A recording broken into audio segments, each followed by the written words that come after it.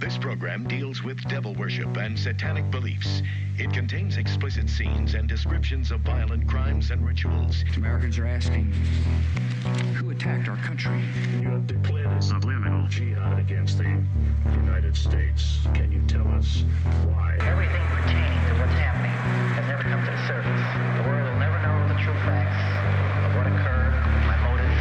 And night fell on a different world. And Iblis is thinking, I should be getting this position, not Adam, and this guy is created from dirt. And how does the army feel about you being head of the Temple of Set? And the conspiracy theorists can say what they will, but I want you to give me power over Adam, and I want you to give me soldiers and minions and all of these things. The people have so much to gain and have such an ulterior motive to put me in a position I'm in. We'll never let the true facts come above board to the world. And I want you to be able to give me the ability to whisper into the hearts of mankind. And who was the grotto leader? Don't remember his name. You don't remember the name of a person who involved you in murder? now these people are in very high positions, yeah? Ooh, welcome back to Subliminal Jihad, episode 315. I'm your co-host, Dimitri. I'm Khaled. And today, we are picking up where we left off in the strange and twisted saga of American superstar aviator Charles Lindbergh. And I guess we're on the public feed today. A little unorthodox to do the first one paywall. That wasn't really intentional. We just had so much to say about this sus man's life that we had to kind of break his life story into. But, I think it might be all right if you're jumping in because, this is one of the most famous people of the early to mid 20th century in America. And we can do a brief recap of what we discussed. Lindy's Reich. Lindy right, Reich. I can't decide which one I like better. Lindy's Reich or the Lindy Reich. Yeah, we talked about how we talked about his flight from New York to Paris. We talked about how he became fascinated with the perfusion of organs, and we read some of his Dr. Frankenstein rants from his book Autobiography of Values, which literally sound like Frankenstein, from some kind of movie or something. And we talked about how he's implicated in the death of his son for eugenic reasons. The crime of the century. It's not as wacky as it sounds. No. Many people have entertained this notion. So if you're interested, you should definitely listen to that episode because there's a lot of there's a lot to suggest that doesn't look good for him. But, no. This is one of the foundational true crime sagas that captivated the imagination of the entire country during the Great Depression. A real turning point for modern media coverage and things like that. I mean, there's other examples. We've even talked about the Molly Maguire saga being a kind of tabloid, salacious, tale of whatever. But in the kind of modern period, having such a big celebrity have their child kidnapped was so massive. Everyone was obsessed with it. And it does blow my mind that even today, there is a lot of true crime recaps. There's some these days because there have been books written about it that are what about Charles Lindbergh? In terms of being involved in this, but I'd say the normative thing is still that this tragedy happened to him. Some random German American carpenter was caught and rightfully executed for it. Blah blah blah. But when we went over the evidence, I think a fair amount in part one, and it's pretty yikes. And the synchronicity with his emergent just insane eugenics beliefs. And how he felt about his firstborn son, who had a variety of kind of health and developmental issues. Yeah, he had hypercephaly. He had toes that were locked. He possibly has some kind of rickets-like problem. I mean, as you pointed out, it may have had to do with the fact that he was flying without oxygen, in a plane with his wife while she was pregnant. Yeah. In these early dangerous, early 20th century flights, in biplanes. Right. No pressurized cabin, no oxygen, inhaling heavy jet fuel, fumes, the entire for probably a long ass flight because these planes didn't go very fast. His original one was 33 hours long Yeah, because he was a Freemason, but yeah. Yeah, but check that out on the Patreon if you're interested. We talked about Alexei Karel, who was like, you know, his close friend with the Rockefeller Institute.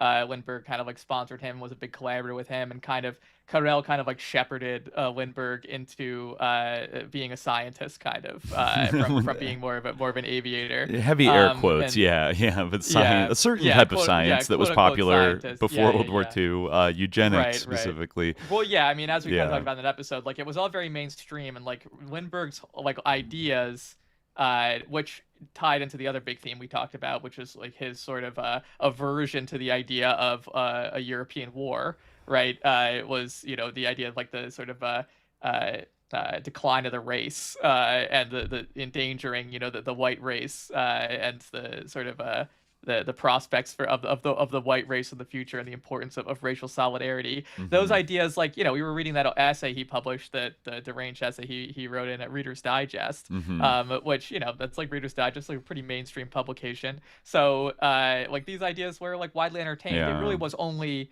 and now I think in this episode we're gonna get into the actual period of World War II, and I think it was really only after that, and we can kind of see that with Lindbergh a little bit. There's this narrative that makes its way into a bunch of books where he like kind of discovered the, like, you know, the Holocaust and like kind of had to reckon with like the Dora concentration camp. So I think, you know, there was this process that's kind of an epitome of what happened in the country at large, where like people were all super down with eugenics and considered it to be a legitimate idea. It was really kind of a broad consensus until after kind of the ultimate end of this ideology, or this sort of line of inquiry, was revealed by Nazism. Then people kind of were like, oh shit, like we now like abominate this. That was really like when eugenics started to fall out of favor. Right. Though not exactly with Charles Lindbergh, because I think, as we'll get into, I think I forget the exact name of the org, but it might have been the American Eugenics Society. He remained affiliated with that and was its president, I think, from like 1955 to like 1958. But of course, he had to modulate his messaging and stress that it was just about positive eugenics, not negative eugenics of mass murdering people. Many people remained committed to the idea of eugenics. And like, in fact, is a big theme like, of our show. Many people today are still committed to the idea of eugenics. It's just that it started to get like a little bit of pushback and bad press in the aftermath of the Holocaust and of World War II. Its supporters had to adopt much more subtle and like underground methods to achieve or to advance the aims of what, like before World War II, had been like something they were very like openly proud of and driving forward and thought was like a great thing for the world. They had to sort of occult it a little bit after, and you know, that's why I think you see these kind of orgs that might have dabbled in like eugenics-esque ideas, but you know, like World Population Council, or you know, like Human Ecology Fund, you know, like such shit like that. I mean, that was a CIA MK Ultra thing, but also like the line between eugenics and MK Ultra gets a little blurry too, because you're kind of like messing with people, and you know, you're trying to like engineer humans in a certain way, right? I think it's kind of, even though it's not genetic, it's a form of social engineering, not biological engineering, but it's the same, like basically, like, yeah, ultimately eugenics does have the goal of like social engineering. It's the idea that like the structure of society has some kind of, I mean, Lindbergh, he like waxed about this a lot, you know, in his writings, right? The sort of connection between like sort of, it's a biological determinist view, where the, you know, character of society and the behavior of people is like mostly determined by their genes. That's certainly what Lindbergh thought, and it's what many people still certainly think. Right, just go on X and find any slop account, and they'll go on all day about it. Yeah, the different haplogroups and shit. You know, it certainly has been like nurtured and kept alive, and is now seeing kind of disturbing. It's interesting actually to think about this like as kind of another sort of, when we're talking about this, because one thing about Lindbergh is that he talking about his life sort of brings out this sort of tension in like American imperial discourse that we were talking about in our Foundations episode, right? This tension between like isolationism and the kind of like sort of like interventionist line that ultimately the Ford Foundation, which of course, was sponsored by the family of Henry Ford, who was a big associate of Lindbergh's, and the other foundations. They would ultimately serve this interventionist line, as we talked about in that past episode. One of their big enemies that they identified. Of course, they were broadly opposed to any kind of like anti-Americanism, anything that would be to the detriment of like a strong American empire. But one of the big threats they identified was this isolationist tendency, this isolationist current, and one of their big goals was to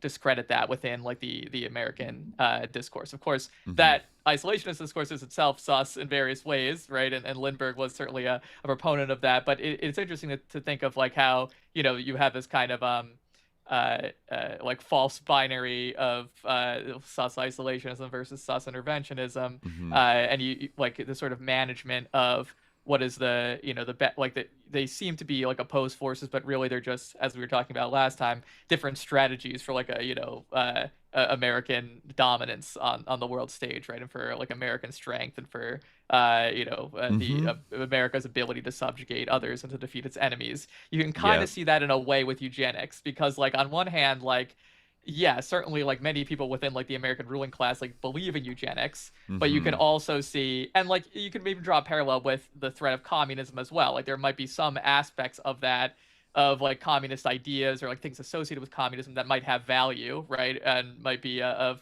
benefit or like of use, right? But you need to manage that carefully. And eugenics, you could say that in the same way, right? Like certainly like Nazism was like considered to be a threat up to a point, but also one that like peace could be made with, and that like could be managed, right? And like so on a certain level you could see how like eugenics could be like a destabilizing force, or eugenics could be taken too far ideologically, right, and could lead you into the paths that might be ultimately counterproductive. But that doesn't necessarily mean that like you're giving up on the dream of eugenics, right? So you kind of do see like a split in that way. It's Yeah, and it is fascinating to watch how the Ford family itself like ends up kind of on both sides of like this debate in many ways. Like the Ford Foundation is so identified with kind of a soft power, liberal Wilsonian interventionism, during the Cold War and up to this day. Whereas Henry Ford himself and his son Edsel, though he tried to hide it, they were very much on this kind of other tip of isolationism I mean, both sides were anti-communist, but like generally the isolationist side saw them as like the Soviet Union is the number one threat, and they would tide it, of course, given that the people of this milieu were oftentimes like very heavily like Midwestern industrialists, tied this to like labor unions and the strength of labor and things like that. And regardless of whether or not there were actually any ties between the Soviet Union and these labor unions, in like a lot of cases there weren't, because the labor unions were pretty anti-communist themselves.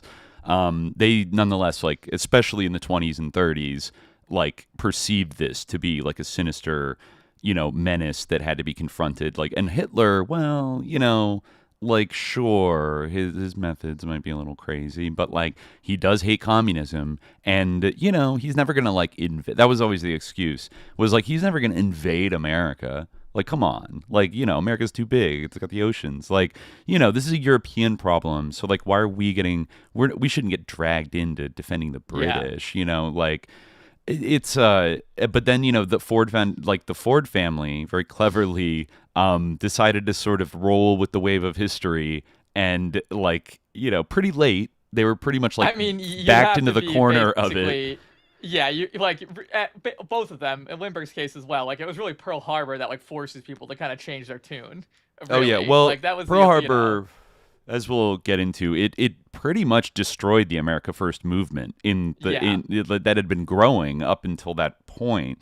And it's fascinating to like read through. I was reading through that book, The American Axis by Max Wallace, which is really good, and I'll get into that in a second. But this period from like the crisis of like the late 30s with like the Anschluss and then Czechoslovakia, and then even when the war started, when Germany invaded Poland, and then invaded after that, after the phony war, then invaded like Scandinavia, the Low Countries, and then France, and then like all this before Pearl Harbor. There was a lot going on where America was still out of it, and hadn't gotten into the war. In fact, like I think the United States didn't even initially provide Britain with like weapons. That even came, I think, starting in like early 1941, like the Lend-Lease program. And then I think it was only after Pearl Harbor that Roosevelt extended that to like the Soviets, when they were, giving them military equipment. But there was a very vigorous like debate in America. And, I think you could see that, like, we say oftentimes, like, pacifists during World War II, kind of sus. But I would say before Pearl Harbor, there was a large swath, like the majority of Americans, according to polls cited in this book, were like, militarily entering World War II, and going to war in Europe. However, like, super majorities also supported like military and economic aid to Britain and other allied countries in Europe to fight the Nazis. So Americans were like, I would say like the majority were negatively disposed towards Nazi Germany and its wars of aggression, etc. But also there still was a strong current, and a lot of this, to be fair, was like from the kind of like icky experience of World War I, that kind of followed a similar pattern in some ways. In fact, Charles Lindbergh's father was a kind of renegade congressman who destroyed his. I mean, the biographers draw a lot of parallels to this. I think it's a little bit different, given Charles Lindbergh's like political proclivities, but like he destroyed his career by basically saying like no intervention in World War I. This war is bullshit. It's just for the big banks like the JP Morgans of the world to make a bunch of money. As far as we know, he was kind of anti-Catholic, but he didn't finger like the Jews as being behind it. He actually kind of preferred to like go after like, the Protestant bankers like JP Morgan. But then when finally America did enter the war, later, I think, 1917, and there was this patriotic fervor and a very well organized kind of apparatus of like vigilance committees. I'd love to do an episode on those another day, because that's actually where a lot of this starts. And even like the reputation we associate with the FBI starts with these World War I like kind of patriot vigilante organizations. Let's see, like one was the American Protective League, but there were many others, often like heavily funded by like wealthy industrialists, and kind of given like a blessing by the government. And, this was to root out like German saboteurs and things like that. But it quickly bled over to like anybody who was a pacifist was like canceled and a piece of shit and an appeaser and evil. And of course, it bled into attacking unions like the IWW, which was pretty big during that decade. And actually in some regions of the country, these vigilance committees that were supposedly set up to like police, like patriotic whatever, ended up like, by force of arms, like smashing various branches of like the IWW in like very brutal ways under the guise of, wartime patriotism, whatever. So, that had happened in World War I. But like, we got to say, like, World War I, we've talked a little bit about like the massive like profiteering that went on. I mean, like General Smedley Butler, I think, wrote a lot about. Actually, he in a way kind of fits into this story because of the alleged 1934 business plot by many of the same industrialists that wanted to overthrow the government, according to him, overthrow the government of FDR using disgruntled like World War I veterans like marching on Washington, and then install Smedley Butler as like the military dictator of like America or something. He talked about the like sickening amount of money that all the American industrialist, defense contractors made during World War I. There were inquiries about this that, wrapped up that ensnared some pretty big names, but I think they were able to kind of get away with it. I think even, future President Herbert Hoover, who was so celebrated for his war relief fund in World War I, was like maybe accused of doing some dirty deeds and maybe helping the Germans and just being sus and pocketing a bunch of money for himself and etc. He, of course, would be friends with Charles Lindbergh and meet with him regularly, and was kind of like an elder statesman of this milieu. Like, he was the good president that got unfairly maligned, and then evil fucking Roosevelt, or as some people called him, Rosenfeld, as an insult. Right, because they thought he was controlled by Jews.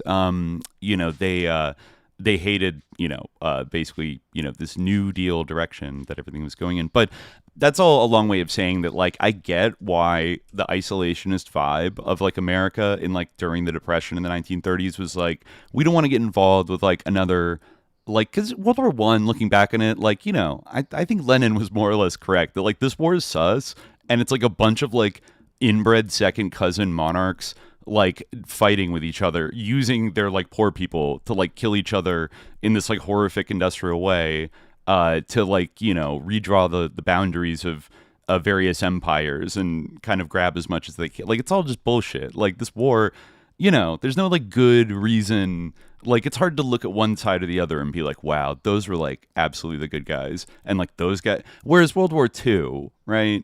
Like, yeah, World War II is a little different, right? Like, there's one side that is as bad as the British Empire and the Americans, whatever, were. I think we can all say that, they were sickos. They were historically significant sickos.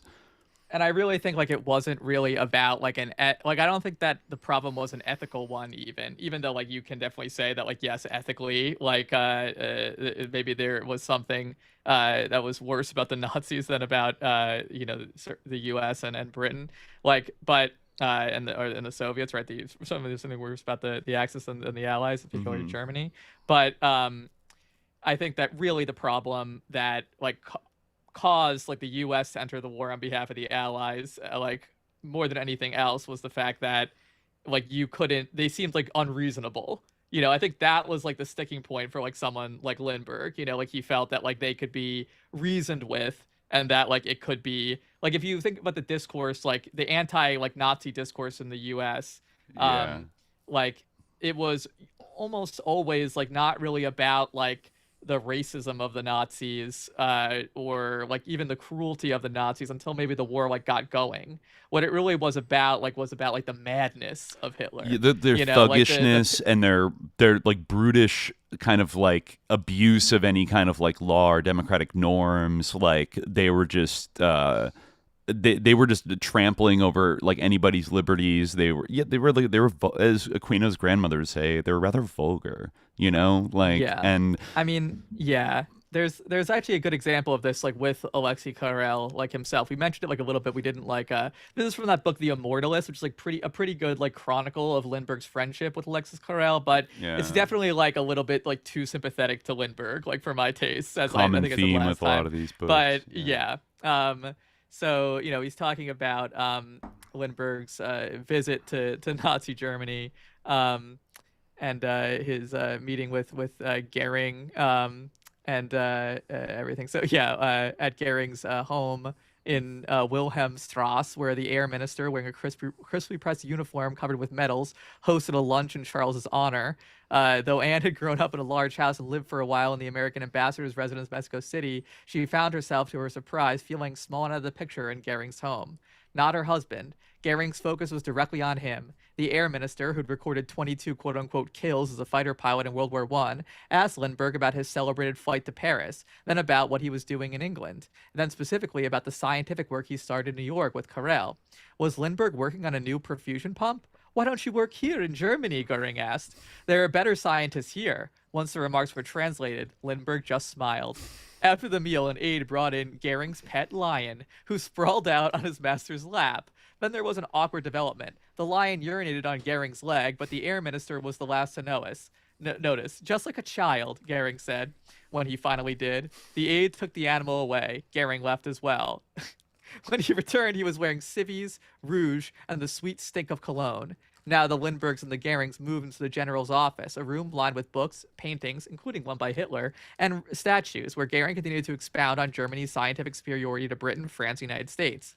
A photographer was called in to record this moment. Not just any photographer, but Hitler's personal photographer, Heinrich Hoffmann. This photo would be seen around the world. General and Mrs. Goering, Colonel and Mrs. Lindbergh, and the interpreter standing beside Goering's massive desk, on which sat another famous photo by Hoffmann, a framed portrait of Der Führer. Oh my God. Lindbergh would never meet Hitler. The two sat not far from each other at the Olympic Games of 1936 in Berlin. Yeah. This is what I'm talking about, like the sympathetic thing, like not far from each other. He was like in his box, if I'm not mistaken. Even so, it was close. He was close. I think he went in the Luftwaffe box that was like next to Hitler or something like that. Which was a lot of people side-eyed that at the time. I'm like, what are you doing? Yeah, rightly so. Even so, Lindbergh was convinced he knew what he needed to know about the man and the country Hitler had transformed. For Lindbergh, Germany seemed everything that America was not and probably never could be. A country composed of one virile, morally, and ethnically pure race committed to science and united in a vision of national greatness. That such unity came at the cost of democratic institutions, individual rights, and a free press didn't alienate him. Democracy was a noble ideal, Lindbergh believed. You know, we saw Anne, his wife, and Morrow, Lindbergh, kind of writing the same thing. Like, democracy was a noble dream, but alas. You know, democracy was a noble idea, Lindbergh believed, but the reality was quite different. This is especially true in his own history taught him in the United States, where social and political equality, together with the free and, to Lindbergh's mind, irresponsible press, produced a climate of degeneracy that led to the murder of his firstborn son. Only a strong, visionary, and yes, even fascist leader was best equipped to restore moral order to Western civilization. Hadn't Carrel been telling him that for years? Whatever price was required for that transformation, Lindbergh believed would be worth it. Lindbergh committed these views to paper in a letter-writing spree. One of the first letters was a handwritten note to Carrel, who was then with his wife in Paris. I had intended to write you before this, Lindbergh began, but it is difficult to take time to write when there are as many interesting things to see and think about as we find in Germany. He continues, you must spend a few days in this country before going back to America. I can promise you that you will find it worthwhile. I believe that Germany is in many ways the most interesting place in the world today, and some of the things I see here encourage me greatly. A few days later, Lindbergh wrote to Harry Davison, his financial advisor in America. Hitler is undoubtedly a great man, and I believe has done much for the German people. He is a fanatic in many ways, and anyone can see there's a certain amount of fanaticism in Germany today. On the other hand, Hitler has accomplished results, which could hardly have been accomplished without some fanaticism. Anne, too, was swept away by her 10, quote-unquote, thrilling days in Berlin, urging her mother to reject the, quote-unquote, puritanical view that dictatorships are of necessity wrong, evil, unstable, and no good can come from them. A falsehood spread, Anne wrote, by Jewish propaganda in the Jewish-owned papers. There is no question, she added, of the power, unity, and purposefulness of Germany. It is terrific. I have never in my life been so conscious of such a directed force. Hitler, I am beginning to feel, is like an inspired religious leader, a visionary who really wants the best for his country. The letter-writing campaign intensified when the Lindberghs got to Copenhagen on August 2nd. After installing his perfusion pump and while waiting for the Scientology Congress to convene, Charles mailed 22 thank you notes to Nazi officials, including one to Goering. If Lindbergh expected Carrel to embrace his growing Nazophilia, however, he was disappointed. Carrel was delighted to see his protege again and showed his pleasure with kisses on each side of Lindbergh's face when they met at their hotel. Carrel usually avoided such French mannerisms when he was in the United States. Though Carrel supported iron-willed dictatorships, especially those that promoted eugenics, he dismissed Lindbergh's enthusiasm for recent political events in Germany, telling Lindbergh in no uncertain terms that Hitlerism was a quote-unquote pagan cult threatening the very survival of Christianity. In reality, the Germans, no matter who led them, would always be les Boches to Carrel, the gruesomely methodical soldiers who killed so many Frenchmen in World War I. Lindbergh knew better than to argue. Interesting. So probably not exactly wrong there. They are a pagan death cult. Yeah. Well, yeah, not wrong, but also it shows like the sort of tenor of like these critiques of Hitler, right? He was like, look, a dictatorship is fine, like especially one that promotes eugenics. Are you kidding? Yeah. Like that's great, but this guy's crazy. You know, that was kind of Carrel's vibe. Like he did have a little bit of a tortured back and forth, though he did ultimately end up moving and starting like Eugenics Institute in Vichy France. Like when France was first invaded, he was like "Sacre bleu, no!" Like you know, and I think he reproached Lindbergh for like being so enthusiastically like pro Hitler and like pro German and being like, but look at what they are doing to France, you know, like he had a little bit of like French national, which then I think like Lindbergh convinced him to like, no, you got to work with like the new government. Go over there, exactly, and like, yeah. you know, he's like, It's okay, too, like your work is too important. Yeah, like, yeah. On, like, you know, he rationalized an it to immortal him. person. So it's like, yeah, even like the sus like occultist, like weird Rockefeller Institute eugenicist, had a little more like nuance about it. Not enough to not be a fascist, but like a little more than Lindbergh, who just kind of saw like a beautiful thing, like with, you know, Nazi Germany, like he thought it was alive and it was glorious. Yeah, it's pretty wild. Maybe since we're around this time period, maybe I'll jump into the American Axis again, because there's an interesting episode involving Lindbergh and the kind of lead up. We referenced it a little bit last time about how he was invited to Nazi Germany. Maybe a couple, like at least 2 times, to survey the Luftwaffe and like give his kind of impressions and whatever. And then he also shared his opinions about like the state of their Air Force when he came back. And a lot of that happened at the same time that he was linking up with this very powerful kind of social clique, sort of known as the Cliveden set, that kind of orbited around Lord and Lady Astor in the UK, and was one of like several factions. I think one that was a little more like Germanophilic, maybe than other factions in Britain of the ruling class at this time.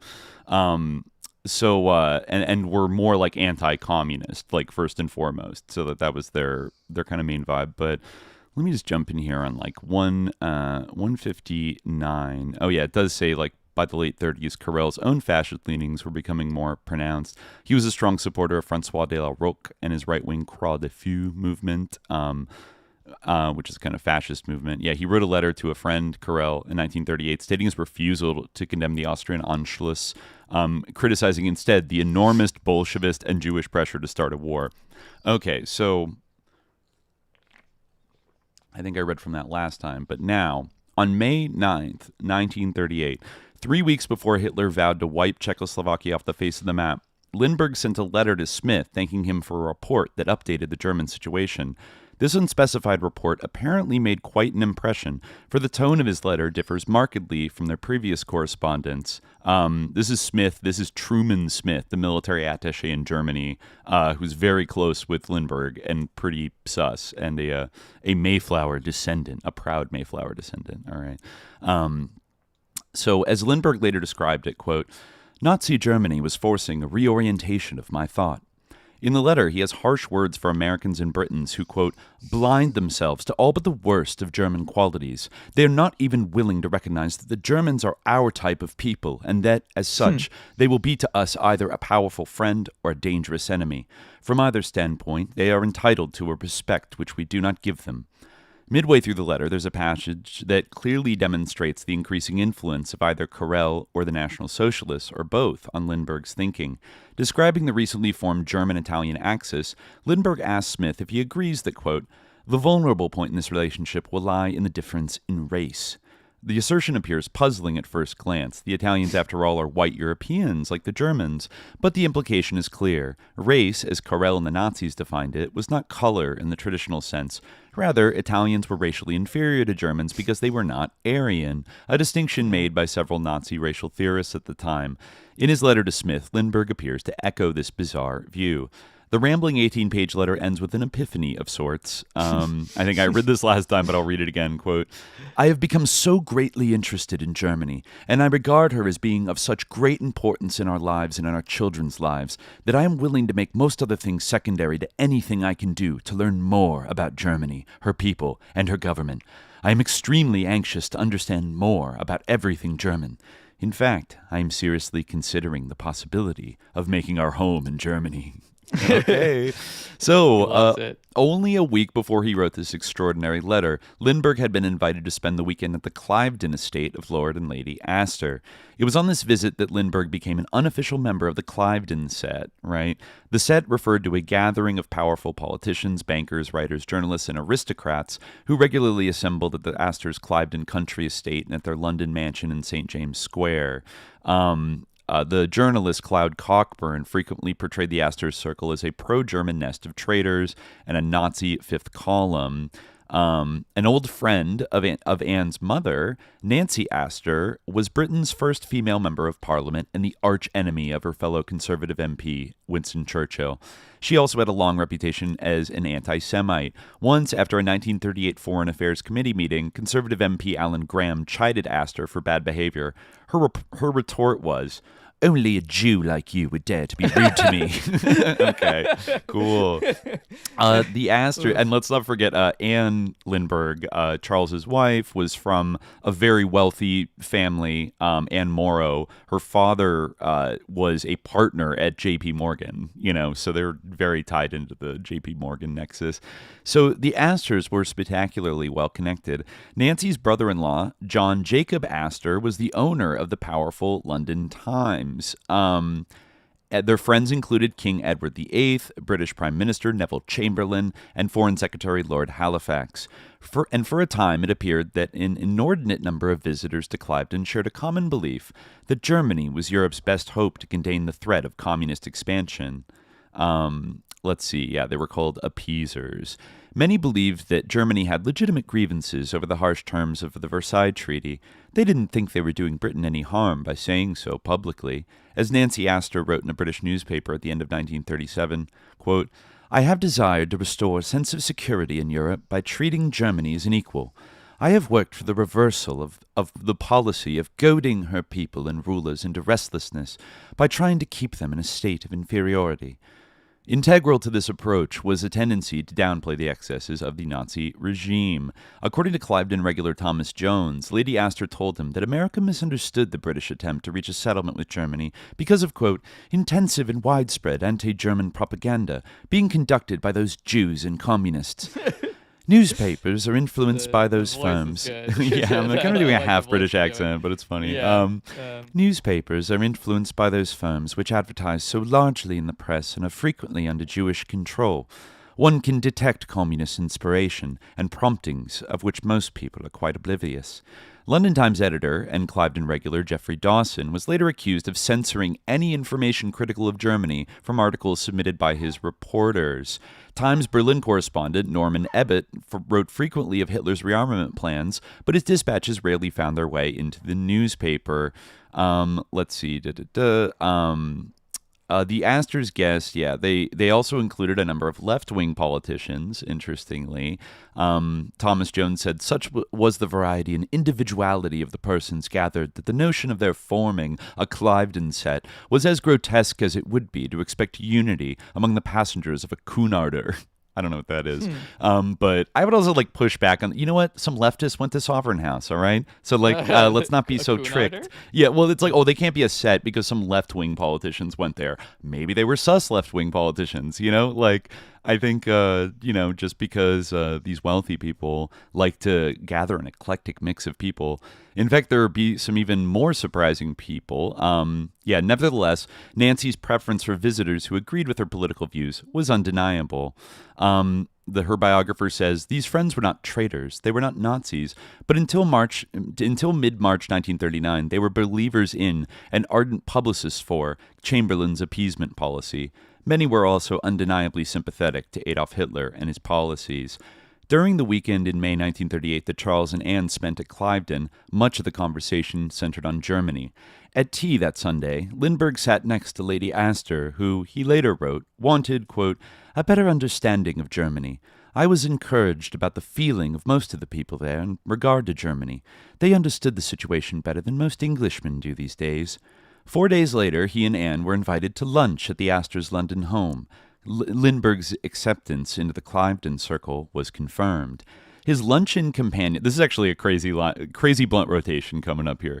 His luncheon companions that afternoon were the American ambassador to France, William Bullitt, Nancy's friend, George Bernard Shaw, who had recently expressed publicly a great admiration for Adolf Hitler, Geoffrey Dawson, editor of London Times, and the man who was to become an important political player in the events to come, American ambassador to Britain, Joseph P. Kennedy. The father of John F. Kennedy and Robert Kennedy. Interesting guy. So the colorful American had been appointed by President Roosevelt to the court of St. James 2 months earlier, where he and his young family had already made quite an impression on the British. Unbeknownst to Roosevelt, who was himself becoming increasingly alarmed at the Nazi threat, Kennedy had already formed strong views on the European situation that were not necessarily in accord with those of the administration. Only 6 days earlier, Kennedy had written a private note to the isolationist U.S. Senator William Borah, expressing his position on Hitler's expansionism. Quote, "The more I see of things here," he wrote, "the more convinced I am that we must exert all our intelligence and effort toward keeping clear of any kind of involvement. As long as I hold the present job, I shall never lose sight of this guiding principle." Wow, good for you. Kennedy's views on Germany and Jews appeared to mesh closely with those of Lady Astor, who had adopted the ambassador as another member of her set. I like that he capitalizes S, like Aquino style, like her set. Their correspondence during this period offers a revealing insight into their mutual attitudes toward the plight of European Jews. In 1938, Nancy wrote Kennedy that Hitler would have to do more than just give a rough time to the, quote, killers of Christ, before she'd be in favor of, quote, launching Armageddon to save them. The wheel of history swings around as the Lord would have it. Who are we to stand in the way of the future? Kennedy replied that he expected the American, quote, Jew media to become a problem in the near future, and that, quote, Jewish pundits in New York and Los Angeles were already making noises designed to set a match to the fuse of the world. Wow. For 2 hours, Lindbergh listened with fascination to the views of the gathered guests. Naturally, Germany dominated the discussion. When he returned to Longbarn that evening, he recorded the day's events in the journal he had recently begun to compile. The American ambassador appears to have made a particularly strong impression. Quote, Kennedy interested me greatly. He is not the usual type of politician or diplomat. His views on the European situation seem intelligent and interesting. I hope to see more of him. How much influence Lindbergh's Cliveden discussions had on his political evolution is difficult to assess, but only 5 days after his visit with the Astors, Lindbergh wrote the letter to Smith, Truman Smith, announcing that he had made Germany his new priority. His growing obsession is described in the diary of Lindbergh's British landlord, Harold Nicholson. Quote, Lindbergh is most pessimistic. He says that we cannot possibly fight since we should certainly be beaten. The German Air Force is 10 times superior to that of Russia, France, and Great Britain put together. Our defenses are simply futile, and the barrage balloons a mere waste of money. He thinks we should just give way and then make an alliance with Germany. To a certain extent, his views can be discounted, A, because he naturally believes that aeroplanes will be the determinant factor in war, and B, because he believes in the Nazi theology, all tied up with his hatred of degeneracy and his hatred of democracy as represented by the free press and American public. But even when one makes these discounts... It's pretty funny that, like, he had this, like, deep abiding hatred of the press because of, like, how they handled, like, the Lindbergh baby incident, which is like, oh... They gave him the I perfect like gift of a lifetime. Too much, but like one reporter like literally like wrote like the like number for like Lindbergh's like go between like on the board of this guy's house, like to kind of to frame him as like a quote unquote joke according to what he told his friends. Like I mean it's kind of like hearsay, but it seems to have happened in some way. It is a little it's a little like, chaperone maybe of him to hate like the media. Yeah, where would he be without the media?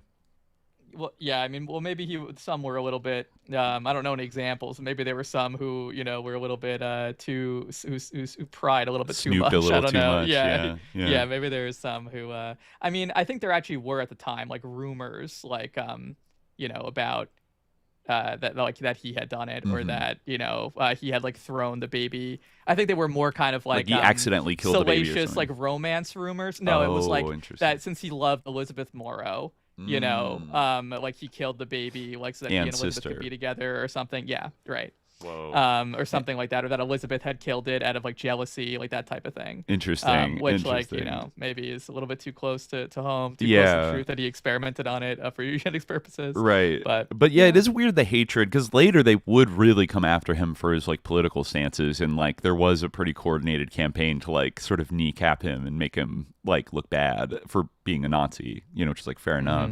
But like he's complaining more even before his political views are really well known. He's like griping about them, and also he kind of blames the American public. Like he kind of hates the little piggies who like worship him. Like he's gonna fuck you, you know. Like he was always like whipping his hog fans, the little hogs, like come and get your your Lindy slop, like you fucking idiots, slop. Like got another flight for you, another flight for you. He'd spin his plane around to like disperse the crowds, like he's such an asshole. But anyways. Soon after, the Lindberghs decided to leave England and purchase a small private island, Iliec, off the coast of Brittany to be closer to the Carrels, who owned the adjoining island. From this base, they would search for a home in Berlin in which to spend the winter.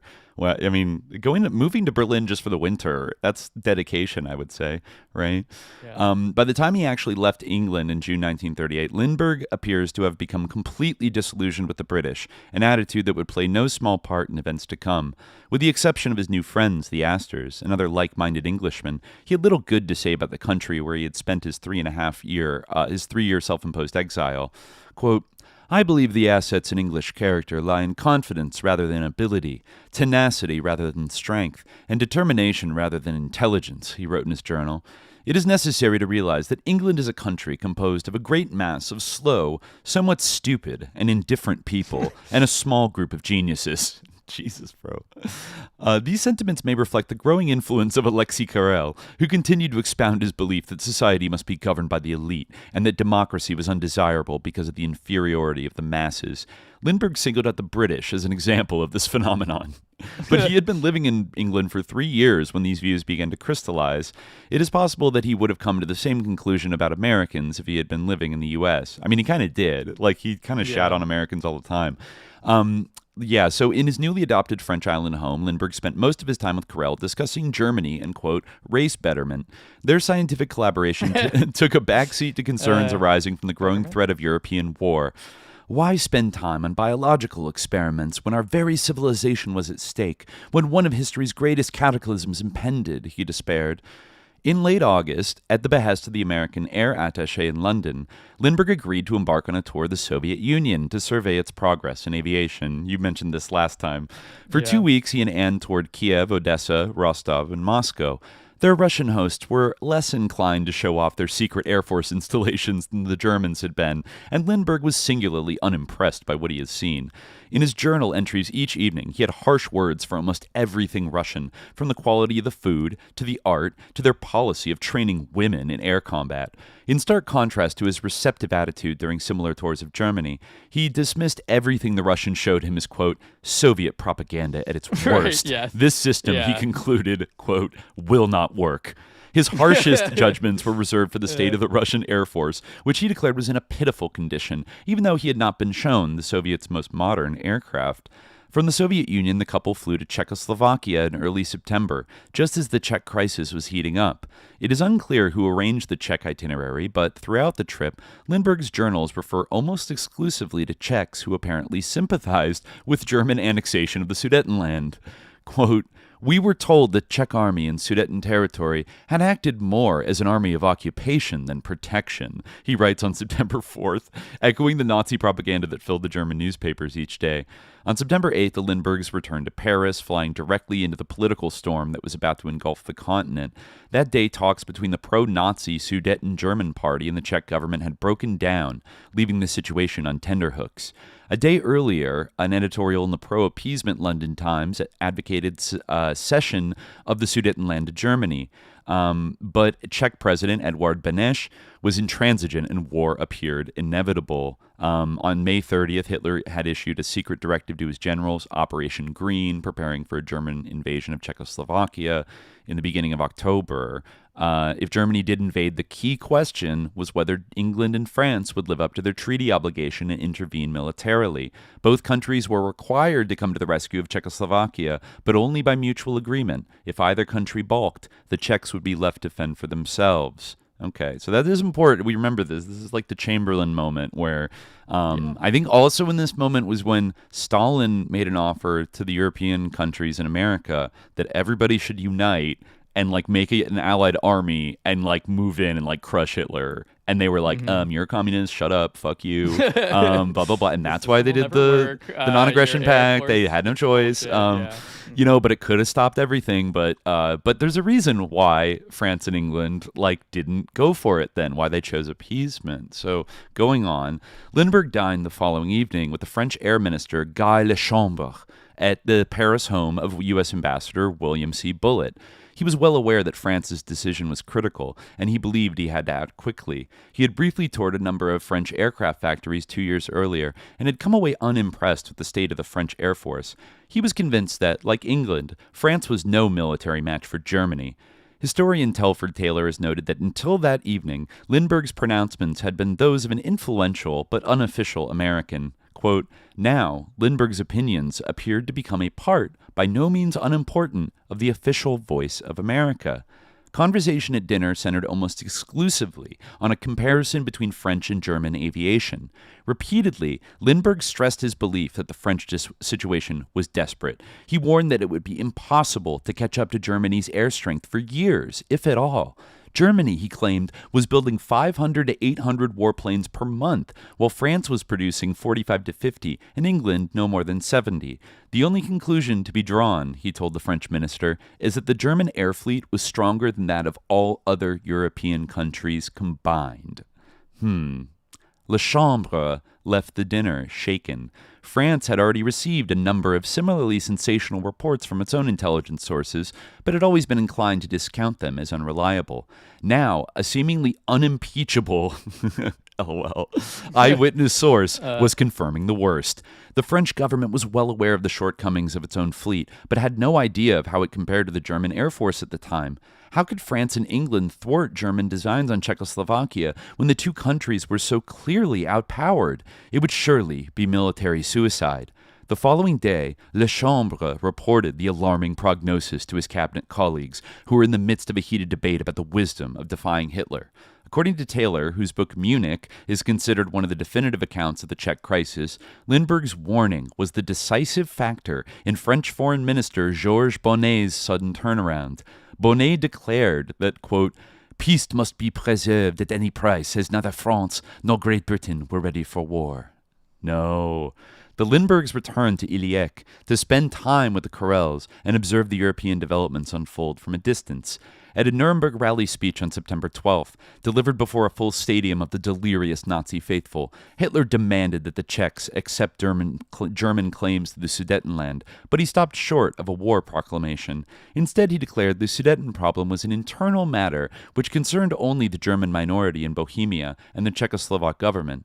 But this was all merely part of his carefully constructed Operation Green strategy to sit tight until a convenient excuse and adequate political justification occurred to spark an attack.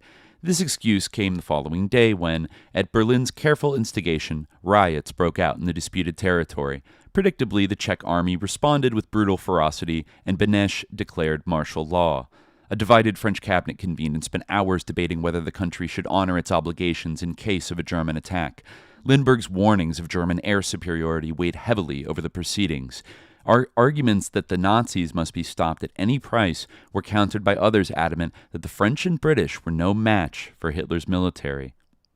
In England, Chamberlain was emphatic. He was convinced of German military invincibility. Fighting Germany, he told this divided cabinet, would be like, quote, a man attacking a tiger before he loaded his gun. He favored or Hermann Goering's lion. Yeah, before he loaded his gun, and it pees on your leg. He favored a compromise that would cede the Sudetenland to Germany in exchange for a guarantee against further expansion, as if Hitler could be relied upon to respect the next line drawn in the shifting sand. Across the Atlantic, President Roosevelt lamented to his own cabinet that Chamberlain was, quote, for peace at any price, and predicted that England and France, washing the blood from their Judas Iscariot hands, would leave Czechoslovakia to Hitler's mercy. Sure enough, Chamberlain wired Hitler on September 13th, requesting a meeting to discuss German demands. 2 days later, the British Prime Minister flew to Berchtesgaden to meet with the Führer, who immediately demanded England's consent for cession of the Sudetenland. Chamberlain could not commit to the idea without consulting both his cabinet and the French government. But, to Hitler's delight, he said he recognized, quote, the principle of the detachment of the Sudeten areas. He returned to England intent on pressing his cabinet toward approving this option. Hitler promised to refrain from any military action until they met again. On September 18th, French Prime Minister Edouard Daladier and his foreign minister, Georges Bonnet, arrived in London to meet with the British cabinet. After a lengthy debate, both sides at last agreed to Hitler's demands. All territories more than 50% inhabited by Sudeten Germans would be turned over to Germany to ensure the maintenance of the peace and the safety of Czechoslovakia's vital interests. Without a military guarantee from England and France, Czechoslovakia would have no choice but to accept. On September 22nd, Chamberlain met Hitler to inform him of the joint Anglo-French acquiescence. Public opinion in Britain was deeply opposed to the agreement, which it perceived as a sellout of the Czechs. Nevertheless, Chamberlain remained convinced it was a small price to pay for peace. But encouraged by the ease with which the English and French had backed down, Hitler sensed the time was ripe to press on with greater demands. To the Prime Minister's astonishment, his German counterpart informed him that he was, quote, terribly sorry, but the plan was no longer of any use. Hitler would accept nothing less than a complete German occupation of the Sudetenland. Chamberlain was shattered. The peace he had assiduously forged almost single-handedly was collapsing like a house of cards. There were limits to how far even Chamberlain could go to avoid a fight. It appeared England and France now had no choice but to honor their treaty obligation to Czechoslovakia. War seemed imminent. It was Lindbergh's turn to enter the political stage. All right, so here we go. Major, this is some sus-ass shit right here. Mm-hmm. He deserves just as much blame for this as, or he deserves much more blame than he gets, I would say. Which just focuses on, well, he gave a few speeches at a rally, and that was a little bad, and he said some cancelable things. Like, no, he was deeper in the game. So let's go. So it was Lindbergh's turn to enter the stage. On September 19th, he received an urgent cable from Joseph Kennedy requesting that he fly to London immediately for consultation. 2 days later, he arrived with Anne for a luncheon with the American ambassador.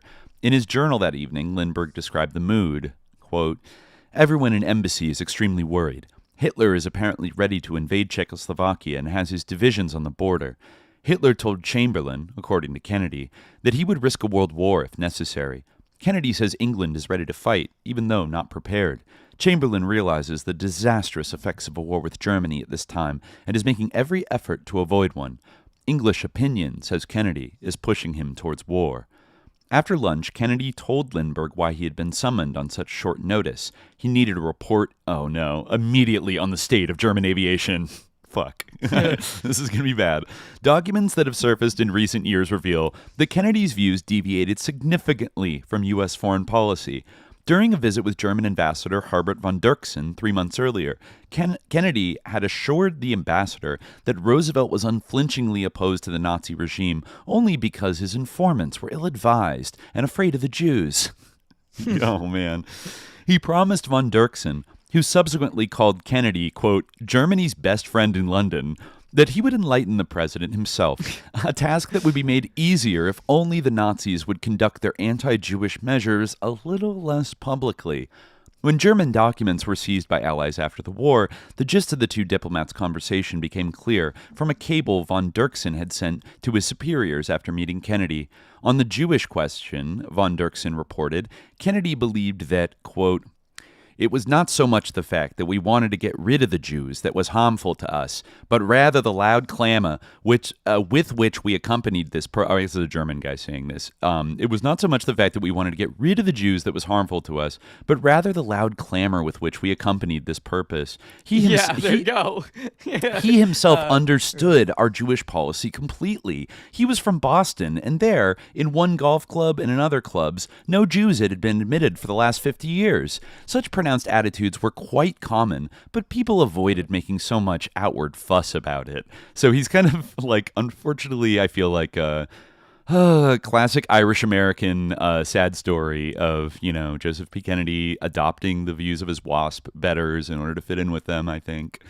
We can say, but, a kind of a genteel anti-Semitism, they will not be allowed into the country club, but, don't be vulgar about it, right? That's kind of the WASP line, the overall like kind of Yankee WASP line, I feel like in these days, right? I like mean, quiet exclusion, quiet dislike of Jews, and kind of like a little bit of a resentment, but like not it's not rootin' worth tootin' like KKK, destabilizing your entire society over, right? And, like, right. Yeah, it's not worth worth it. Like orienting like your entire like culture around.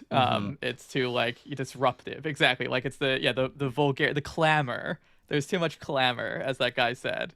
They built up a lot of cultural basically capital that could be like somewhat jeopardized by, engaging too freely in anti-Semitism openly. They'd prefer to keep it quiet in the old boys club, So anyways, and I mean that's like how if you think about it, like anti-Semitism has like existed for a really long time, and there have like been pogroms like for consistently throughout history. People have like killed Jews, but it was like the idea of like there's going to be a final solution to the Jewish question. I mean, like you had like I guess not everyone perceived that was what they were up to, even though it's like how oblivious are you? Like right. At In time, retrospect, it looks quite dumb, but there was a spectrum of anti-Semitism, I guess maybe you're saying, of like were there people that had casually sort of negative negative stereotype opinions about Jews in America? Probably a fair amount. Like it's probably safe to say, but like that doesn't necessarily mean that generally anti-Semitism historically has found like Jews like generally like tolerable and like even useful. Like there are like episodes of violence, but the idea it's like let's just kill every single Jew. Like in this like radical way. It's kind of an innovative concept in the history of anti-Semitism. It's distasteful even to like someone who was like inveterately anti-Semitic. Yeah, and even just on the optics level, it's a little much. Like it's kind of an extreme step to take in that direction. Like something like taking like revenge in a pogrom for some like imagined crime like that some the Jewish community had committed. It's not so rare, but like the idea it's like, well, this like stab in the back they did and like is just like a bridge too far, and like now they like we need to just like kill every single Jew and like exterminate them. That you could see how it's like, well, like it kind of like even if you're like, well, all right, I would like the world more if that were the case, from the point of view of like an American anti-Semitism in his time. You could see how like that shows a certain it's reflective on your general kind of temperament, and it's like I don't know if this guy can, like business can be done with this person, right? That's like really what and right. Which I think some that portion quote really speaks to exactly what I'm saying. Yeah, that was the sort of reticence about Hitler overall, like before World War II, and like before the like exposure to people who were oblivious of the Holocaust. Like the it was like about like, well, how reasonable is this man really? Right. Like one interesting example of how even within the same like bourgeois like WASP dynasties in America, there could be like a difference of opinion over whether or not like Hitler was kind of like too much. I noticed a very familiar name to SJ heads make a few cameos, I think, in this book of the venerable Congressman Hamilton Fish, from the great Fish family of New York, right? And I actually forgot that there were like two namesake like descendants of Hamilton Fish that were like very prominent in I think in the latest like cycle of Demon Forces episodes of about Yugoslavia. I kind of highlighted like Hamilton Fish Armstrong, who is the executive like editor of Foreign Affairs for like, I don't know, like 40 or 50 years, like kind of, which is the mouthpiece journal of the Council on Foreign Relations. So like he was kind of the like editor-in-chief of like the main organ of the kind of Wall Street Eastern establishment, and was one of the first people to write a book about how hecking epic like Tito was in 1951 because he stood up to that dictator Stalin, and like therefore we should support him, even though I know he's a communist, but like he's actually kind of based, and like we should support, like because they had this delicate strategy of like sowing division in the communist world, right? And stuff like that. So Hamilton Fish Armstrong, he's very proud, even though he's like friends with Allen Dulles and is like a Cold Warrior Wilsonian sus lord, he's very proud about, I think he interviewed Hitler in like the early 30s. He was like one of the first American journalists to like interview Hitler and was like immediately sussed out by him and was like kind of beating the drum throughout the 30s of like these Nazis are like a threat to American interests and like they're sus. and like they're doing like brutish, horrible, blah blah blah things. Meanwhile, his relative, I don't know what I would assume they're probably like cousins of just Hamilton Fish, Congressman Hamilton Fish, who was in Congress at the time, was like a leading isolationist who was rubbing elbows with all the America Firsters, and it seems kind of thought that like Hitler was a secondary problem compared to the menace of Bolshevism, you know? Mm-hmm. So even within these big we always want to be like careful. Sometimes these big powerful clans even, you know, have little differences of opinion of like where that line was of, you know, and it kind of is emblematic in a way because you did, like, as tempting as it is to be like, oh, like this section of like the WASP ruling class like loved Hitler, and then this one was kind of the more FDR, like Wilsonian, you know, they kind of strategically opposed Hitler because like they had a more subtle plan for empire. Like sometimes even those fault lines within these like family dynasties were like split, and you get a lot of interesting like combinations of people from various industries. You know, it's like you could think, oh, the older money people maybe were like Roosevelt was very old, like early, you know, Anglo-Dutch settler wealthy dynasty, right?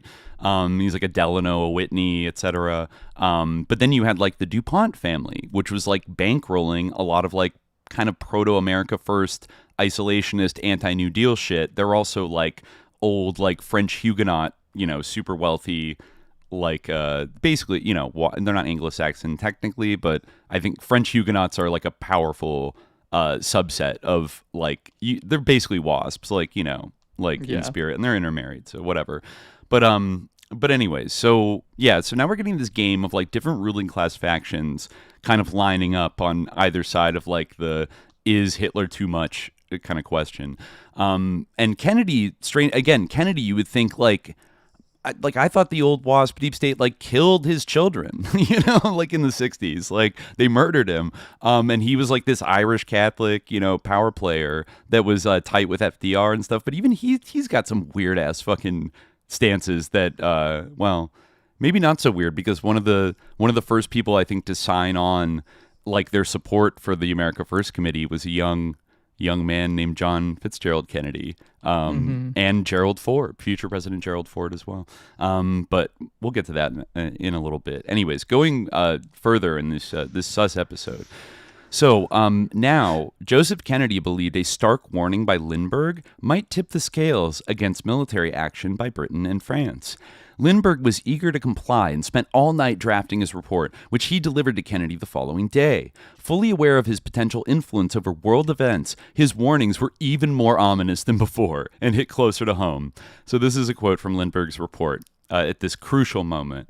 I feel certain that German air strength is greater than that of all other European countries combined, and that she is constantly increasing her margin of leadership.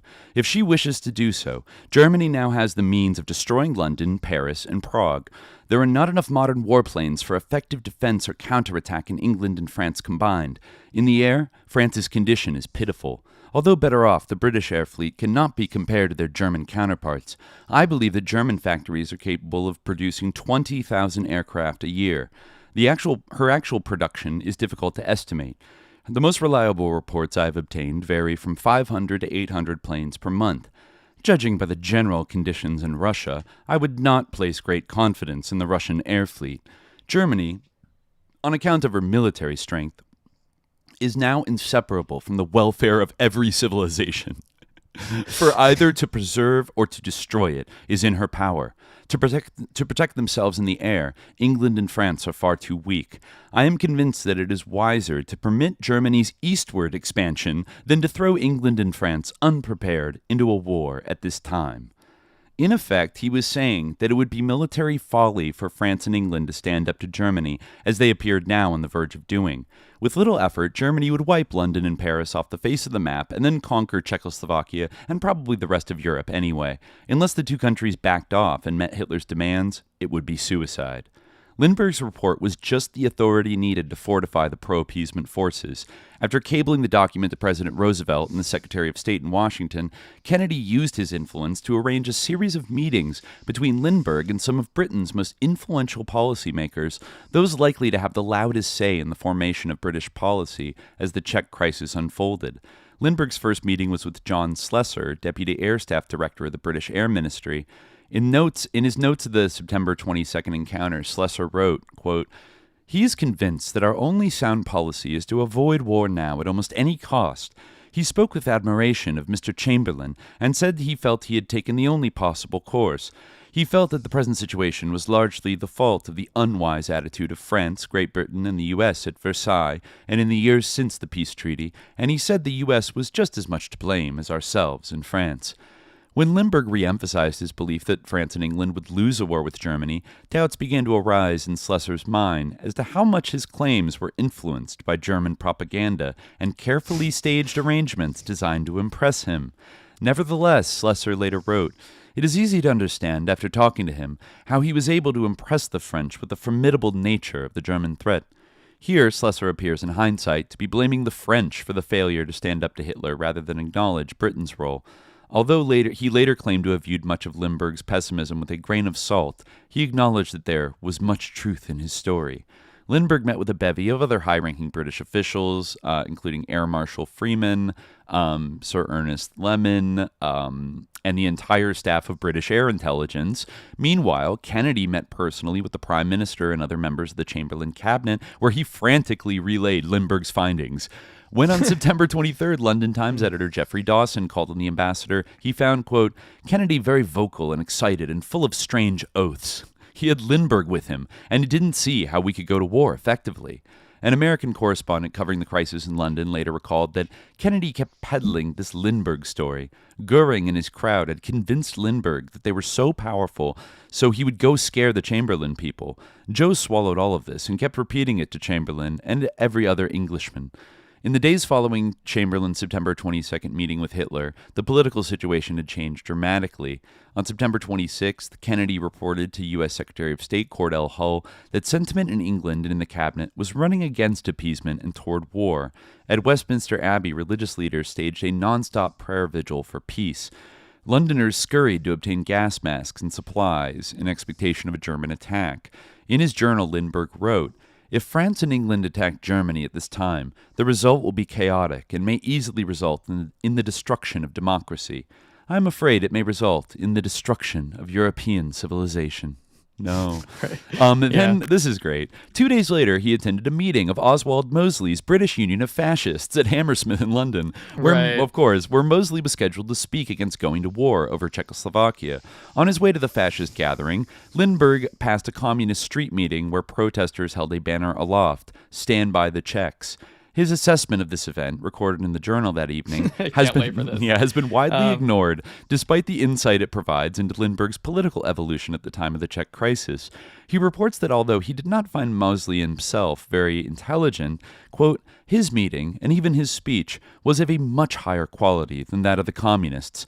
It always seems that the fascist group is better than the communist group. Communism seems to draw the worst of men."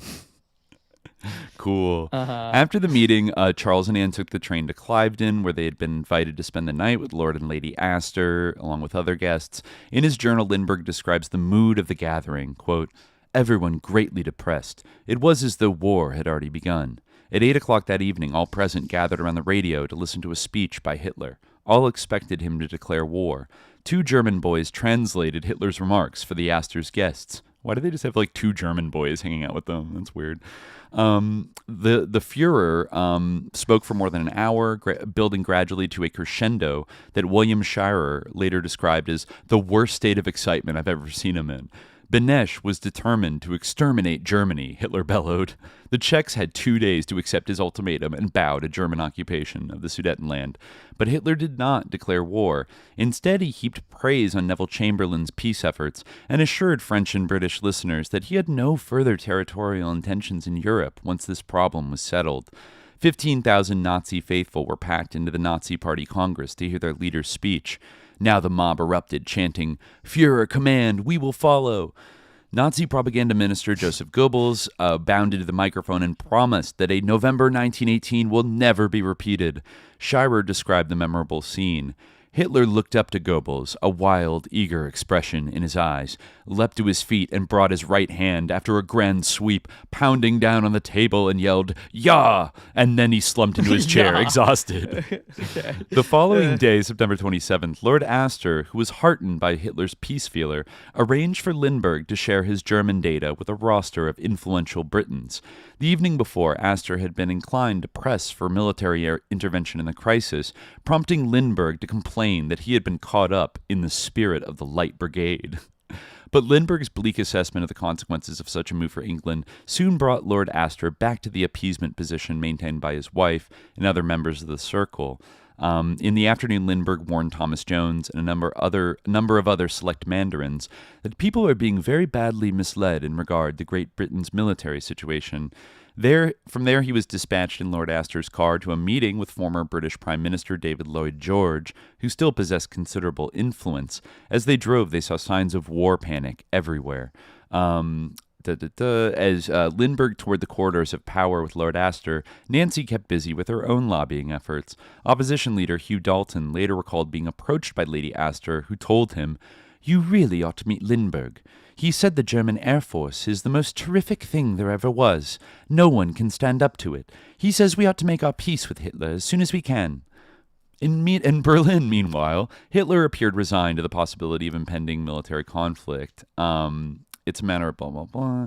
That night, Lindbergh slept fitfully, waking up every hour thinking of an England under a bomb attack. The next morning, September 28th, he headed directly for an appointment with Ambassador Kennedy at the U.S. Embassy, where people were lined up waiting for exit visas. Upon his arrival, embassy personnel issued him 2 gas masks. When Kennedy arrived shortly after, he said to Lindbergh, "You may not need them. There's some good news coming in." He rushed out again without elaborating. The news turned out to be a small break in the dark clouds of the standoff. On the evening of the 27th, Hitler had written a note to Chamberlain, assuring him in a moderate tone he was ready to negotiate a formal peace, blah, blah, blah. Then they went to Munich and basically, without Edward Beneš, and negotiated this agreement, right? The results of Munich were preordained. Neither Chamberlain nor Daladier was in any mood to risk a war, and Hitler, recognizing this, bullied his guests throughout the day, winning concessions on one point after another. Shortly after 1 a.m., the 4 leaders affixed their signatures to an accord that gave Hitler virtually everything he had asked for. Then Chamberlain, of course, announces, peace for our time, right? The great slogan. Right. Yeah. And everyone is very relieved. But only a lone heretical voice could be heard resisting Winston Churchill, who, of course, said this is sus. Obviously major sus lord, but he had a point about this, that the Nazis were bad and you had to fight them eventually. He says, "We have chosen the shame, and as a reward, we will receive a war." Within 5 months, Germany had broken all of its promises. Most of Czechoslovakia lay in Nazi hands, demonstrating the hollowness of appeasement policy. More importantly, the Munich Pact bought Hitler precious time to strengthen his military machine and prepare for the war that Chamberlain naively believed he had averted. So now here's the takeaway from this. If Lindbergh's assessment of Germany's overwhelming military superiority had been accurate, then Munich would indeed have represented the diplomatic triumph that Chamberlain had heralded. Indeed, had Lindbergh been correct, Britain and France would have surely suffered a quick defeat on the battlefield if war had been waged during the fall of 1938. Within months after the end of the Second World War, however, Lindbergh's 1938 warnings were found to be completely and spectacularly wrong. Goering and his Nazi hosts had so thoroughly deceived their American visitor that he had swallowed and propagated one of history's most damaging lies, a deception destined to have disastrous and tragic consequences in the years ahead. When German military records were seized by the Allies in 1945, they revealed a grim set of statistics. In his 1938 report, prepared for Joseph Kennedy, Lindbergh had estimated German air strength at 8,000 to 10,000 planes. He believed Germany was producing between 500 and 800 planes per month and was capable of producing 20,000 planes per year. However, German quartermaster records captured after the war revealed that, in fact, Germany possessed only a fraction of this number, slightly over 3,307 planes, and many of these were not operational.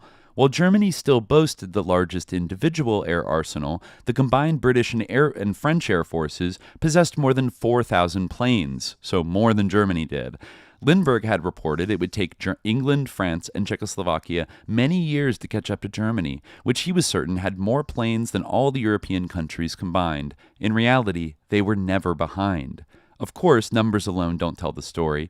Lindbergh had trumpeted the quality of the Luftwaffe as far superior to the obsolete French, British, and Czech arsenals.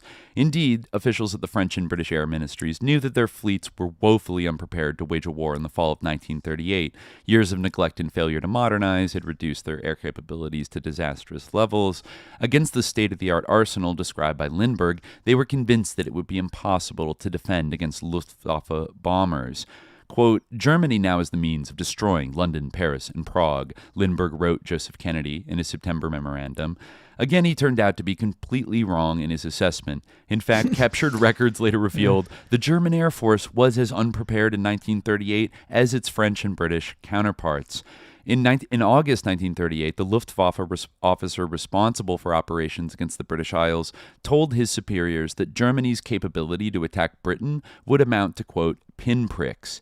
At the time of the Munich crisis, General Helmuth Felmy, commander of the German 2nd Air Force, told the High Command that, given the means at his disposal, a war of destruction against England seemed to be excluded. Moreover, the state-of-the-art German Air Force described by Lindbergh after his inspection tours also turned out to be a myth. Like the RAF, much of the Luftwaffe fleet was obsolete and was undergoing a major overhaul in 1938. Rearmament was not going smoothly by the time of the Czech crisis. German testing of the new fighters and bombers heralded by Lindbergh revealed severe weaknesses, including design problems, a shortage of spare parts, inadequate range, poor pilot training, and high accident rates. A German after-action report on the Czech crisis acknowledged a severe, quote, lack of readiness and maintenance of flying equipment as well as in technical personnel. As late as May 1939, the Luftwaffe Chief of Staff, Hans Jeschonnek, warned the German High Command, do not let us deceive ourselves, gentlemen. Each country wants to outstrip the other in air armament, but we are all roughly at the same stage. The inflated numbers and exaggerated readiness reports were key elements in a charade masterfully orchestrated by Hermann Goering and his air ministry, using Truman Smith, Lindbergh, and others as pawns. The two Americans had been completely taken in by their amiable Nazi hosts. As intended, they had passed on the false intelligence to Allied military and political leaders who used the bogus data to formulate their response to Hitler's aggression. The German ploy stands as one of the greatest disinformation feats in history. Neither Lindbergh nor Smith had ever sought to verify independently what they were told. They had no data to back up their claims beyond Goering's assurances. Later on, a handful of appeasement apologists, including Kennedy and Smith, argued that the Munich Pact gave the Allies valuable time to rearm and served as a wake-up call to England and the U.S. This argument has been almost universally discredited, although it is true that both Lindbergh and Smith had urged the Allies to strengthen their own military forces. What the revisionists failed to point out is that this interval also gave Germany an extra crucial year to build up its own war machine. According to Winston Churchill, the year's breathing space said to be gained by Munich left Britain and France in a much worse position compared to Hitler's Germany than they had been in the Munich crisis. Most military historians agree with this assessment. In fact, the strongest evidence that the Western Allies had been duped came from the Nazi leaders themselves at the post-war Nuremberg trials. When asked on the stand about the reaction of the German generals to the Munich Accord, Field Marshal Wilhelm Keitel, chief of the German Armed Forces High Command, responded, "We were extraordinarily happy that it had not come to our means of attack against the frontier fortifications of We are extraordinarily happy that it had not come to a military operation because we had always been of the opinion that our means of attack against the frontier fortifications of Czechoslovakia were insufficient. If war had broken out, neither our western border nor our Polish frontier could really have been effectively defended by us." So yeah, if the proposed Stalin alliance had been approved, then they could have gotten their asses, right? Wehrmacht chief Alfred Jodl confirmed this startling admission. Quote, "It was out of the question with 5 fighting divisions and 7 reserve divisions in the western fortifications to hold out against 100 French divisions," he testified. "That was militarily impossible." The myth of German might in 1938 was a lie of which the military was all too aware. Indeed, General Jodel's diary, captured after the war, reveals that on August 10, 1938, at the beginning of the Czech crisis, Hitler's generals were in a state of near revolt. When one of them cautioned that Germany's western fortifications could only hold for 3 weeks, the Führer flew into a rage. The German army was in such disarray during this period that a group of generals, led by Franz Halder, had even plotted to arrest and overthrow their Führer if he gave the order to attack Czechoslovakia. They were convinced that such an attack would lead to a disastrous defeat for the German military. Germany was according to the rise and fall of the Third Reich, Germany was in no position to go to war on October 1st, 1938, against Czechoslovakia and France and Britain, not to mention Russia. Had she done so, she would have been quickly and easily defeated, and that would have been the end of Hitler and the Third Reich. This evaluation stands in stark contrast to Lindbergh's September 22, 1938 report, confidently claiming that, quote, if she wishes to do so, Germany now has the means of destroying London, Paris, and Prague. Wow. Right. Moreover, it was not Munich that prompted England to accelerate its rearmament efforts, as Kennedy later argued in his own defense. It was Hitler's breach of that pact in March 1939 that many believe finally provoked the British government out of its lethargy. 65 years later, we know that Lindbergh's 1938 assessment of German air power was completely wrong. The unanswered question, however, is how much influence his false reports had on subsequent events. Certainly, the damage Goering's deception inflicted on Lindbergh's legacy is irreparable. For more than half a century, his reputation has been scarred by charges that he played a major role in the short-sighted Munich debacle. Those seeking to rehabilitate his reputation, however, have gone to great lengths to downplay his influence in these historic events. Even before Pearl Harbor, charges of grotesque bungling were being leveled regularly at Lindbergh, even though the facts to support the allegations would not surface for years. On January 1st, 1939, only 3 months after Munich, radio commentator Walter Winchell reported that it was Lindbergh's now famous report on Germany's power in the air which was to prove a final factor in Chamberlain's policy at Munich. In 1941, Louis Fisher, European correspondent for The Nation, wrote that the Lindbergh air power reports were, quote, as responsible as anything else for the Munich deal. To counter those claims, Lindbergh's authorized biographer Scott Berg attempts to downplay his role in the Munich Accord, writing dismissively, much of yesterday's hearsay became today's history. To illustrate his assertion that Lindbergh's reputation has been unfairly tarnished by these charges, Berg cites exactly one source, a New York Times columnist named Arthur Kroc. On February 1st... Arthur Kroc. Yeah. All right. Okay. Yeah, I guess in February 1939, Kroc informed his readers that, quote, criticism of any of Lindbergh's activities in Germany or elsewhere is as ignorant as it is unfair. In a column entitled The Invaluable Contribution of Colonel Lindbergh, he stressed that throughout the aviator's missions to Berlin, Lindbergh has been an official American reporter and advisor on aviation, and that the U.S. government has been the chief beneficiary of his information and technical appraisal. At the time, of course, Kroc had no idea that Lindbergh's information and appraisal were uniformly wrong. Moreover, Kroc's assertion that Lindbergh traveled to Germany only to secretly secure air intelligence on behalf of the American government was simply not true, as Lindbergh himself made clear in a letter to his financial advisor, Harry Davidson, who sent him a copy of the Kroc column. Quote, it seems to be a favorable article, wrote Lindbergh, but it is just as inaccurate as all the others as far as many of the statements are concerned. I suppose that I should be very appreciative of the type of article which Mr. Kroc has written, but I prefer to stand upon a foundation of fact rather than of favor. Furthermore, in citing Kroc's defense of Lindbergh, Berg fails to point out that the columnist was a close friend and frequent travel companion of the pro-appeasement ambassador Joseph Kennedy. Kroc was so close to the Kennedy family, in fact, that he, quote, revised and edited JFK's senior thesis at Harvard, later expanded and published as the best-selling book, Why England Slept. Many Kennedy experts believe Kroc actually wrote most of this work. In the thesis, John Kennedy attempts to downplay his father's controversial role in the Czech crisis by arguing that it was the isolationist character of the British population as a whole, not Britain's political leadership, that it had led to Hitler's appeasement. Wow, JFK and caping for dad. You hate to see it.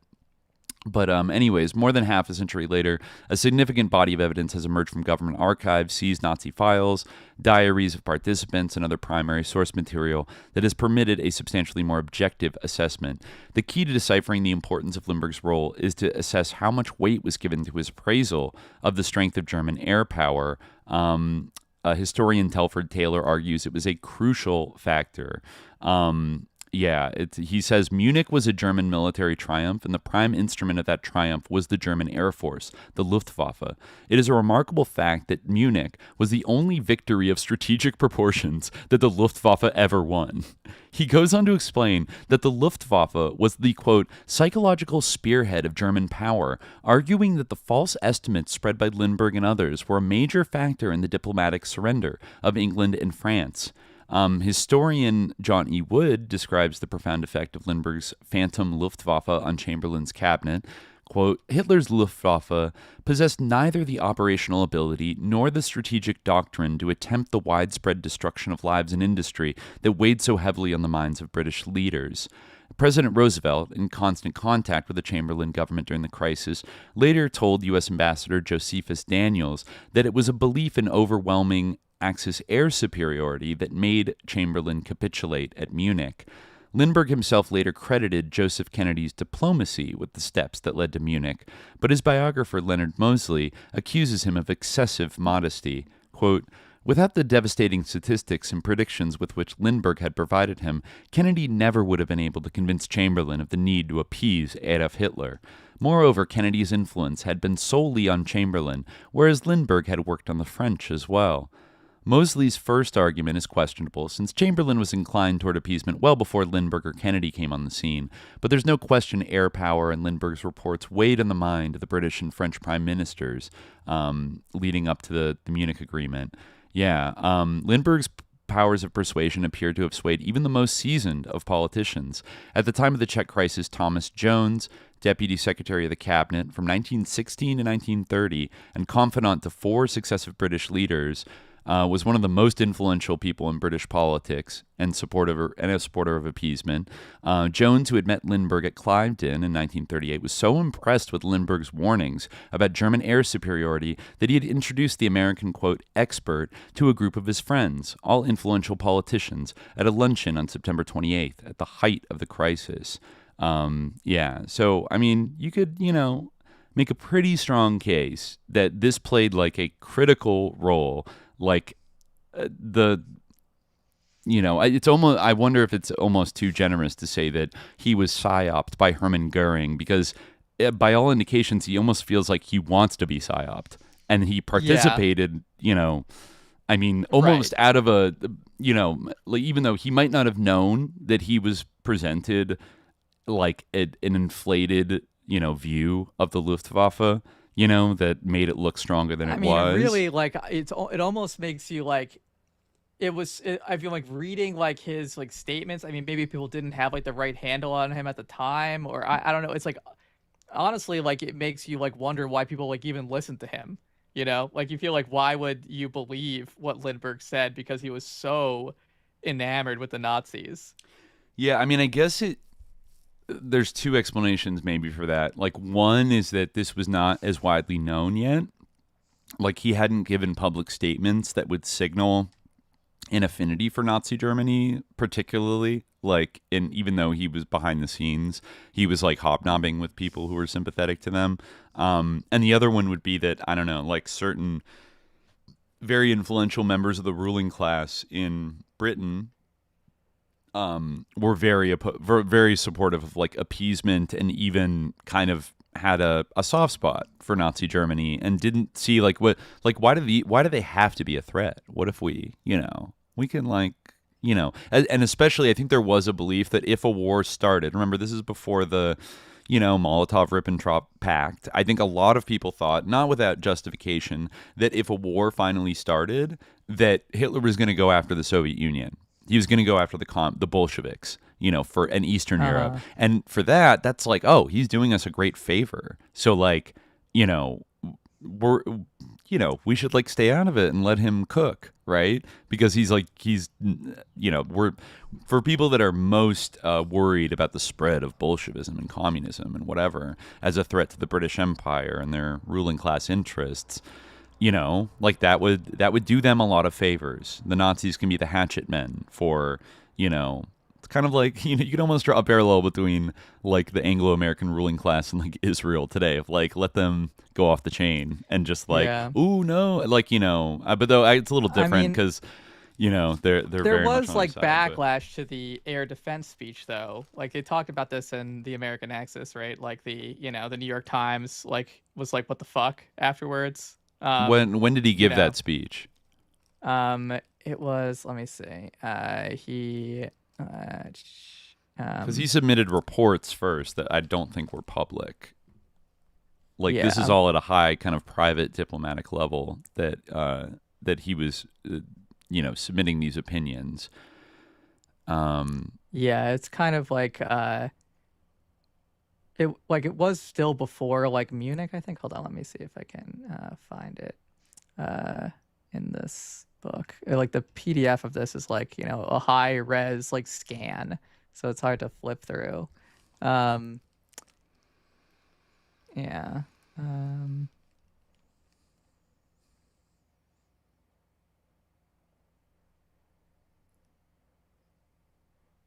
Yeah, I guess this is kind of after the Munich peace that there was still some backlash. Like there was that one guy, like I think it was Morgenthau, am I right? Oh, Henry Morgenthau, the Treasury Secretary, the only Jewish member of FDR's cabinet, who was very close to what did he say? I think he straight up called Lindbergh a Nazi. Oh, I think that was later. That was once he was already getting involved with like America First type politics. So like we're still in like 1938. I think he did make another trip after the Munich peace accords to Berlin and hung out with Truman Smith.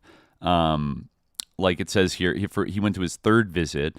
Ostensibly, he got an invitation to attend the Lilienthal Aeronautical Society's annual Congress, but the couple had already decided Berlin was going to be their winter home, and Charles was anxious to return the country of his newfound obsession. And their hosts, again, were, Truman Smith and his wife.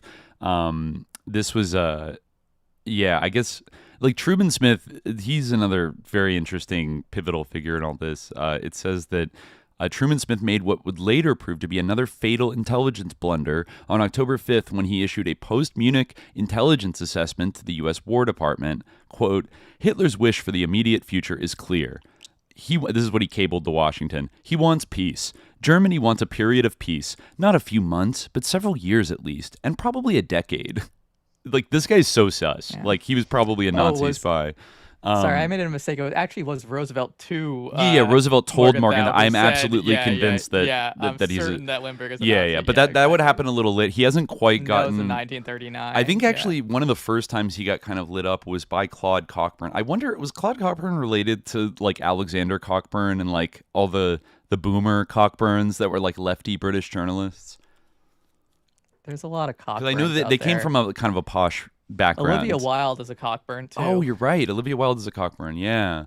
No, the Cockburns are like they're kind of like classic, I don't know, like kind of lefty, like Fabian socialist, like British aristocrats. But Claude Cockburn had published an item in the Week, and he's also the one that coined the term Cliveden set in his like attacks on them. Is like they're like a fascist. They're a bunch of fascist aristocrats that are trying to appease Hitler. So the paper, which Smith had referred to as a scandal sheet, had attributed a series of derogatory remarks to Lindbergh about the state of Soviet aviation following his visit to Russia 6 weeks earlier. The Week claimed he had leveled his criticism at a dinner party hosted by Lady Astor at her London home. He had allegedly claimed that, quote, Russian aviation was in a chaotic condition and that the German fleet could whip the Russian, French, and English air fleets combined. In fact, this wasn't far off the mark from what Lindbergh had actually said. However, the paper also falsely claimed the Russians had invited Lindbergh to be the chief of their civil air fleet. Yeah, that's not true. A few days later, a group of prominent Soviet aviators, some of whom had hosted the Lindberghs on their visit to Moscow, sent a letter to Pravda attacking Lindbergh as pro-Nazi and anti-Soviet. Right. And well, they didn't miss. Yeah, they're right. Alarm spread throughout the diplomatic community. Under pressure from the Russians, the U.S. military attaché to Moscow begged Lindbergh to issue a statement or, at the very least, to send a private message for the Soviet government denying the remarks attributed to him. But Lindbergh declined, explaining his policy of refusing to comment on press reports, a practice he described as, quote, fatal. It was a policy he appeared to forget a few weeks later when the New York Times and other American papers printed a story claiming he had sent an intelligence report about the Luftwaffe to Washington. This time, he phoned the U.S. Embassy in Berlin with an urgent request that it contact the German Air Ministry and pass on his apology for the publicity. Wow. He was eager, he said, to avoid any, quote, misunderstandings with the Germans. Truman Smith immediately complied with his request. Only 6 days before the Lindberghs arrived in Germany, the Nazis had issued a widely publicized decree ordering German Jews to carry special identification cards, etc. This is, people were putting up signs like Jewry is criminal, whatever. Even an American with no knowledge of German could have identified the mocking caricatures of hook-nosed Jews that accompanied these signs. The Aryanization of the Third Reich was well underway and could not have escaped the notice of a visitor in 1938. But in his defense, historian Richard Ketchum offers an explanation for Lindbergh's seeming indifference to the plight of German Jews. Quote, Lindbergh had the type of mind that absorbed immediately every detail of the airplanes he saw, that took in all the fine points of design and performance. But certain political and social implications of what was going on in Germany seemed to have escaped him, not because he was indifferent or callous, but because such matters were largely beyond the focus of his interest. Yeah, he just cared about airplanes. That's all he cared about. That's why. Right. I guess there was an all-men dinner at the U.S. Embassy that Lindbergh and Smith attended. Wives not invited. The guests included Reichsmarshal Hermann Göring, the most powerful man in the Reich after Hitler, General Milch and General Udet from the German Air Ministry, Belgian and Italian ambassadors, etc. So this is a big moment, and this would come back to haunt Lindbergh later. So when Göring finally arrives, minutes after he makes his appearance, the portly this is a great story. The portly Nazi air chief caught sight of Lindbergh standing at the back of the room. He strode over, quickly pumped the American's hand, and presented him with a red box and sheaf of papers, announcing "Im Namen des Führer." It was the Service Cross of the German Eagle with Star, the highest decoration the Reich could bestow on a foreigner, the same award given to Henry Ford only 2 months earlier, but a slightly lower grade. By order of Der Führer, translated the aide.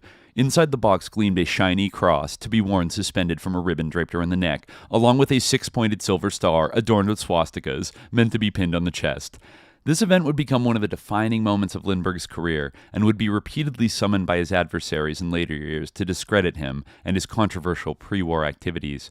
Basically, people have gone back and forth and been like, well, what was he supposed to do? Like, not accept the medal, and stuff like that. It's crazy, how enamored people are of Lindbergh.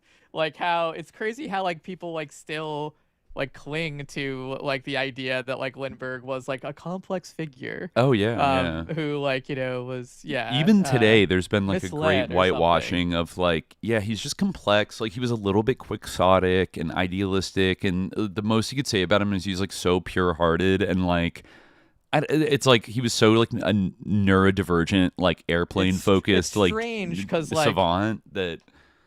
Yeah, it's strange. I feel like Henry Ford in general, people, are much more, uncompromising in their assessment of him. Where I almost feel like Henry Ford contributed more to there's more you could say that he contributed. I guess again I don't think that, but I could see how if you were a person of that temperament and you valued the kind of things that Henry Ford did, or you admired capitalists or something, or contributed American to what? Industrialists, contributed to beating the Nazis or something. No, not to being the Nazis, but to American society, American industry, and things that. Yeah. Whereas what did Lindbergh actually contribute other than flying a lot around the world? It's a good point. Which is just kind of an impressive physical stunt, and doesn't really advance the cause of anything. Yeah. So it is a weird. People, he did one crazy reckless. So he did one crazy reckless thing as a bit for attention, and then became a mega celebrity off of it, and then kind of ate on that for the rest of his life. You know, like even the idea that he's an aviation expert, I'll accept that he's like a skillful pilot, you know, there weren't that many pilots back then, sure, like as a pilot, but like, and I guess he tinkered with his, like, he did some customizations to his Spirit of St. Louis airplane that, though I don't know if he did that like all by himself or he had other, like, you know, aerospace engineers helping him out. But he didn't like build airplanes from like the ground up. Like he wasn't like a airplane designer that per se. Yeah. Like he knew certain things about airplanes, but yeah, so like really the amount he was treated with like such esteem and like, oh, this guy's such a big deal. Like, yeah, he didn't fight in a war really. I mean, he was in the Army Air Corps in the 1920s. And so he had no like military, you know, war military. He wasn't like a flying ace from World War I. There were some celebrities like that were a big deal. So yeah, it is. He just has this aura about him wherever, like even the highest levels of government in France, Germany, United States, like everyone's opinion like hinges on the expert Charles Lindbergh when he's like not strictly speaking an expert and he's like psyoped by fascism and like Nazism. He loves Nazi Germany and like he has every reason to lie to you about, you know, maybe people thought that was like so unthinkable because he was such a freaking American hero, like that's unthinkable that he would like engage in a psyop thing to like benefit America's like adversaries or something, you know. But you know, he also kind of hated America. He kind of hated the American people and saw them with contempt. He disdained like Americans like deeply and like the English as well. Yeah. It's another thing that does cut through is a kind of like kind of an oscillating between like extreme Anglophilia and Anglophobia among like the WASP American kind of ruling elite. Like sometimes like the same people, you know, I think I was reading like Sally Pisani's the CIA and the Marshall Plan, and I think she brought up like Alan Dulles' like deep, like from childhood hatred of the British Empire, you know, but then like at the same time, like they're heavy like Anglophiles and have like a lot of connections to like the British upper class and shit like that. So it's like kind of it's like a weird complex like relationship where they you mean like you mean like they admire like British culture, but they hate the empire? Like, yeah, or they both see the British Empire as like a nefarious rival that is like trying to undermine America's like rise to the top or like standing in the way, but also it's like the wellspring from which like Anglo-Saxon American culture all like emanates, and like they kind of identify, and they themselves kind of want to be on the level of like the British aristocracy. That's why so many of them like intermarried with the British aristocracy during the Gilded Age, of like they kind of craved that like classiness that like the British upper classes had. And so there's like kind of this alternating weird like vibe that they have towards it, of like hating it but also deeply loving it. And then, you know, and I think that kind of split towards like it got to a moment of intensity like by the early part of World War II, where you either had to like, I think most of them ultimately decided to like stick up for Britain and like fight with them, you know, and like defend Britain. But some in kind of the America First crowd, like there's actually a lot of like funny, you know, it's not just like anti-Semitic propaganda that like they're throwing up, but there's a lot of like British, like anti-British, like these fucking British people are infiltrating our society and trying to psyop us into like getting into the war, you know.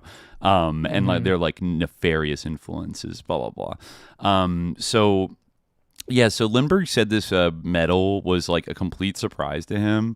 There's no evidence to dispute this, but also there were U.S. Embassy records that revealed that the German Air Ministry did like notify in advance that you know, Minister Goering is going to arrive. There's going to be a short ceremony. General Goering intends to present Colonel Lindbergh with a decoration. You know, but then they claim, oh, well, he never got that message. I guess Anne was kind of like, she wasn't allowed to go to the dinner because it was boys only. But when she came home, she prophetically proclaimed it the albatross. But that's what allegedly, that's according to one account, she immediately thought it was bad, but in her diary that evening, it reveals no such alarm. Quote, C came back late from his dinner with a German decoration presented him quite unexpectedly by General Goering. Henry Ford is the only other American to get it. The parchment is signed by Hitler. That's Right. That's the note, so like not really an indication that she was like, oh, no, a Nazi medal, you can't wear that, and so I guess later on, a lot of people made excuses of like, it would have been really offensive to like refuse the medal. He said that in 1941. Like Smith, right, claimed that Lindbergh never wore it, right? Mm-hmm. But also he was challenged to renounce it later, like, during kind of the America First period, and he refused. So, that didn't really look good. Also, this is another kind of damning account, that October 25th, a week after the medal presentation, Lindbergh wrote an effusive personal thank you letter to Goering. Quote from Lindbergh, I want to thank you especially for the honor which you conferred on me at the dinner given by Ambassador Wilson. I hope that when the opportunity presents itself, you will convey my thanks to the Reichschancellor, Hitler. Right. It is difficult for me to express adequately my appreciation for this decoration and for the way in which you presented it that evening. It is an honor which I shall always prize highly. Smith later claimed Lindbergh never wore it. However, in an article printed 2 days after the ceremony, New York Times reported that Goering had personally pinned the medal on Lindbergh, who appeared, quote, surprised, displayed an embarrassed smile, and thanked Marshal Goering, but proudly wore the decoration during the evening. Newsweek reported a similar account. So, Smith attempted to portray in later years the Goering Medal as an innocent recognition of Lindbergh's New York to Paris flight, rather than a gesture of appreciation for his activities heralding Nazi air power. So, and you can draw your own. You could draw your own interpretation. I guess Winston Churchill in the biography, the historian William Manchester, in a Winston Churchill biography, described the section on Munich. He ends it with a simple conclusion: the lone eagle had earned his Nazi medal. Yeah, right. That's a great quote. Yeah. So then, we move on to late 1938, 1939. I guess like Lindbergh and his wife are in Berlin during Kristallnacht, which like they didn't really say anything about at the time. It would have been a hard thing to avoid, right? Like just a kind of a massive like state-sponsored pogrom, the night of broken glass. Lindbergh just kind of didn't feel really like, I think he starts to get a little bit of attacks because people start like noticing that like he's spending a lot of time in Berlin. He's saying like nice things about, like this actually did cause a wave of revulsion across America. Roosevelt held a conference condemning the anti-Jewish attacks. Religious leaders from all denominations denounced anti-Semitism as a wicked folly, utterly opposed to the spirit and letter of the teaching of our Lord. German American organizations issued a statement expressing their shame and sorrow. So now, now in the American press, like the Nazi regime is really being called barbaric, monstrous. And then suddenly the media remembered that one American appeared to approve of the regime. A hero, in fact, who only 3 weeks earlier had been decorated by the Reich and, according to Adolf Hitler, quote, deserved well of it. Only a day after the president assailed the Kristallnacht attacks, the New York Times published a front-page article revealing that the Lindberghs, quote, planned to move to Berlin. The paper attributed the story to friends of the couple who said that the recent abandonment of many Jewish homes might make available apartments for rent. The following week, the New Yorker wrote, with confused emotions, we say goodbye to Colonel Charles Lindbergh, who wants to go and live in Berlin, presumably occupying a house that once belonged to Jews. If he wants to experiment further with the artificial heart, his surroundings there should be ideal. Ouch, burn. There were a bunch of like, editorial cartoons, kind of making fun of him. But this was true. He was like still planning on moving to Germany. And and it actually, he did locate a house. He said, like, I feel freer in Germany than I feel in the United States. Right. In fact, he leaned on, like, he found a house he wanted, but then the German Air Ministry, like, told him not to take it because it had belonged to a Jew and it would not do for a distinguished guest to live there. Instead, he was advised to approach Hitler's architect, Albert Speer, who said he would build the couple a house anywhere they wanted. Oh my God. He's I guess when he was interned in prison for war crimes years later, Speer recalled Lindbergh's request. "I laugh now when I think about it," he told a reporter. "Imagine an American planning to bring his family to Berlin in 1938-39. He must have been very naive." Damn. So actually, Carrel was one that kind of warned them that, like, that's not a good idea to move to Berlin right now because anti-German feeling in the U.S. was running high and there's a great deal of ill feeling against you. He advised them to cancel their plans. And then Eleanor Roosevelt actually wrote to her confidant, Lorena Hickok, "This German Jewish business makes me sick. How could Lindbergh take that Hitler decoration?" So, Eleanor was not a fan at this point. So this is his reaction in his diary after reading in the London Times about Kristallnacht.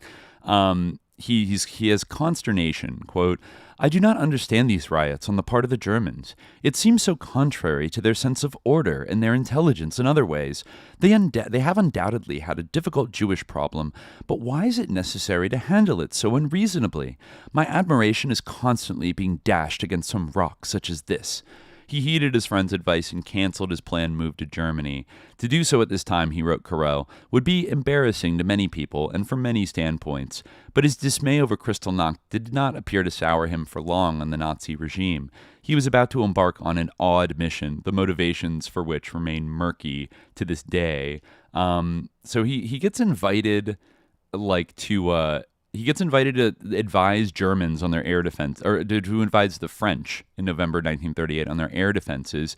He raised some eyebrows in the room when he recommended, why not purchase some state-of-the-art Daimler-Benz or Junkers engines from the Germans? They had just almost been at war. Why would Germany willingly help France strengthen its air force? Asked the bemused French officials. Lindbergh persisted, insisting he had personal contacts in the German Air Ministry, and there was nothing to lose by sending out a feeler. Then he did another visit, a fourth visit, I guess, to kind of look into these, like, French contracts for buying German engines. And they were favorably disposed. He was reassured that neither Goering or Hitler had anything to do with the recent anti-Jewish demonstrations, leading him to conclude that neither Himmler nor Goebbels must have been responsible. That either. Neither. Must have been one of them. Either of them have been responsible. There's a funny journal entry story here where he says that, he noted in his journal that he tried to obtain a better understanding of the German mind in regards to the Jewish problem. He concluded that all Germans seemed to be anti-Jewish, but in varying degrees, and that it appeared to have something to do with the Jews' role in the internal collapse and revolution following the First World War, a time when they owned the most property. Quote, lived in the best houses, drove the best automobiles, and mixed with the prettiest German girls. He did not offer his own opinion of this fiction, a staple of both Nazi propaganda and Henry Ford's book, The International Jew. It's I guess he does really come off as incredibly naive, but I guess that is, I agree, that's kind of like an illusion. I don't think it's pure naivete. I think that he chooses to believe that in a way, was it really naive? Was the stab in the back myth really naivete? Was being upset over that Jews are mixing with the prettiest German girls really naivete? Was this really what was driving it? I feel if someone says oh, but they're mixing with the prettiest German girls, they have the best automobiles, it's all the Jews' fault that our society is all this stuff that has happened, it goes back to the Jews. I feel to then believe that is more than naivete, right? He kind of wants to believe this, and at this point he's already been friends with Henry Ford since I think right after his flight. The Spirit of St. Louis. He gets invited to Dearborn, Michigan, and sits down. And that was right at the tail end. This book, The American Axis, we didn't get like too deeply into the origins of Henry Ford's anti-Semitism, but it's actually like it's more sus even than I thought. Like, I think a lot of people might know that he published the International Jew pamphlet, which was collected. Well, he launched a newspaper near, I think it was probably a little before 1920, called the Dearborn Independent, which published all of these like anti-Jewish kind of Protocols of the Elders of Zion influenced articles, and then he collected that into a pamphlet called the International Jew, which he sort of spread everywhere. But then 1927 was coincidentally the year where he started to receive like backlash from like Jewish American organizations, and there were calls for boycotts of like Ford cars, right? And so Henry Ford was sort of prevailed upon that this was like really hurting his business, and like he had to like separate himself from the Dearborn Independent, the International Jew pamphlet, and all that shit. So he did a kind of like half-hearted like apology, or I think they tried to pawn it off on one of his employees as like, oh, this guy was publishing stuff that I was like not even aware of, and gee whiz, I think Ford tried to advertise a lot in like Jewish magazines, like to buy Fords and stuff like that. But so he had to kind of go a little like underground with his like beliefs around the time he met Lindbergh, but they hit it off like right away, and their involvement would only like increase over like the 1930s and 40s, up to what I would call almost nebulously treasonous levels. There's a lot I didn't know about Ford's little antics like during the early parts of World War II.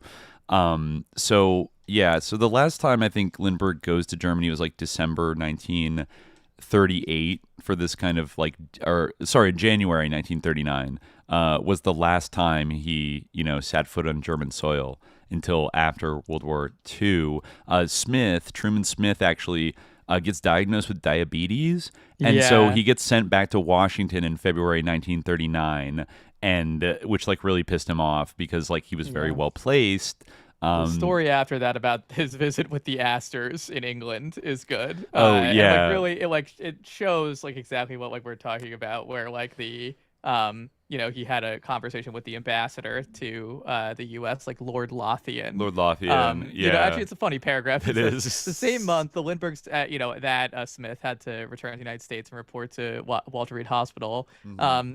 The Lindberghs were invited to England by their old friends, Lord and Lady Astor, who were still giddy from the apparent success of the Munich Pact 4 months earlier. Charles had a chance to personally congratulate Neville Chamberlain when the Prime Minister lunched at Cliveden on February 26th. That evening, Lindbergh entered into a heated discussion with Britain's ambassador to Washington, Lord Lothian, about the possibility of war.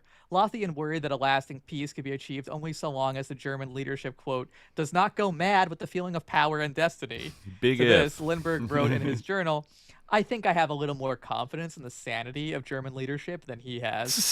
So there you go. It's cool. About like craziness and sanity. Right. It's like not, They're serious. They're serious. Yes. Like, yeah. So then, 2 weeks after that, Germany just like marched into Prague and dismembered Czechoslovakia, despite being so sane. Then they took over the Škoda Works, a big weapons manufacturer, right? Which has always been a big powerful weapons manufacturer. In the process, the Germans came considerably closer to achieving the military superiority Lindbergh had falsely proclaimed 6 months earlier. The move was one step nearer to the war Munich had been crafted to prevent. So then, like, Smith initiated a new round of correspondence with Lindbergh. This is a little bit, like, spooky and weird. Like, in contrast to their previous correspondence that focused mostly on German air power, this series of letters was preoccupied with the imminent European conflict. The two devised a rudimentary code made up of numbers from 0 to 100, with which Smith would signal his assessment on the odds of war when he corresponded with Lindbergh. Thus, yes, 20 meant Smith believed there was only a 20% chance war was imminent. Okay. Like, I don't know why they're scoring the odds like Polymarket on the odds of war, but kind of weird. Lindbergh's week in England appeared to harden his increasing contempt for the British, which became an ever-recurring theme in his journal. Quote, the more I see of modern England and the British people, the less confidence I have in them. I feel sorry for the English. No wonder they're desperate. In the English, he saw a lack of, quote, virility. They were a people ill-adapted to the modern world, more attuned to the age of ships than aircraft. Once again, it's all about airplanes. The important thing, he concludes, is to avoid letting their shortcomings, quote, overthrow our entire civilization. The balance of power had passed, he decided, and the future clearly belonged to the new Germany.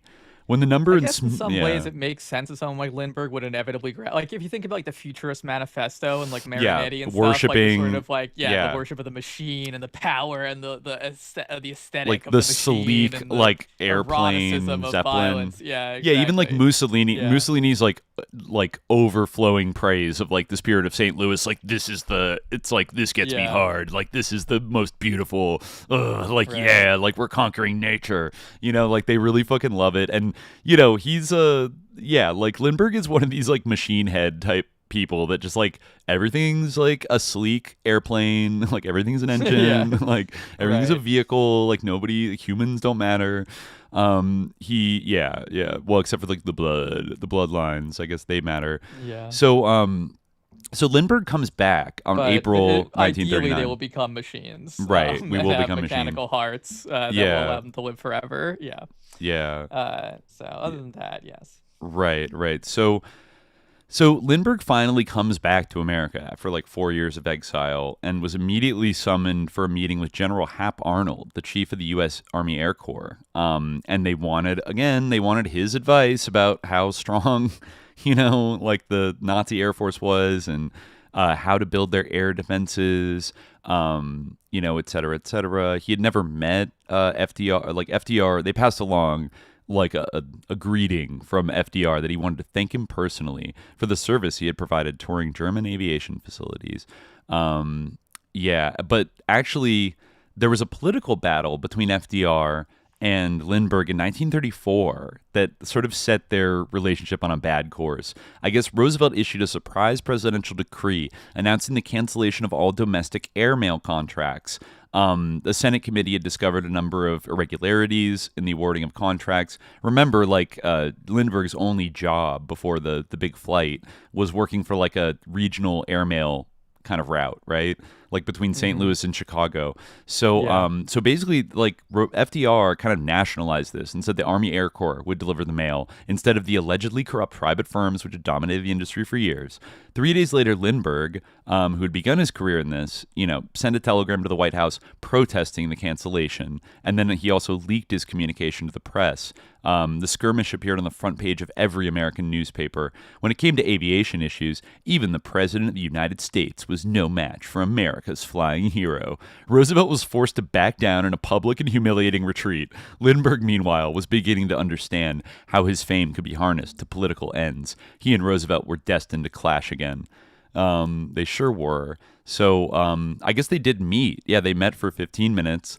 It was cordial. They exchanged pleasantries. The president, FDR, brought up the fact that his daughter had attended school with Anne Lindbergh. So that, WASPs be connected. So he said in his journal afterwards about FDR, I liked him and feel like I could get along with him well. But there was something about him I did not trust, something a little too suave, too pleasant, too easy. It is better to work, like contrasting to like Hermann Goering, who he like loves. It is better to work together as long as we can. Yet somehow I have a feeling that it may not be for long. So he was not the only American. Here we go. We're about to get America First pilled. He was not the only American wary of Roosevelt in the spring of 1939. As tensions mounted in Europe, political circles in the nation's capital were deeply divided among those who favored decisive U.S. intervention to stop the Nazis in their tracks and those who believed America had no business meddling in European affairs.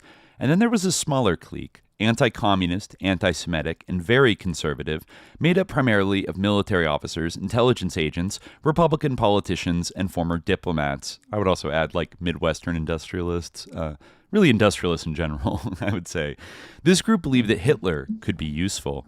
They were not necessarily pro-Nazi, but believed that German aggression could be channeled eastward to rid Europe of the Soviet menace. Many of them were loyal to Roosevelt's predecessor, Herbert Hoover, and many had served in his administration. Meanwhile, Truman Smith, now back in Washington, was in great demand on the social circuit for his first-hand knowledge about Hitler and the Nazis. What are his intentions? Can he be trusted? Will there be war? Ideologically, Smith was immediately drawn to the Hoover Group, and they to him. He could offer them two very valuable commodities, a vast knowledge of Germany and his close friendship with America's most popular hero. The group was rudderless without any formal organization. Its members shared a common conservative ideology and vision for America, but they needed a leader, a man who could publicly crystallize this vision. The natural choice was Herbert Hoover, but the former president was still extremely unpopular with the American people, who were convinced he dragged the country into the morass of the Great Depression. Yeah. Smith was officially recuperating from diabetes, awaiting his appearance at a retirement board, but he decided to use his time constructively, preparing for the political battle ahead. In quick order, he introduced Lindbergh to his new Washington contacts, congressmen, senators, intelligence officers, and other conservatives concerned about an imminent European war. And as Lindbergh made the rounds in Washington during those months in the spring and summer of 1939, he appears to have taken on a new preoccupation. For years, his private correspondence and journal entries had displayed an obsession with race. But as he spent more time with Smith, discussing the shifting political winds, his racial discussions took on an even narrower focus. For the first time, Lindbergh's attention centered on the Jews and their supposed influence over American foreign policy. On June 30th, describing a meeting that afternoon with powerful isolationist Senator Harry Byrd, he wrote in his journal, "We are both anxious to avoid having this country pushed into a European war by British and Jewish propaganda, of which there is already too much." Later, he says, meeting with Bill Castle, "We are disturbed about the effect of Jewish influence in our press, radio, and motion pictures. Let's see, it may become very serious. Whenever the Jewish percentage of the population becomes too high, a reaction seems to invariably occur. It is too bad because a few Jews of the right type are, I believe, an asset to any country, adding to rather than detracting from its strength." There you go, exactly. Yeah, So there's it's good like, Jews hold and on, bad we need a Jews. few. He does say this. This is true. It's interesting to note the similarities between his notions of the good Jew and Henry Ford's use of the same phrase 2 decades earlier. The paranoia about Jewish propaganda around this time may have had its roots in a movie released by Warner Brothers in 1939 called Confessions of a Nazi Spy, which was about a German espionage ring operating in the U.S. The film was seen as a turning point in Hollywood, the first motion picture to actually attack Hitler's regime. Previously, many studio heads in Hollywood, many of them Jewish, had been reluctant to deal with Nazi themes for fear it would call attention to their own religious heritage and spark anti-Semitic attacks. But then after a Warner studio representative named Joe Kaufman was murdered in Berlin in 1936 by a gang of Nazi thugs, Jack Warner decided it was time to warn Americans of the growing Hitler menace. So I guess after this came out, the feared backlash immediately materialized, with the nation's most notorious Jew baiters seizing on the theme of pervasive Jewish influence. This guy, Major Susslord, Father Coughlin, right? Father Charles Coughlin, on his popular weekly radio show, the kind of the biggest anti-Semite, in media, rarely missed a chance to inform his 20 million listeners that the Jews controlled Hollywood and the press. Let's see. Truman Smith, according to the FBI, they received a report that Truman Smith had approached the notorious American fascist leader, James True, and asked him to, quote, furnish all available information on the Jewish subject for Lindbergh. If the report is correct, it might account for Lindbergh's increasingly anti-Semitic attitudes at the time. And it's also possible he was exposed to this by traveling in Nazi Germany, right? This is interesting. In 1936, Julius Streicher's notorious anti-Semitic daily, Der Stürmer, reported that the abduction of the Lindbergh baby had been a Jewish plot designed to obtain Charles Jr.'s blood for a religious ritual. Oh, no. Wow. There you go. I guess, the blood libel. I guess blood libel. But it is weird because, if he did it, then, how could that influence him if he actually did it? You know what I mean? Unless he thought oh, people kind of believe this. Cool. You know what I mean? I don't know. If true that he had something to do with his son's death, then you would assume that if he reads this in a paper, he would almost. He does say that there was no evidence that he was aware of it. Of this article. And, okay. Yeah, and also the guy who did it, who he pinned it on, was German. Yeah. It's I feel like it's unlikely that he. I mean, if he didn't do it, then he probably did believe that it was that German guy, or at least was satisfied to think that it was. And if he did do it, then obviously he didn't think that it was that. But Yeah. Yeah. I mean, he might have been, I could see him being fascinated with the idea of, this kind of, like the sort of blood libel story, the like use of like Christian blood for rituals. When in fact, like he might have done it for kind of like weird eugenic reasons that are kind of about the blood in a different way, I mean, like as we saw, like theory in a way, like even though like it's not like as wacky as it sounds, like even if you don't want to go like that far, because of course it's all like circumstantial and speculative, like it certainly is not so, to say that like a father would like use his own child for this purpose. I mean, you'd have to be like a truly depraved person, which by all accounts, Lindbergh was. But leaving that aside, like the use of like human beings for like scientific experiments, especially like human beings who are deemed like unfit or biologically inferior in some way. Like, of course, right. We saw that on like an industrial scale in Nazism, under the Third Reich, and certainly this was something that was not out of the beyond the Overton window or beyond the pollen in the United States, right? Like so like and some horrible things were normalized. Like Joe Kennedy's daughter, like we brought up last time, he had her lobotomized for like psychiatric problems, or she was like too uppity or something, but she had her institutionalized and lobotomized. JFK's sister, so like like, and that was considered like normal that wasn't considered like insane at the time whenever that happened. I forget, it was like in the 50s maybe when that happened, or the 40s or the 50s when that happened. But anyways, like, so Smith and Lindbergh are both back in the U.S. They're hanging out all the time. Smith is like funneling like Nazi anti-Semitic literature to Lindbergh. They're hanging out in Long Island with a lot of other like isolationist people. And they're worried about like Jewish like cultural influence or whatever. It says here, this is interesting, fearful that they were being watched by the Roosevelt administration, Lindbergh and Smith worked out a more sophisticated code to complement the rudimentary numbers device they'd used until then to discuss the odds of war. They operated like secret agents behind enemy lines. Henceforth, a member of the anti-Roosevelt faction would be referred to as, all caps, friend. Individual isolationist senators and congressmen were assigned numbers, except for particularly valuable allies who had their own code names. Congressman George Tinkham of Massachusetts, for example, was referred to as Beard. As long as Smith remained a G2 intelligence officer, he enjoyed access to valuable intelligence data that could be passed on to members of the anti-Roosevelt faction. However, his privileged access looked likely to be terminated in August when Smith was scheduled to report to an Army medical board that would almost certainly recommend his retirement because of diabetes. But then on July 25th, Lindbergh intervened on behalf of a friend and requested a private meeting with General George Marshall, U.S. Army Chief of Staff.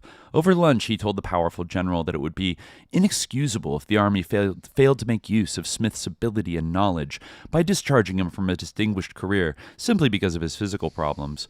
Marshall apparently took heed. A month later, the general personally intervened to overrule the medical board's decision to recommend Smith's retirement. Instead, he ordered Smith back to active duty with G2, the War Department's military intelligence division. Yikes.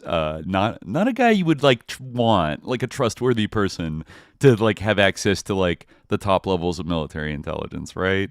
So I guess not coincidentally, Marshall was himself an avowed isolationist, believing, like many of the Army high command during this period, that true patriotism involved resisting pressures at home or abroad. Blah blah blah. Yeah. Oh, I wanted to note before that apparently it was, according to like contemporary journalism, it was James True who was like the first person to use the slogan "America First." At least, interesting. This is what the St. Petersburg Times said in 1944, so a little bit after like this whole episode. But yeah, James True is a long-geared, wavering reed, the only Washington native son among the 29 defendants in the mass sedition trial. He looks as if a medium-weight breeze or a single gust of oratory from his attorney, J. Austin Latimer, would blow him away. True rears to an attitude of around 6'2", but he cannot possibly weigh more than 118. Cane, dark glasses and all. He is about as big around as a king-size cigarette and approximately the same color. His fine spun hair is snow white. His face is pallid as a sheet, and his wattled turkey neck is an unhealthy gray. Every morning when he takes his seat, True yanks a funny-looking contraption from his pocket and proceeds to blow into it. Defendant True's lungs aren't what they used to be, and it is fully 15 minutes before a fascinated onlooker discovers he is inflating one of those round rubber donuts some people sit on when nature has skimped on the normal cushioning. After getting the thing blown up, True lifts himself up from the hard bench and places his pneumatic seat, easing his skinny buttocks into the yielding comfort. He grimaces his relief and settles back. He is ready for the courtroom day. You'd be surprised how hard your own bench feels after seeing his horrific expression. This is True, the inventor of the K-slur killer, a little instrument which he used to advertise in his anti-Semitic, anti-Roosevelt, pro-fascist sheet industrial control reports. It was a lead-weighted Billy, which came in two sizes, a big one for men who don't like Jews and a smaller one for women who feel the same way. True launched his James True Associates in Washington in July 1933, 6 months after Hitler came to power in Germany. He paralleled the Axis propaganda lines in his reports. This little piece of literature said Hitler and Mussolini were okay. Interesting spelling of okay. It's spelled, with an H. And Japan was fighting communism in China, and that the U.S. government was a sinister front for the hidden hand, a super government of Jewish finance which ruled the world. He trumpeted that Christian Nazism is the last bulwark of capitalism against Jewish communism. True was apparently the first man to use the slogan America First. In August 1934, he organized and named himself President of America First Incorporated, in which he offered membership at $1 a year. Wow, he had a Hatreon, the original Hatreon. He's like he's kind of like Nick Fuentes. Like, there's such great war energy like with all of these people, and the fact that like Nick Fuentes is from like suburban Chicago and kind of like rails in his like flat Midwestern accent about like the Jewish law, like it ain't nothing new, really. I'm not surprised he comes from Chicago, right? Let's say an underexamined nest of sussery. As we've said many times. Yeah, those same bony fingers are the ones that knocked this out on the typewriter for printing in his nasty little paper. Despite increasing violent and poisonous radio and newspaper propaganda against the organization, the German-American Bund is leading the fight for Americanism. Did he lead the German-American Bund? I don't, because they were explicitly exposed they were so exposed as like a Nazi front that eventually even the Nazi intelligence officers in America, or like, their handlers back in Germany, were like, stop funneling your efforts like through them because like they're too obvious. Like they've, because they would like fly like swastikas and shit and be like very obviously like Nazi, and they became very almost an embarrassment. And so the America First Committee, which would form soon, and some other associated groups were much more subtle. And one thing that did jump out to me in general about a lot of these people and stuff like he didn't like, I don't think he was involved. I think he may just admire them. He didn't lead them, I don't think. Okay. It might have been a different person that led them. But he was, I mean, it is interesting that like this is kind of like, that it is interesting that he was like tried for sedition in he was, indicted for it in 1942, and the trial didn't open until 44. But yeah, I mean, like he was in the audience in 1933 when George Moseley testified before the Dice Committee and called on President Roosevelt to remove all communists from government and use the army to put down an imminent communist revolution in the United States. Kind of sounds like business plot vibes. Yeah, like it's an interesting story. You can kind of see how like the like communism obviously during the Cold War period was like priority number one. But obviously you have to keep like fascism under control as well. Like it's also like a threat that needs to be managed, right? And it's something that like could go in a direction that would destabilize things. You see that kind of flare up from time to time. Mm-hmm. Well, I think especially with the kind of like upper class, like the wealthy sort of people that were funding a lot of these groups, like these industrialists in the 30s, like to them, this was all connected. Like I said, it was all connected. Like fighting Bolshevism over there helps these guys like crush unions at home and like, subversive opinions among the workers and stuff like that. And like they saw, they wanted to build kind of a world empire of capitalism. And in that, thing, the Nazis were much more amenable to like preserving and defending, capitalism in a lot of ways. Like, despite their more unsavory aspects, like they fundamentally and they hated like Bolshevism, you know, like more than anybody. It's, you know, often I think the problem is that they were, like, as Lord Lothian said, like, the real problem for those people, obviously not the real problem with Nazis, you know, in the opinion of anyone actually reasonable, but like in the opinion of those people, as Lord Lothian said, it really was like that they got like worked up with their like sense of power and destiny, and they couldn't, like, you know, stop like their imperial ambitions. Right, they were a little too on one. Like they would be a threat to everybody. They wouldn't want to work and like with people. They would want to subjugate everybody. Right. And I think also like taking over Britain. A variety of people kind of made this point that were like pro-interventionists. Were like the isolationist argument that like the European war has nothing to do with us. Well, if they take over, if they conquer Britain and like smash the British Empire, like there goes our naval protection and like shipping routes to like around the world and around Europe, because we can depend on the British to like more or less police the high seas and like defend the flow of American commerce. And it could be a situation where, you know, the Nazis kind of do like a closing the Strait of Hormuz type situation that could like bring America. I think somebody said like, you know, obviously Hitler's not going to launch like a mechanized assault on America. He's going to subvert it from within and like cause America to collapse and like empower like indigenous Nazi forces, or you know like nativist Nazi forces here, and also economically strangle America to the point where when the Nazis finally do invade, it might as well be on like canoes and paddle boats. You know, basically like everything that like without firing a shot, the American people were told was like an imminent, you know, like even Mosley during this time was talking about the imminent communist threat, and certainly during the Cold War, like the imminent communist threat was always being discussed, right? And this is like the idea that like the communists could win decisively, you know, was certainly a like huge concern. So everything that would apply to them would apply to like, you know, a triumphant Hitler, right? Like if he like truly like took over Europe and built like the empire of his dreams, if he took over the Soviet Union, right? Then I mean, he would pose an existential threat to like American hegemony. Yeah, I mean, exactly, I guess it kind of does come down to like, do you think Hitler's a mad dog who's just going to keep going and wants to subjugate and like undermine the U.S., or do you think he's a swell guy who actually we could like make an epic partnership with? And that was kind of the disagreement, right? Well, exactly, and that's like kind of like an indictment of like the, you know, American you know, ruling class and like their sensibilities, their self-conception of America, that we could and can and should like, be best friends with Hitler. Like exactly, we got it all wrong. We need to be BFFs.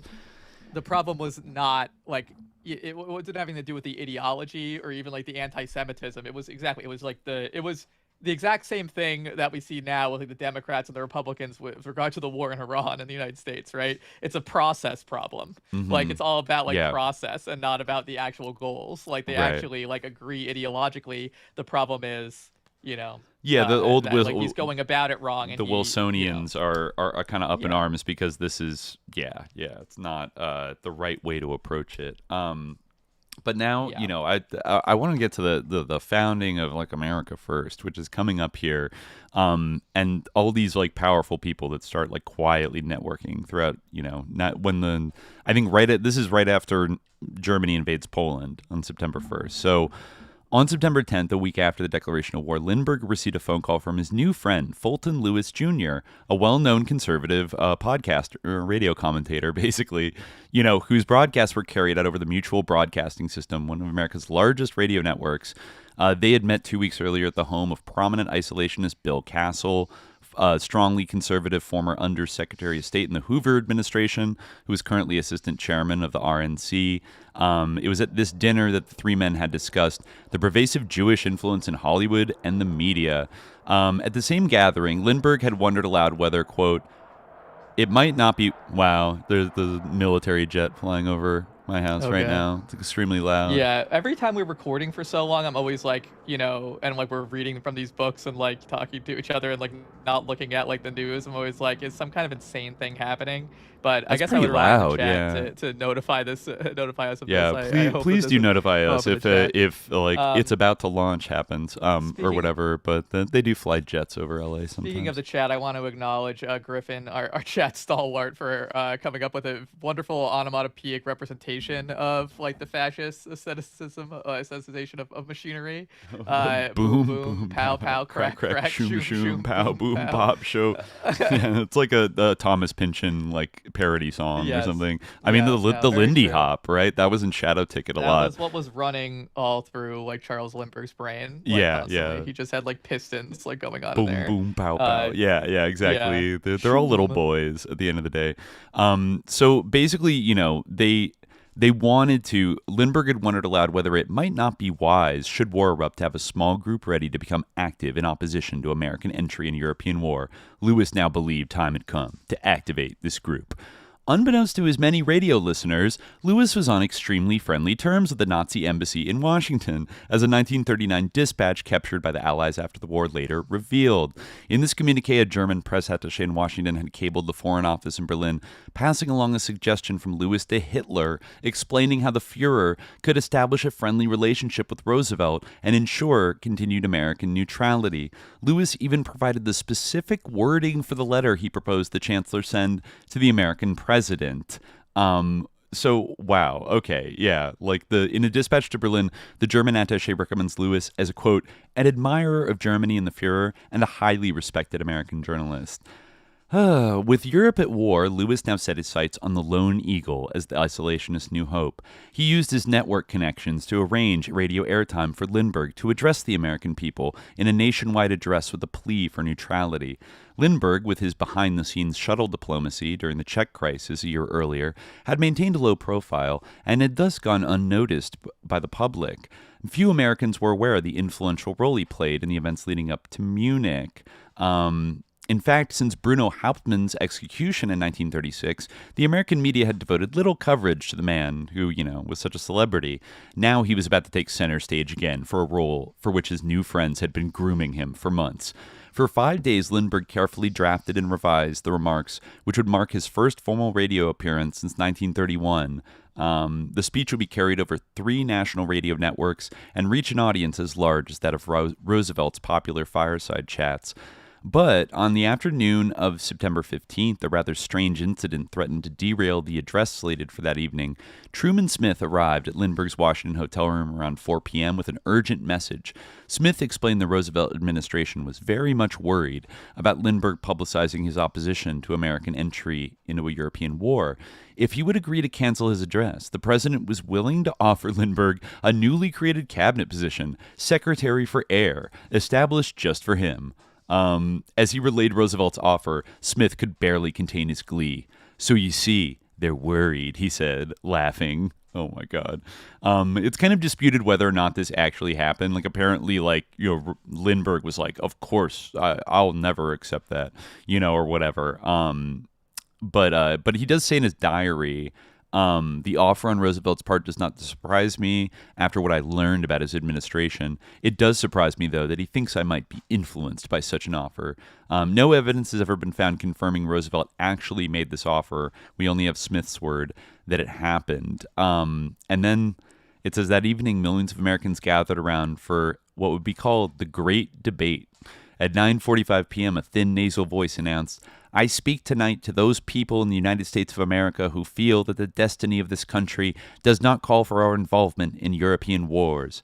For half an hour, in a compelling speech that appealed as much to emotion as reason, Lindbergh raised the specter of unprecedented bloodshed. Quote, we are likely to lose 1 million men, possibly several million, the best of American youth. We will be staggering under the burden of recovery during the rest of our lives.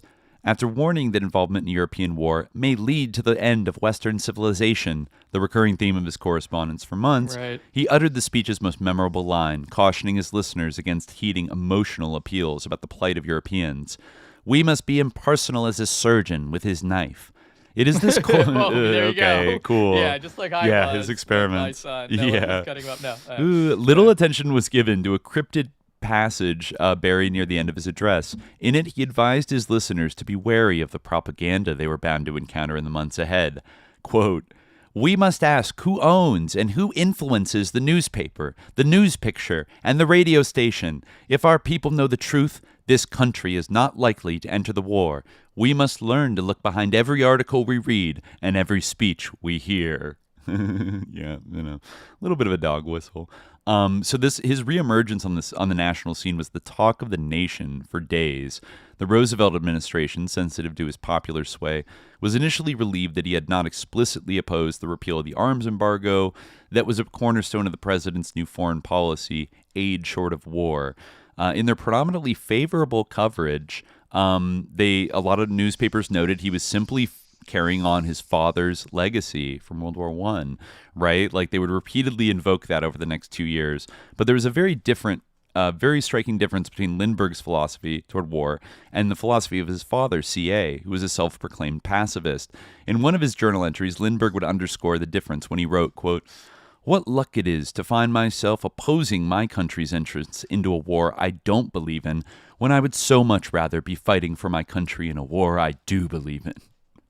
So yeah, not a pacifist really, just selectively a pacifist for this one war.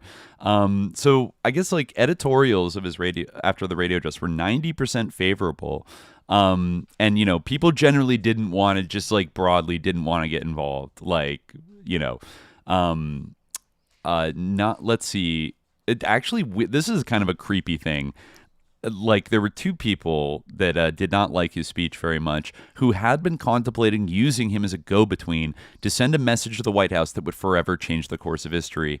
For several weeks, exiled European physicists Leo Szilard and Albert Einstein had been discussing how to inform Roosevelt about a radical new scientific discovery, the realization that a nuclear chain reaction could be generated into a large mass of uranium to produce a bomb capable of unprecedented destruction. So they thought they would give this information about the atom bomb, this like incredibly secret, sensitive information. They worried that if they didn't give this information to FDR, then Germany might discover it on their own and build one first, right? So they had deep reservations, but they decided they had to tell like the president about it, and they had to build an atom bomb before the Nazis did.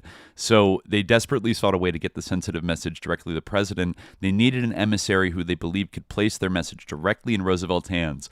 Szilard immediately seized upon Charles Lindbergh as the ideal candidate. Oh my God. Einstein had become acquainted with Lindbergh years earlier because he used to come and hang out at Alexei Carrel's lab, right. And he agreed to write a letter of introduction, which was given to Lindbergh a couple weeks before Germany invaded Poland. I guess like they did send this letter to him, but then like they waited and didn't get a reply, and then after 2 weeks after the address, Szilard wrote a letter to Einstein concluding Lindbergh is not our man, So, yeah, I mean, hopefully he didn't pass that info. I mean, you never know. He could have passed that info on to some other people.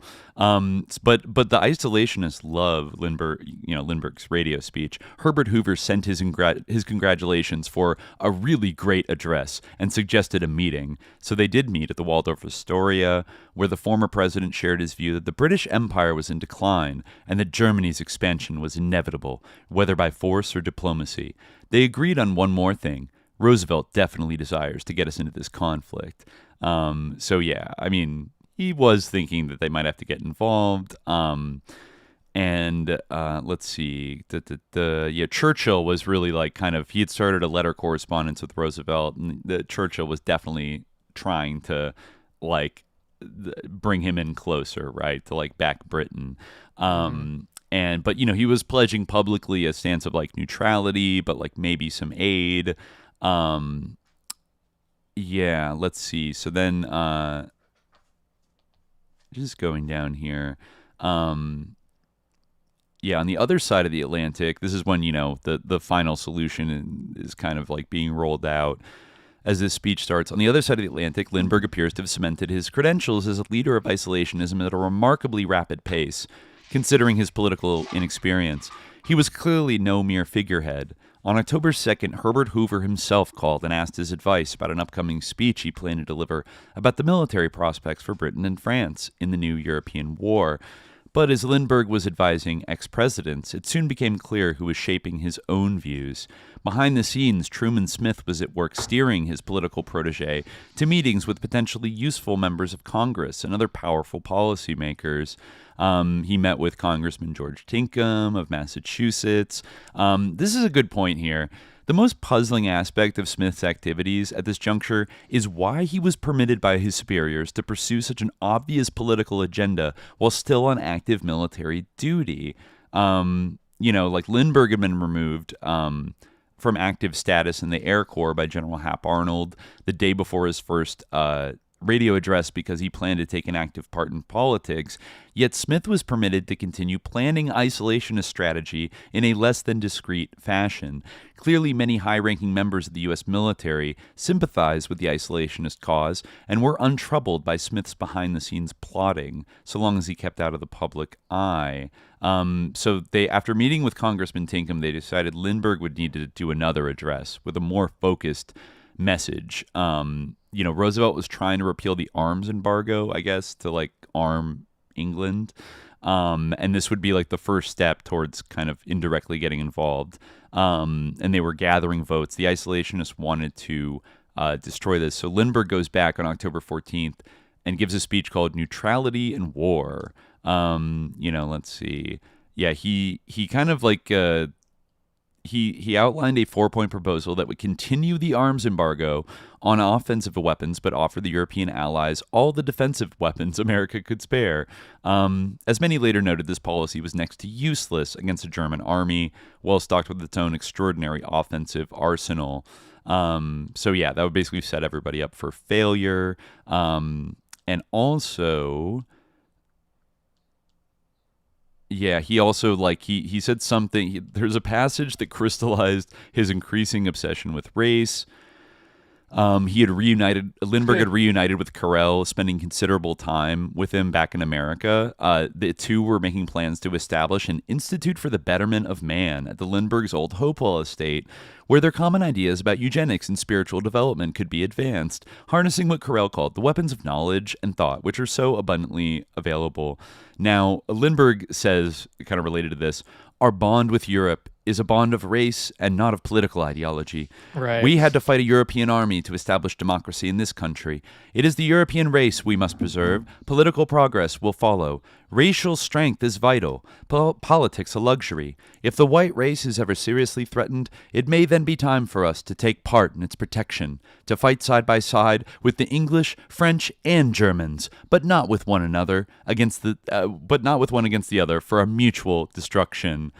It was as if Lindbergh perceived the European conflict merely as a misguided internecine battle between racial brothers. Yeah, so then actually, it was after this one that people start kind of attacking him. Various politicians kind of start really going got after. It after this one. Yeah. So a number of senators pointed out the remarkable similarity in wording between Lindbergh's radio address and a recent talk by Herbert Hoover. And then, other people said that the distinction between defensive and offensive weapons is kind of ridiculous. Then syndicated columnist Dorothy Thompson, one of his few critics early on, called Lindbergh a somber cretin, a man without human feeling, and a pro-Nazi recipient of a German medal. Lindbergh, she wrote, dreamt of being an American Führer. And then actually First Lady Eleanor Roosevelt jumped in and wrote an editorial signaling her approval of some of the recent media assaults on Lindbergh's speech. She says that Dorothy Thompson sensed in Colonel Lindbergh's speech a sympathy with Nazi ideals, which I thought existed, but could not bring myself to believe was really there. Wow. So she was kind of, saying this is sus. I just want to go down to the actual start. Anne is complaining in her diary when she starts getting criticized. Bitter criticism, personal attacks. He has had 2 threatening letters. He is a, quote, Nazi. He will be punished. Our other 2 children will be taken. I feel angry and bitter and trapped again. Where can we live? Where can we go? C is criminally misunderstood, misquoted, and misused. Wow. He was... they do call Reader's Digest a conservative magazine. Whose isolationist founder DeWitt Wallace, Dutch alert, had told him recently, no one in the country is able to exert a deeper influence on public opinion than yourself. This is when he published the title Aviation Geography, the article Aviation Geography and Race, I think, which you read in part 1. Yeah, right. That gets into some like racial kind of shit and like, can't all us Europeans just get along? Then he has his third address, The Air Defense of America, in May 20th, 1940. At this point, I think Nazi Germany is now like sweeping across Western Europe, which I think alarms a lot of Americans. He keeps making veiled comments about the small group of people that control the media, and they're pushing all this anti-German nonsense. So yeah, going down here. Yeah, this is the money quote that you said earlier. On May 20th, the day after Lindbergh's air defense speech, President Roosevelt was having lunch with his Treasury Secretary, Henry Morgenthau. After a brief discussion of this latest radio address, the president put down his fork, turned to his most trusted cabinet official, and declared, "If I should die tomorrow, I want you to know this. I am absolutely convinced that Lindbergh is a Nazi." Yeah. No. So now we finally arrive. The arsenal. There's a great chapter in here about the arsenal of Nazism. Really damning shit about Henry Ford. Once, the World War II is underway, there was a subsidiary of Ford in Germany that eventually went through a few name changes, but I think eventually it was called Fordwerke, like Ford Works. And some of the people, there's some real interlock intrigue going on with Fordwerke that extended through 1939 and actually like throughout pretty much the entire war. In fact, I think there were some individuals sitting on the board of Fordwerke who were also on the board of a little cartel called IG Farben, or IG Farben, the most notorious kind of industrial collaborator with Hitler's regime, right? The manufacturer of Zyklon B and all kinds of chemicals, whatever, was broken up after the war. I think it was, I'm trying to see who exactly was on the board. I'll come up with their name. This has also been much like Lindbergh.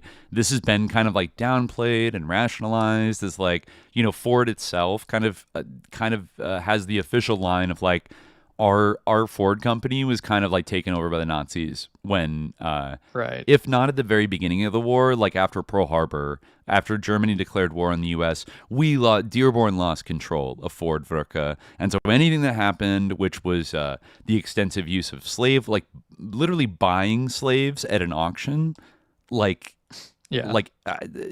Taken style, which, despite what some people said, they said, oh, well, the Nazis forced them to use slave labor. Actually, it was voluntary to use slave labor. And also, treating them like shit was also voluntary. Like, if you really gave a shit about them, you could do, I think this book points out, like, you could do what, like, Oskar Schindler famously did, which is, like, buy Jewish slave labor and then, like, treat them okay and, like, not kill them. That's not what Fordwerke did. They went pretty fucking hard and, like, it was, like, concentration camp level, and like evidence of like mass rape of a lot of like thousands of Russian women who had been basically kidnapped once the war on the Eastern Front started. It just like they're barely given any food every day. If they got too sick to work, they'd be taken and shot.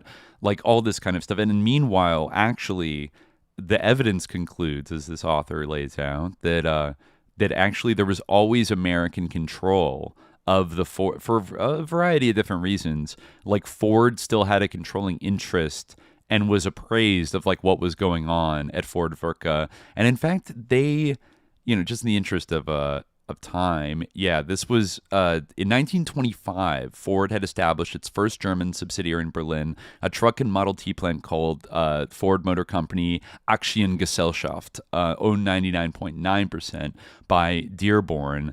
And this had expanded like over the first few years. It had done very well. And then in 1930, Ford went and, like, I don't know if we brought up this guy. He's a big part of this American Axis book on the Henry Ford side. We meant to circle back to, like, just suss Ford one day because he had this guy, Ernest Liebold, who was, like, this kind of a Svengali fixer, like right-hand man for Henry Ford. There's even a little bit almost like an Epstein-Les Wexner vibe, because like Henry Ford trusted this German guy so much that he handed over power of attorney to him, like around, in the 1910s. And in fact, Ford was an anti-interventionist during World War I, and he went on this like peace trip that sailed across to Europe to like advocate for like American non-intervention in the war and like for peace. That was arranged by Ernest Liebold. And on top of that, Ernest Liebold was identified by like U.S. military intelligence and the State Department as a German spy during World War I. This guy wormed his way into like the highest level of confidence of Henry Ford. And some people speculate that Henry Ford had not like openly like basically shared anti-Semitic beliefs before the World War I period. And it was like at the end of World War I when he starts the Dearborn Independent, which I think like Ernest Liebold was heavily involved in setting up, that he starts publishing these articles about how like World War I was all due to like the Jews. And then starts to say, like, there's a fine book called The Protocols of the Elders of Zion that every red-blooded American should read, and starts publishing all this shit and starts distributing the International Jew everywhere. So this guy's with him the entire time of, like, Ford's, like, between World War I and World War II, and is still there in World War II. And there's, like, pretty good evidence that he did not, like, abandon his contacts with the German government. He was a German patriot, and was probably working for the Nazis, and of course played a role in establishing Ford's footprint in Germany and its German subsidiary. So, they expanded it. They opened a new factory on the banks of the Rhine in 1931. This is pretty much like during the Great Depression. The book says it was not a propitious time to launch a new enterprise. Nevertheless, Dearborn was strongly committed to expanding its international operations, and the new German plant was to be a vital part of the company's future. Dearborn's production chief, Charles Sorensen, was largely responsible for overseeing the parent company's German interest. When the German corporation was incorporated in 1925, its board of directors was made up entirely of Americans. Henry Ford himself appears to have taken something of a personal interest in the Cologne operation right from the start, sitting on Ford Germany's board for the first 2 years. When Ford's European operations were reorganized in 1929, American ownership was reduced to 60%, and for the first time, Germans were allowed to be represented on the board of directors. Henry Ford issued instructions to find the best farmer, the best lawyer, and the best industrialist in Germany to serve on the board.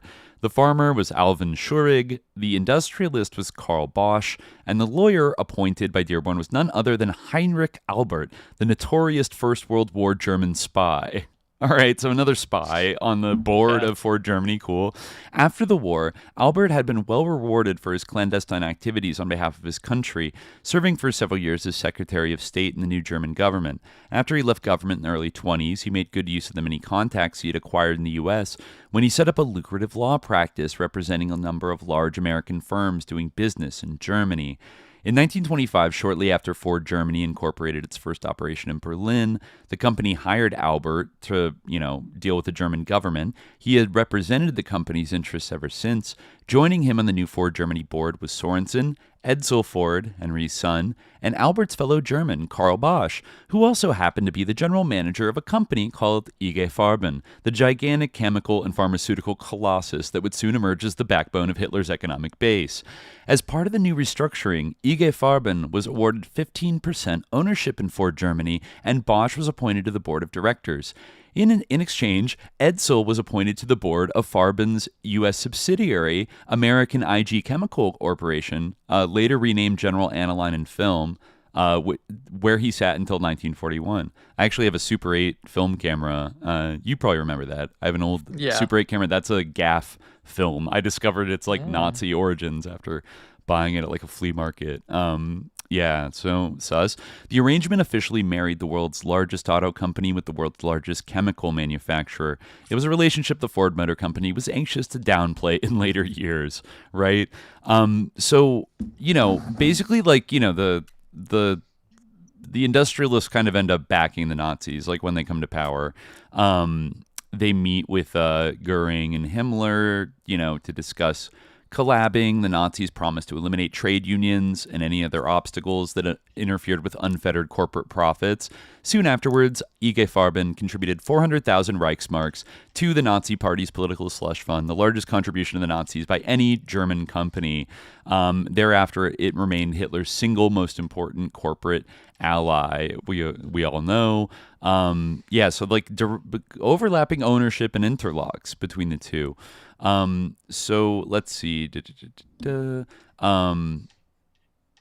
Some historians have said that Ford Germany was persistently treated as an outsider, bullied and manipulated, denied resources, blah, blah, blah. But he says, in fact, this claim appears questionable. That basically there were some lower level people, Nazi officials, that would complain about Ford, but like overall, they never touched or like expropriated Ford's factories. And he says the company received the ringing endorsement of the only Nazis who really mattered. In 1936, Hitler proclaimed Ford's assembly line methods to be a model for German industry. And Hermann Goering at an exhibition bought a Ford Eiffel car for his personal use.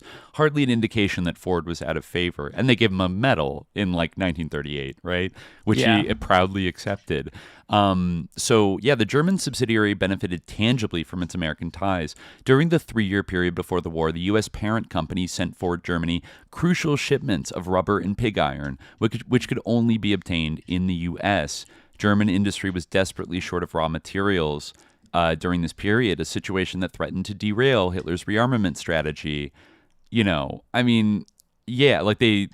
entered into agreement in 1936 where Ford Germany agreed to divert a good deal of its American imports to other German companies in return for greater access to foreign exchange funds.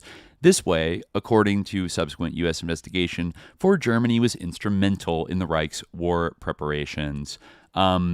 This actually gets worse because they get a huge contract around the start of the war. Actually, in 1937, the German War Ministry goes up to Albert and asks him to start manufacturing military vehicles like trucks, right? And so they end up doing this, actually. They order a special military truck built exclusively for the Wehrmacht.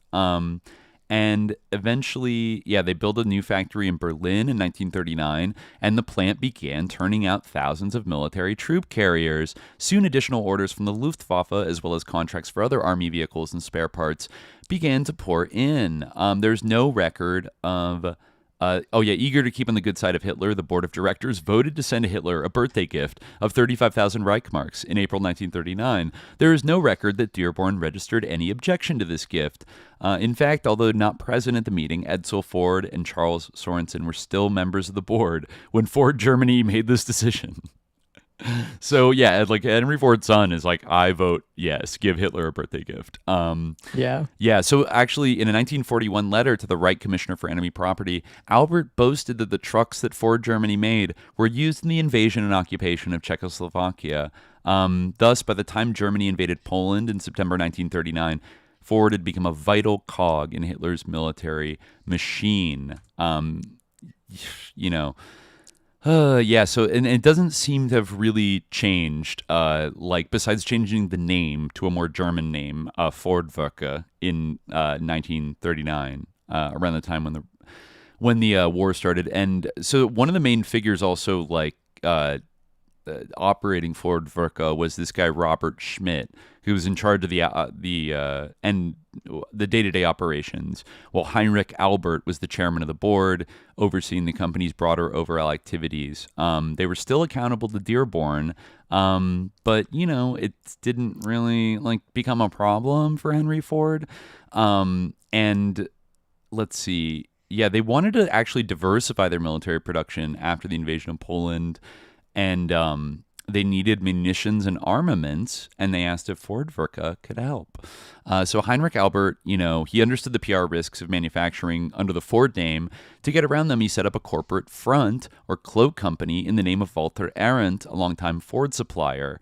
So there was a shell company situation going on where Ford, through a fake cutout, was manufacturing weapons for the Wehrmacht, during the initial blitzkrieg part of the War, which Henry Ford must have known about, which is amazing. In April 1940, the German board took on a new member after Karl Bosch died. It was Karl Krauch, who also succeeded him as chairman of IG Farben. At this stage, Farben still owned 6% of Ford Werke, while Edsel Ford remained on the board of Farben's U.S. subsidiary, American IG. At the time of his elevation to the Ford Werke board, Krauch was preoccupied with plans for a new IG Farben synthetic rubber plant at a small Polish town called Auschwitz, for which both Farben and the Nazi regime had high hopes.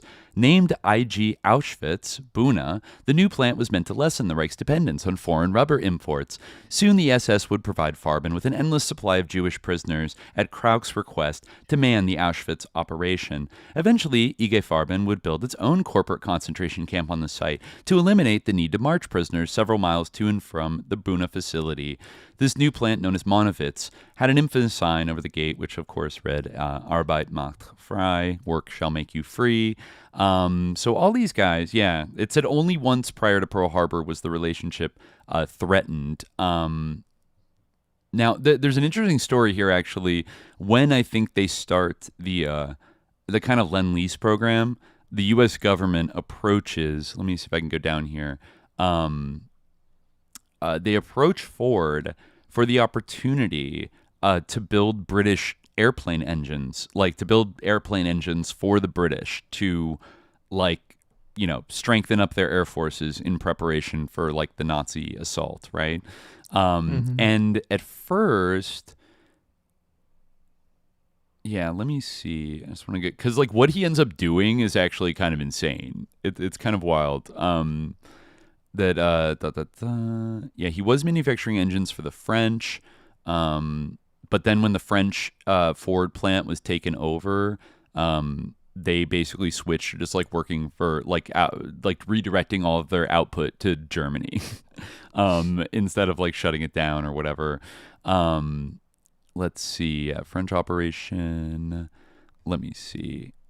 Well, anyways, yeah, basically Henry Ford at first says that, okay, I'll do it. And then he changes his mind and is I don't want to be involved in war.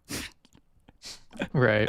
I don't want to profit off of any war. I'm a heckin' pacifist, actually. So that's going to be a no from me. And people were like, what the fuck, bro? He would have made a lot of money by doing it. So by weirdly, and I think there was rumors that he was talking to one of these Nazi assets that was buzzing around in his ear all the time to be no. And in fact, it might have threatened, he might have gotten word back from Germany that they read about this with alarm and were Ford, we thought you were a bro. What are you doing? Making engines for the British. And then after that, he turned around to the government and is actually, I'm not interested, because I'm such a heckin' pacifist. Right. So anyways, I'm going to skip down to in the interest of time, to the actual America First, founding. In 1940, it really starts to pick up steam. At the height of the Great Debate, smearing isolationists as traitors and Nazi sympathizers would become an increasingly common tactic of the interventionist movement. But mostly Roosevelt, this book says that it suggests that Roosevelt really did think he was a Nazi, and he wasn't just, because some people were just kind of taking shots at him. Fair enough, there's evidence, but they maybe didn't know for sure if he was an active Nazi agent. But Roosevelt said privately to Morgenthau, I absolutely believe he's a Nazi. But Roosevelt never went out in public and made such accusations publicly against him, which kind of maybe suggests that he really did. He was genuinely worried about this, and wanted. I think he even instructed J. Edgar Hoover to start keeping an eye on these people and tracking their movements. And I think they did send FBI informants into these various movements, these isolationist, quote unquote, it's funny to see them as anti-war movements, but that is what they would call themselves sometimes. So yeah, Charles Coughlin is kind of whipping together all of this, kind of anti-war, anti-Semitic, kind of conspiratorial kind of stuff. I actually didn't know this. In January 1940, the FBI arrested 18 members of a Christian Front splinter group and charged them with attempting to overthrow the U.S. government. Their alleged aim was to rally thousands of Irish Catholic members of the police and National Guard to seize the White House and place Major General George Van Horn Moseley on the Oval Office as a military dictator. Why the Irish Catholic? That's another sad, like, what? Why would they be the ideal population for this? I guess they're all cops, yeah. The group had been planning the coup d'etat for years and had secured the support of several high-ranking members of the Army and National Guard. At their meetings, they addressed their leader as Führer and gave the Nazi salute. Most alarmingly, the plotters had already been given thousands of rounds of ammunition, arms, and explosives by a member of the New York National Guard. Yeah, General Moseley, pretty big sus lord general. He attacked the New Deal in 1938. He thought Roosevelt was a dictator and was being manipulated by the alien element in our midst. Americans must awaken to the sinister motives of the, quote, wrong sorts of immigrants who wish to replace our system with their own un-American theories of government. Like, ain't nothing new. His anti-Semitism got more explicit. He said, yeah, the war now proposed is for the purpose of establishing Jewish hegemony throughout the world. While your sons and mine would be conscripted to fight side by side with the Christian-killing communists, only Jews would profit, he told the audience. Blah, blah, blah. So, yeah, he said, privately he described Jews as crude and unclean, animal-like things. It's like writing about something loathsome, such as syphilis. Wow. This is, cool guy. I mean, it's something to be aware of because, like, obviously the situation's different now. Where, right. You know, one hopes at that time one would see, like, the wisdom in, like, defeating Nazism. However, like, you know, in our current situation, like, one should, like, understand that, like, the current, like, aggression of the United States and Israel is, like, world historical abomination. Mm-hmm. But you do see, like, people who oppose it, who are like probably some of the more prominent voices in opposition, whose reasons for that are kind of like what Moseley's reasons are for his pacifism. Right. You could draw a very direct line to like the rhetoric of America First to like Groypers. Or like certain other like paleocon, right? They go by different names, but like the kind of paleocon kind of things, and it does get complicated because you are dealing with Tucker like is like even more. I mean, like you know, Groypers are like ultimately like a pretty marginal phenomenon. Well, I guess like Nick Fuentes, like more specifically, like his Groyper ideology. Like, yeah, exactly. So yeah, but that's not like quite. I mean, I don't know. Who knows what the future holds? Like, but that particular like strain of white nationalism, I think, is like still marginal, but there is kind of, you know, like Tucker, I think, is a you know, much more like influential person who kind of like does have like where, you know, you might like listen to him and you'll hear things like that you agree with or like, right? But he's not like coming from the same place. I think like in his heart of hearts, like his politics are like those politics. And he still, I think he still shares the belief that a lot of these people had about like, you know, not necessarily about like Russia or the Soviet Union, but about communist, you know, about China, right? The PRC is still the kind of quote unquote like yellow communist peril that threatens our entire civilization, you know, like, you know, and I think at the end of the day, he's still like, I want us to win. I'm an American, you know, like he still wants us to win, you know, and that kind of thing. I think he thinks that these brother wars in a certain way, or, you know, well, I think it's kind of like the thing of like only the Jew will profit, right? You know, that's like kind of how he sees like these conflicts, which like certainly like it does not seem to be like in a way like he's right, and that doesn't seem to be serving America's interests. It seems to be like you know, in that way, I guess maybe his critique is similar to the like left wing bloodthirsty critique, where it's like a process issue, right? Like maybe if it were just in and out like Venezuela, although he was kind of opposed to that too. Like for I think like part of it is like he wants the United States to get its own house in order, right? He thinks that there's like internal enemies, and this has been a tendency within like the American right wing. I mean, for a really long time, but you definitely have noticed it like since the ascendancy of Trump, right? Like the focus on internal enemies. In fact, I think Trump posted recently that like now that we've defeated Iran, and they're like he said, like with the death of Iran, he described it as there had been Iran has died, according to him. And with that having happened, our greatest threat is now like the radical left in the United States. I saw that, and now with like ICE at like manning the TSA checkpoints and stuff, and even like grabbing people out of line, and like abducting people out of like the airport line and shit. It's like almost. It's a little uncomfortably close to like an internal checkpoint system using his like ICE thugs for like not even just like people who are undocumented, but like everybody has to go through that now. And it's like and that focus on the internal enemy. Like the same type of thing where these people like I think it's absurd to believe that someone like Tucker Carlson is actually like this bleeding heart pacifist. But now you do hear this thing of like I'm a Christian.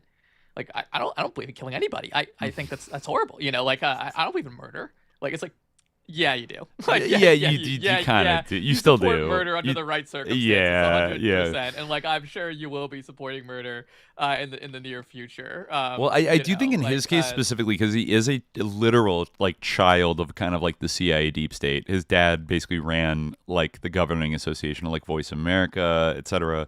And he's from very high WASP bourgeoisie like background. Like blaming it all on the Jews exonerates like his broader class of like the American establishment. You know what I mean? Like from like, oh, we just got hijacked by these like nefarious Jews. And like that's not what my father dedicated his life to fighting, like it's that kind of shit. Like he's still proud of his dad like destroying the Soviet Union, like he doesn't think that's like bad, but or if it is bad, it's because like that was part of some deeper Jewish plot that actually wasn't in our interest. But I feel like he's probably more likely to think that like the Soviet Union was like was controlled by Jews or something like that. You know what I mean? Like.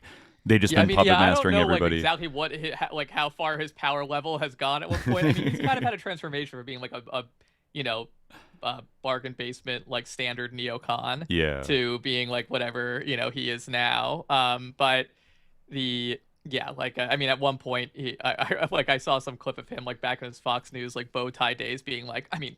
I might get canceled for saying this, but I think Iran deserves to be annihilated. Obviously, I think that was later even. That was like post bow tie. I think it was even in like the 2010s maybe when he said that. Yeah, like he certainly had a little bit of a pivot, as so many people in this story kind of would. But yeah, I mean, it's a matter of like it's a matter of priorities, right? I think that like it's as we were saying last time, like it's an issue of strategy. Like for these people, like we can't win. By having these adventures abroad, right? That's not that until we clean up our own house, right, and get rid of these subversive elements, right? That's like the highest priority for these people, right? And which like is funny because it's Trump like himself, like the leader of this movement, the leader of the American right at this point, who has like some kind of cultic value for like basically anybody, right? He's someone who. His statements are meaningful and like carry meaning, carry weight with like the whole spectrum of the American right.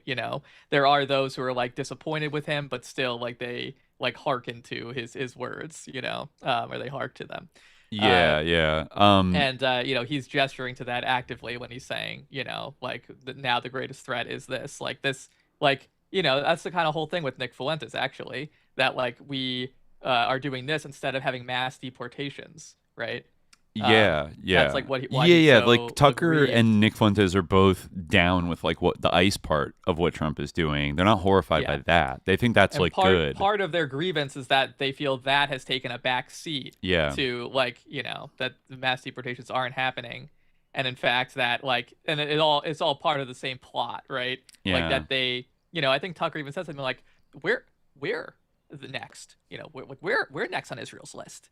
Like they're doing this to like exhaust us economically so that then they can subvert us from within through mass immigration or whatever. Right. And like it's funny to think that like they think like the Israel lobby specifically, maybe they're conflating the kind of the quote unquote international Jew of like the kind of Soros like kind of thing like with like Israel, but I feel like I don't know. Israel's like so fascist, and like would Israel would it even be in their benefit, or would they think it's in their benefit to like flood America with like refugees, like, you know, or make it woke. Like, that doesn't seem, if anything, I Israel don't, wants like, to America to be more fascist. The UK, where there is like actually like a substantial Muslim immigrant population, right? This is like the whole thing. I'm like, oh, they're trying to bring in these Muslims. Like they want us to be like, that's obviously like, you actually see like a much clearer convergence of the anti-immigrant right with like the Zionist right, you know, with Zionism. Because, like, they're scared of like, Muslims. Crush the like immigrant vote as like a political bloc, or, you know, the Muslim vote as a political bloc, right? So they like, you like that certainly if in the United States there was like any a significant you know, I think we're sort of starting to see that calculus change a little bit. But if Muslims became like a significant political force, which I think we're starting to see to an extent, you know, there was still there, you could see this in the last election a little bit, where there was like a little bit of like, oh, like, forget them, they don't matter, like almost, you know, disdainfully like spitting in the face of Muslim Americans. By the Democratic Party, like, they, you know, their votes don't matter, we can say whatever we want, like almost like, you know, bafflingly, almost shockingly, like in an election year, being like, you know, almost saying like fuck you to you know, votes that you could court just even by lying, you know, refusal to do that, and expression of disdain, right? So at the end of the day, preferred to stand with old Dearborn instead of new Dearborn. I did find that to be like ironic in this, that like the Ford organization is referred to as just Dearborn, but now when you say Dearborn today, it's like the biggest Arab Muslim community like in the country, you know. And if you like, the Ford factory is still there, but it's like, or, you know, the museum, his like farm, like whatever, his campus is still there, but like, and the representatives of those areas, right, like the Democratic elected representatives of those areas of the country are always like the biggest targets of the Israeli lobby for destruction, right? So the idea that like this is I think that there is you're right, a bit of conflation with like certain stereotypes here, because obviously, I mean, I don't think that like Israel, or like, you know, I don't think AIPAC or like you know, the Israelis in general, or Israeli decision makers really care about you know, like immigration in general or anything like that. I think that, I think they are concerned about like the political, which way the political winds blow in the United States and in Europe, right? Oh, and they certainly want to make sure that people like, you know, like Donald Trump has been their ideal president. They would love to see you know, this trend continue in terms of what type of people are in charge in this country. Right? They don't flinch at all that they're, you know, probably, you know, like a kind of 4chan Nazi type people like orbiting all around him. Like, they don't give a shit about that. Like, that doesn't threaten them kind of at all. Yeah, in fact, they love him. They like that to a certain point, but like, I feel like they like that's always been kind of a thing where it's like, oh, you know, to a certain point, like they like that there's like, you know, where there's anti-Semitic like discourse or anti-Semitic violence, right? A little bit is productive, because that sort of like, you know, creates the or it shores up the justification for their existence, right? That like Israel, of course, it's absurd anyway. It doesn't actually shore it up, because you know, this is like the whole reason for you see this anti-Semitic violence, the anti-Semitic discourse is very much in response to what Israel is doing, and if Israel didn't exist, you you know, probably wouldn't see it remotely to the same extent. But yeah, there's I think it's, I mean, it's complicated. Like, on one hand, you can kind of see how like you know, but I think, you know, it's isn't it funny though that like any kind of way that you can modulate like the level of immigration in order to ensure that like the people who come into power are like, you know, just fascist enough to support Israel, and not, you know, like of a sort of a Tucker tendency. I think they can, you know, maybe try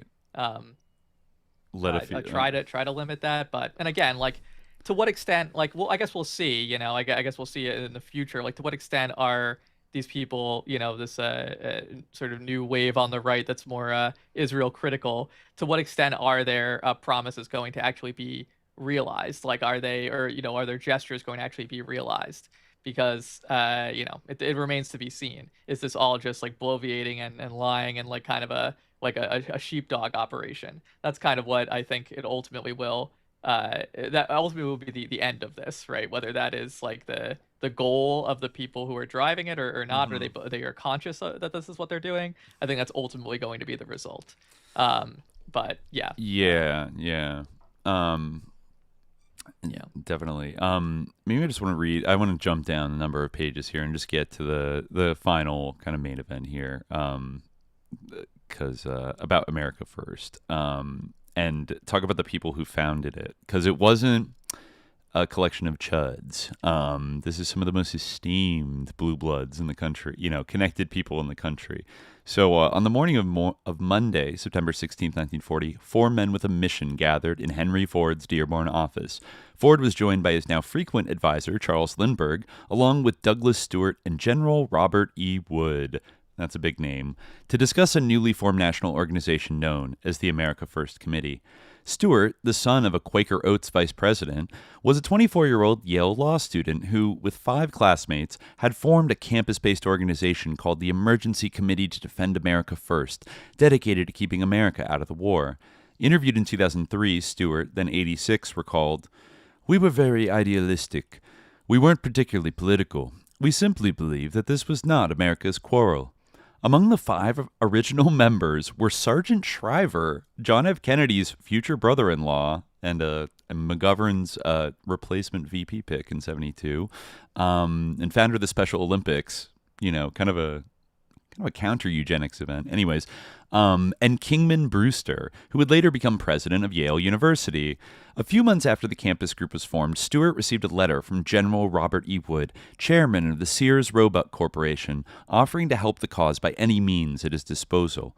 Soon after, Wood proposed launching a nationwide movement designed to counter the increasingly effective interventionist propaganda he believed was pushing America toward war. Stewart would be national director of the organization, while Wood would serve as chairman. The first order of business was to recruit a group of prominent Americans to lend credibility to the fledgling movement. So then they, by the time of its official inauguration in Chicago, of course, on September 4th, its name had been shortened to the America First Committee. Its 4 goals were: 1. The United States must build an impregnable defense for America. 2. No foreign power, nor group of powers, can successfully attack a prepared America. That's kind of just like a statement, okay? Right. 3, I guess it's a goal, aspirational goal. Yeah, it's a goal. Yeah. 3, American democracy can be preserved only by keeping out of the European war. 4, aid short of war weakens national defense at home and threatens to involve America in a war abroad. 12 days later, Stewart and Wood traveled to Detroit at Lindbergh's invitation to enlist Henry Ford for the National Committee. Stewart had met Lindbergh a month earlier at a Chicago isolationist rally where Lindbergh was the principal speaker.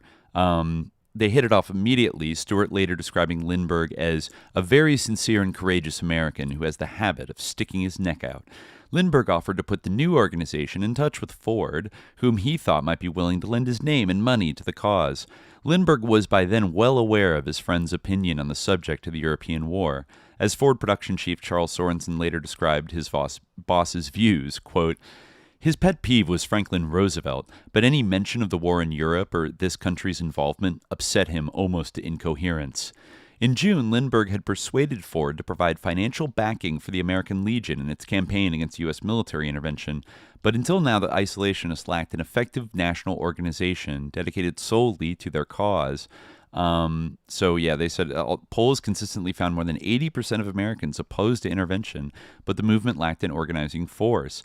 Ford was at first reluctant to get involved, citing his role in the disastrous peace ship expedition during World War I, but Lindbergh was persuasive, and Ford finally agreed to take an active role in the National Committee and give the AFC his full support. Lindbergh wrote Ford a letter thanking him for joining the cause. Quote, "Your stand against entry into the war has already had great influence, and if we are able to keep out of it, I believe it will be largely due to the courage and support you have given us." Wow.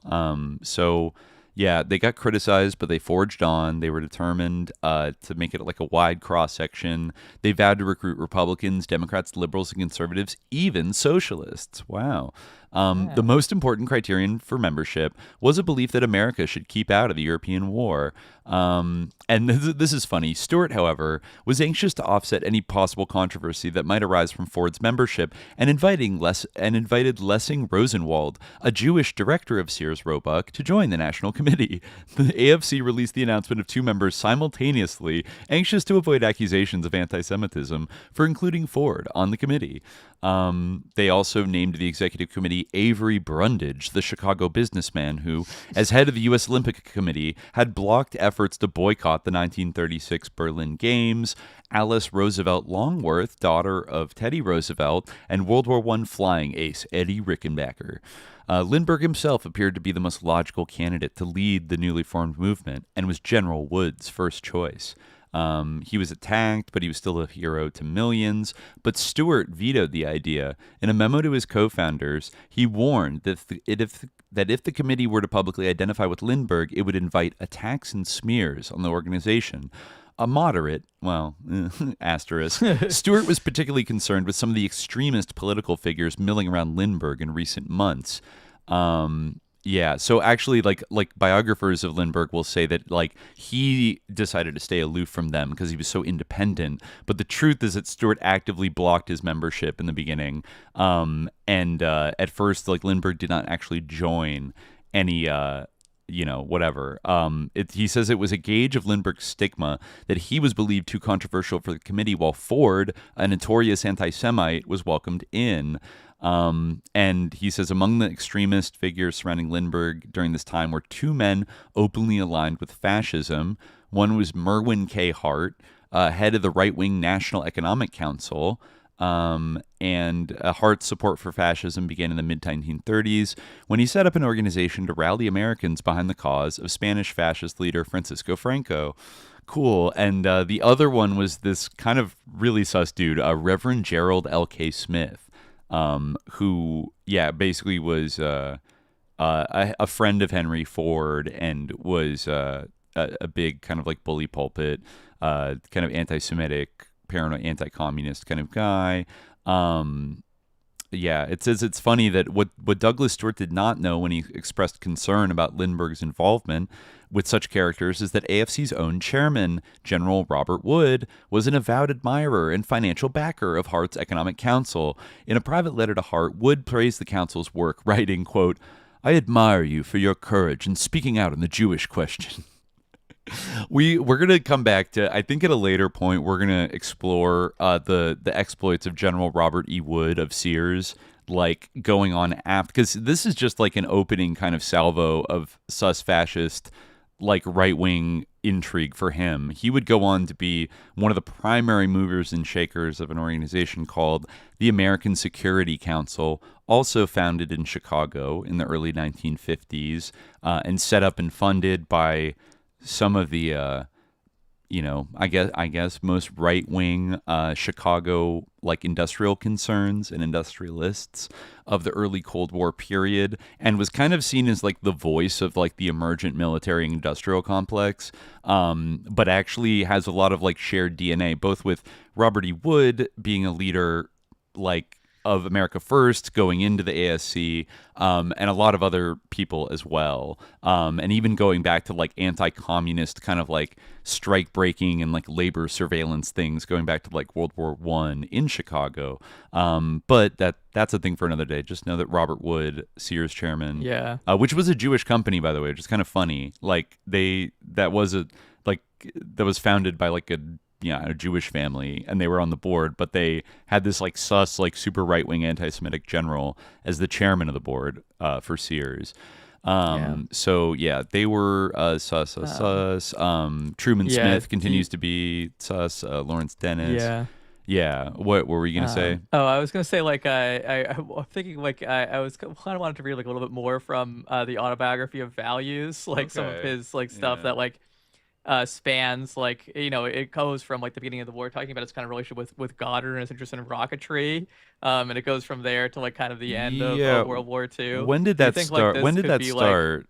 His relationship with Goddard. There's some interesting stuff actually. It starts like in 1929 actually, and it like it spans like his whole career pretty much. Wow. We could read from that. Now I'm thinking like, should we do a part 3? Should we do a part 3, folks? Yeah, maybe like that. The downfall of an American assimilated into like a Henry Ford episode. Like we could do a little more, because Henry Ford, there's still some more tea on him, and even going back to like his earlier, like you can see that a lot of these people they're hanging out with are like pretty like verifiable like Nazi intelligence agents, like Like the American Axis book describe really, it quotes some like reports that the Nazi infiltration and kind of like soft power, subversion, sabotage kind of thing was actually like incredibly sophisticated and extensive, and kind of probably started even before the Nazis probably took power. They had some kind of, maybe a little bit of presence, but certainly from the early 1930s on, like there were, as an example of one trick, like during the Lend-Lease program, there were Nazi agents that would set up entirely fake defense contractors, and then they would trick like the U.S. government, like the War Department, into making an order for like, 100,000 rounds of ammunition or mortar shells or something to be sent to Britain. And then they would just pocket the money and just like they weren't a real company, and they just like and so Britain would like be expecting like shipments of weapons from America that would just never, because there was like a web of like fake Nazi shell companies that were just like like stealing the money, and then like not to mention all the propaganda stuff which this is like a prime example of, like the not explicitly Nazi, but like Yeah, we can definitely do a part 2. I mean, Swimmeroo says it would love a part 3, so I think maybe a part 3. I think it's good. There's stuff I don't want to like rush through or like leave out. So if you want to, there's a lot here. It's a pretty interesting chapter of history. But, for sure. But no, I think there's some good stuff here that kind of like shows his like. These are kind of his this book was published posthumously, as we mentioned last time, so it shows like kind of his reflections on his life towards the end, but he like retells some things in interesting ways, and he gives kind of a a diachronic perspective. So he talks about like kind of musing. He kind of sets the scene of himself like musing about the possibilities of rockets and going to space. He's like, why we can't crack through space with our WASP engines, but what if fireworks on Independence Day? Could not something like a rocket? And just as he's musing about this, he says, one of those unpredictable incidents happened that so bend the trends of life and history. One morning later in the month, this is 1929, I was on Falaise, the Long Island home of my friends Harry and Carol Guggenheim. I was standing beside a window in the oak beam living room, looking out over the Sound, comparing an airplane's speed with the sloth-like progress of a string of gravel barges under tow. Listen to this. Carol was on a sofa near the great stone fireplace, reading Popular Science Monthly. She had heard me talk about my interest in rockets. Her voice continued, reading, Rocket at roof of sky. Goddard tests new missile to explore the upper air for science. First reports from the astonished city of Worcester were that a huge meteor had exploded. Witnesses informed the Worcester police station that an airplane in flames had shot across the sky and blown up. 2 police ambulances dashed to the streets looking for the supposed victims, while an airplane took off to aid in the search. The cause of all the excitement proved to be a test by Professor R.H. Goddard, head of the physics department at Clark University, of a sky projectile that he invented to explore the upper air.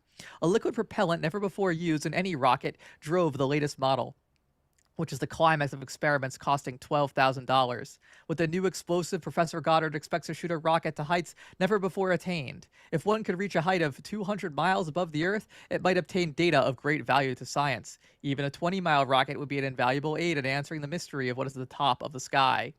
In the course of his experiments, there have been persistent reports that Goddard planned to shoot a rocket to the moon, where its arrival was to be marked by the explosion of a heavy charge of flashlight powder visible through powerful telescopes. Professor Goddard never has denied that his invention might prove practicable. It is said, however, that with a sufficient charge of explosive, one of his projectiles might even escape from Earth's restraining gravity and become a man-made meteor in outer space.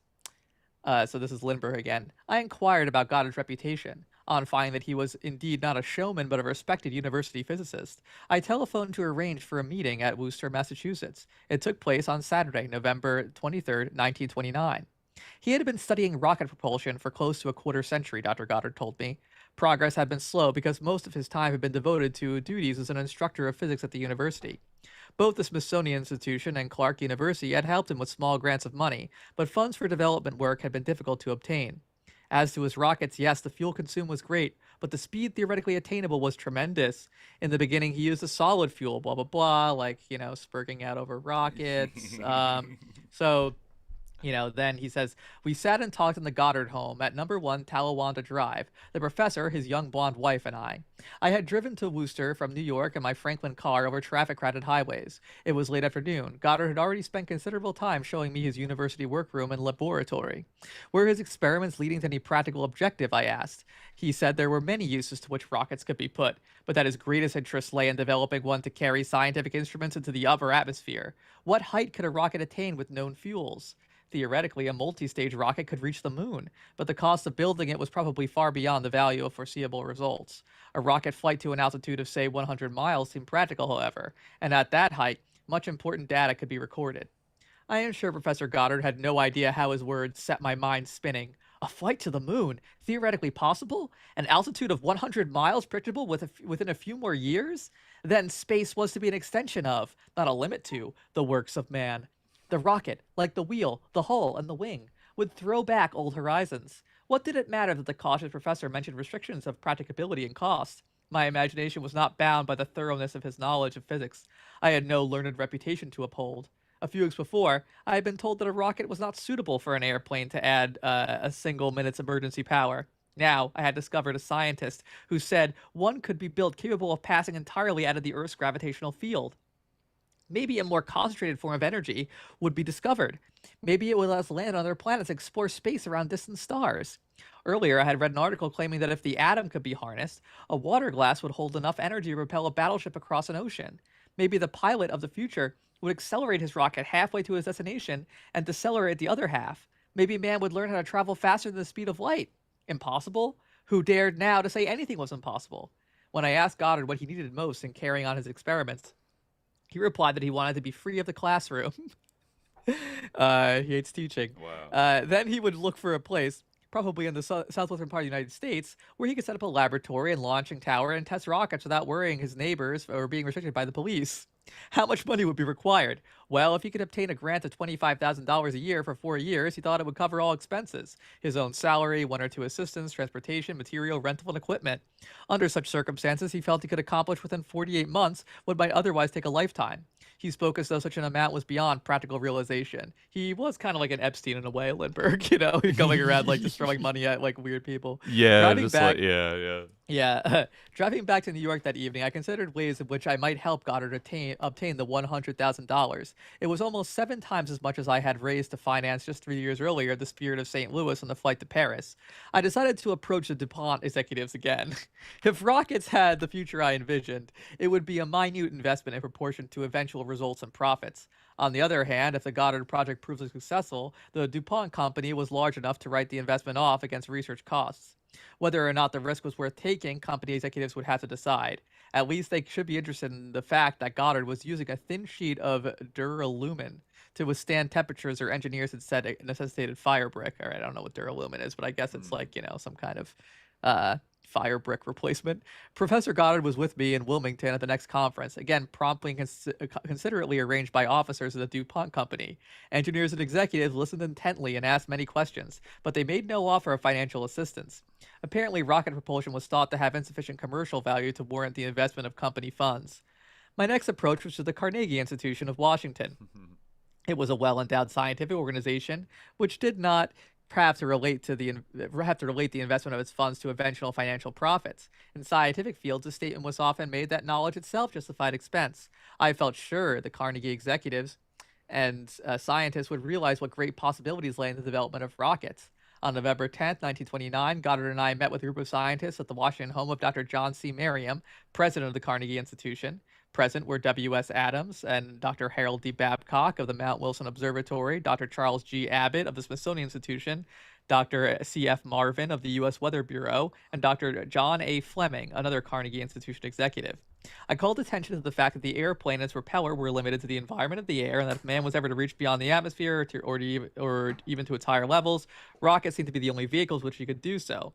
Goddard then discussed his investigations and the lines of development he thought it advisable to follow. The scientists present were enthusiastic in discussing knowledge that could be obtained through instruments carried to great altitudes, knowledge about the sun's corona, about cosmic rays, about the Kennelly heaviside layer. Dr. Merriam said he would recommend a grant of $5,000 for Goddard's research, but that funds free of the institution's existing commitments were too limited to give the professor support of the magnitude he needed. For such support, it would be advisable to look elsewhere. None of the financiers I talked to in New York and on my trips westward to California showed more than passing interest in rockets and their future. For them, airplanes involved sufficient fantasy. I met only one man who combined wealth, vision, and the courage to the extent that I felt necessary to provide the adequate financing of Professor Goddard, Daniel Guggenheim. Daniel Guggenheim had accumulated a great fortune in the copper business. Like myself, although he was much older, he was a first-generation American. His father, Mayer Guggenheim, in 1847, at the age of 20, had left a ghetto in Switzerland for the city of Philadelphia in the New World, a city where ghettos had never existed. At first, Mayer made his living by peddling pins, needles, lace, shoestrings, spices, blah, blah, blah, the family history of the Guggenheims. He became a millionaire, obviously. He had a sense of philanthropy and gratitude for the country that had given them such freedom. The Guggenheims began establishing great foundations for the benefit of mankind. 4 years earlier, Daniel Guggenheim had created a fund of $2.5 million to be spent over a short period for the promotion of aeronautics. I met him through his son, Harry, who had been a Navy aviator in World War I.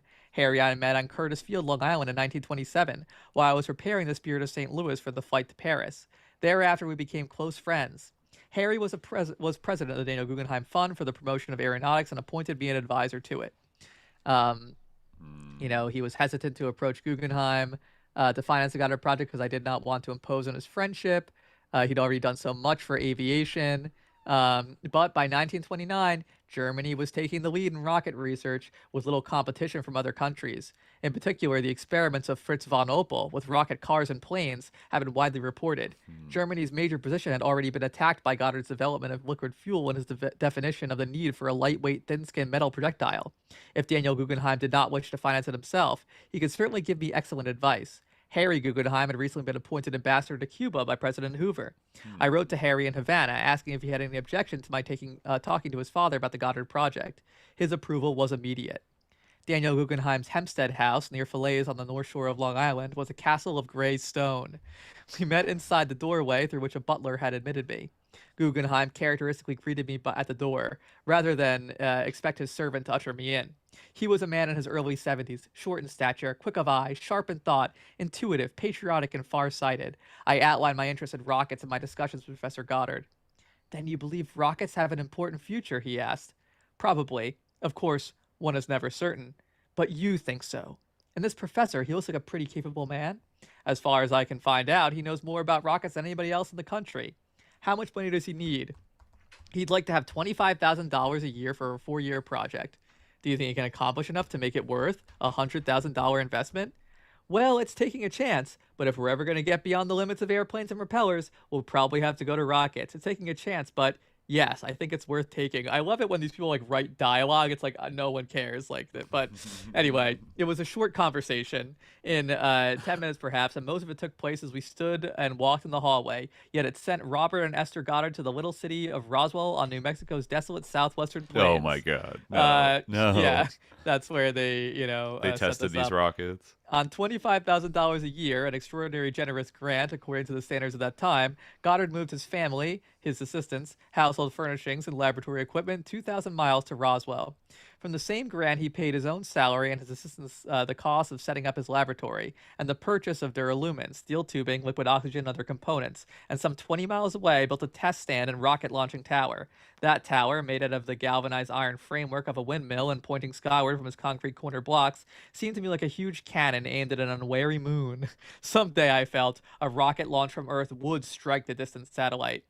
I used to land my plane at Roswell to visit the Goddards, but I was never lucky enough to see a successful rocket ascent. Some thing would always went wrong in spite of detailed preparations.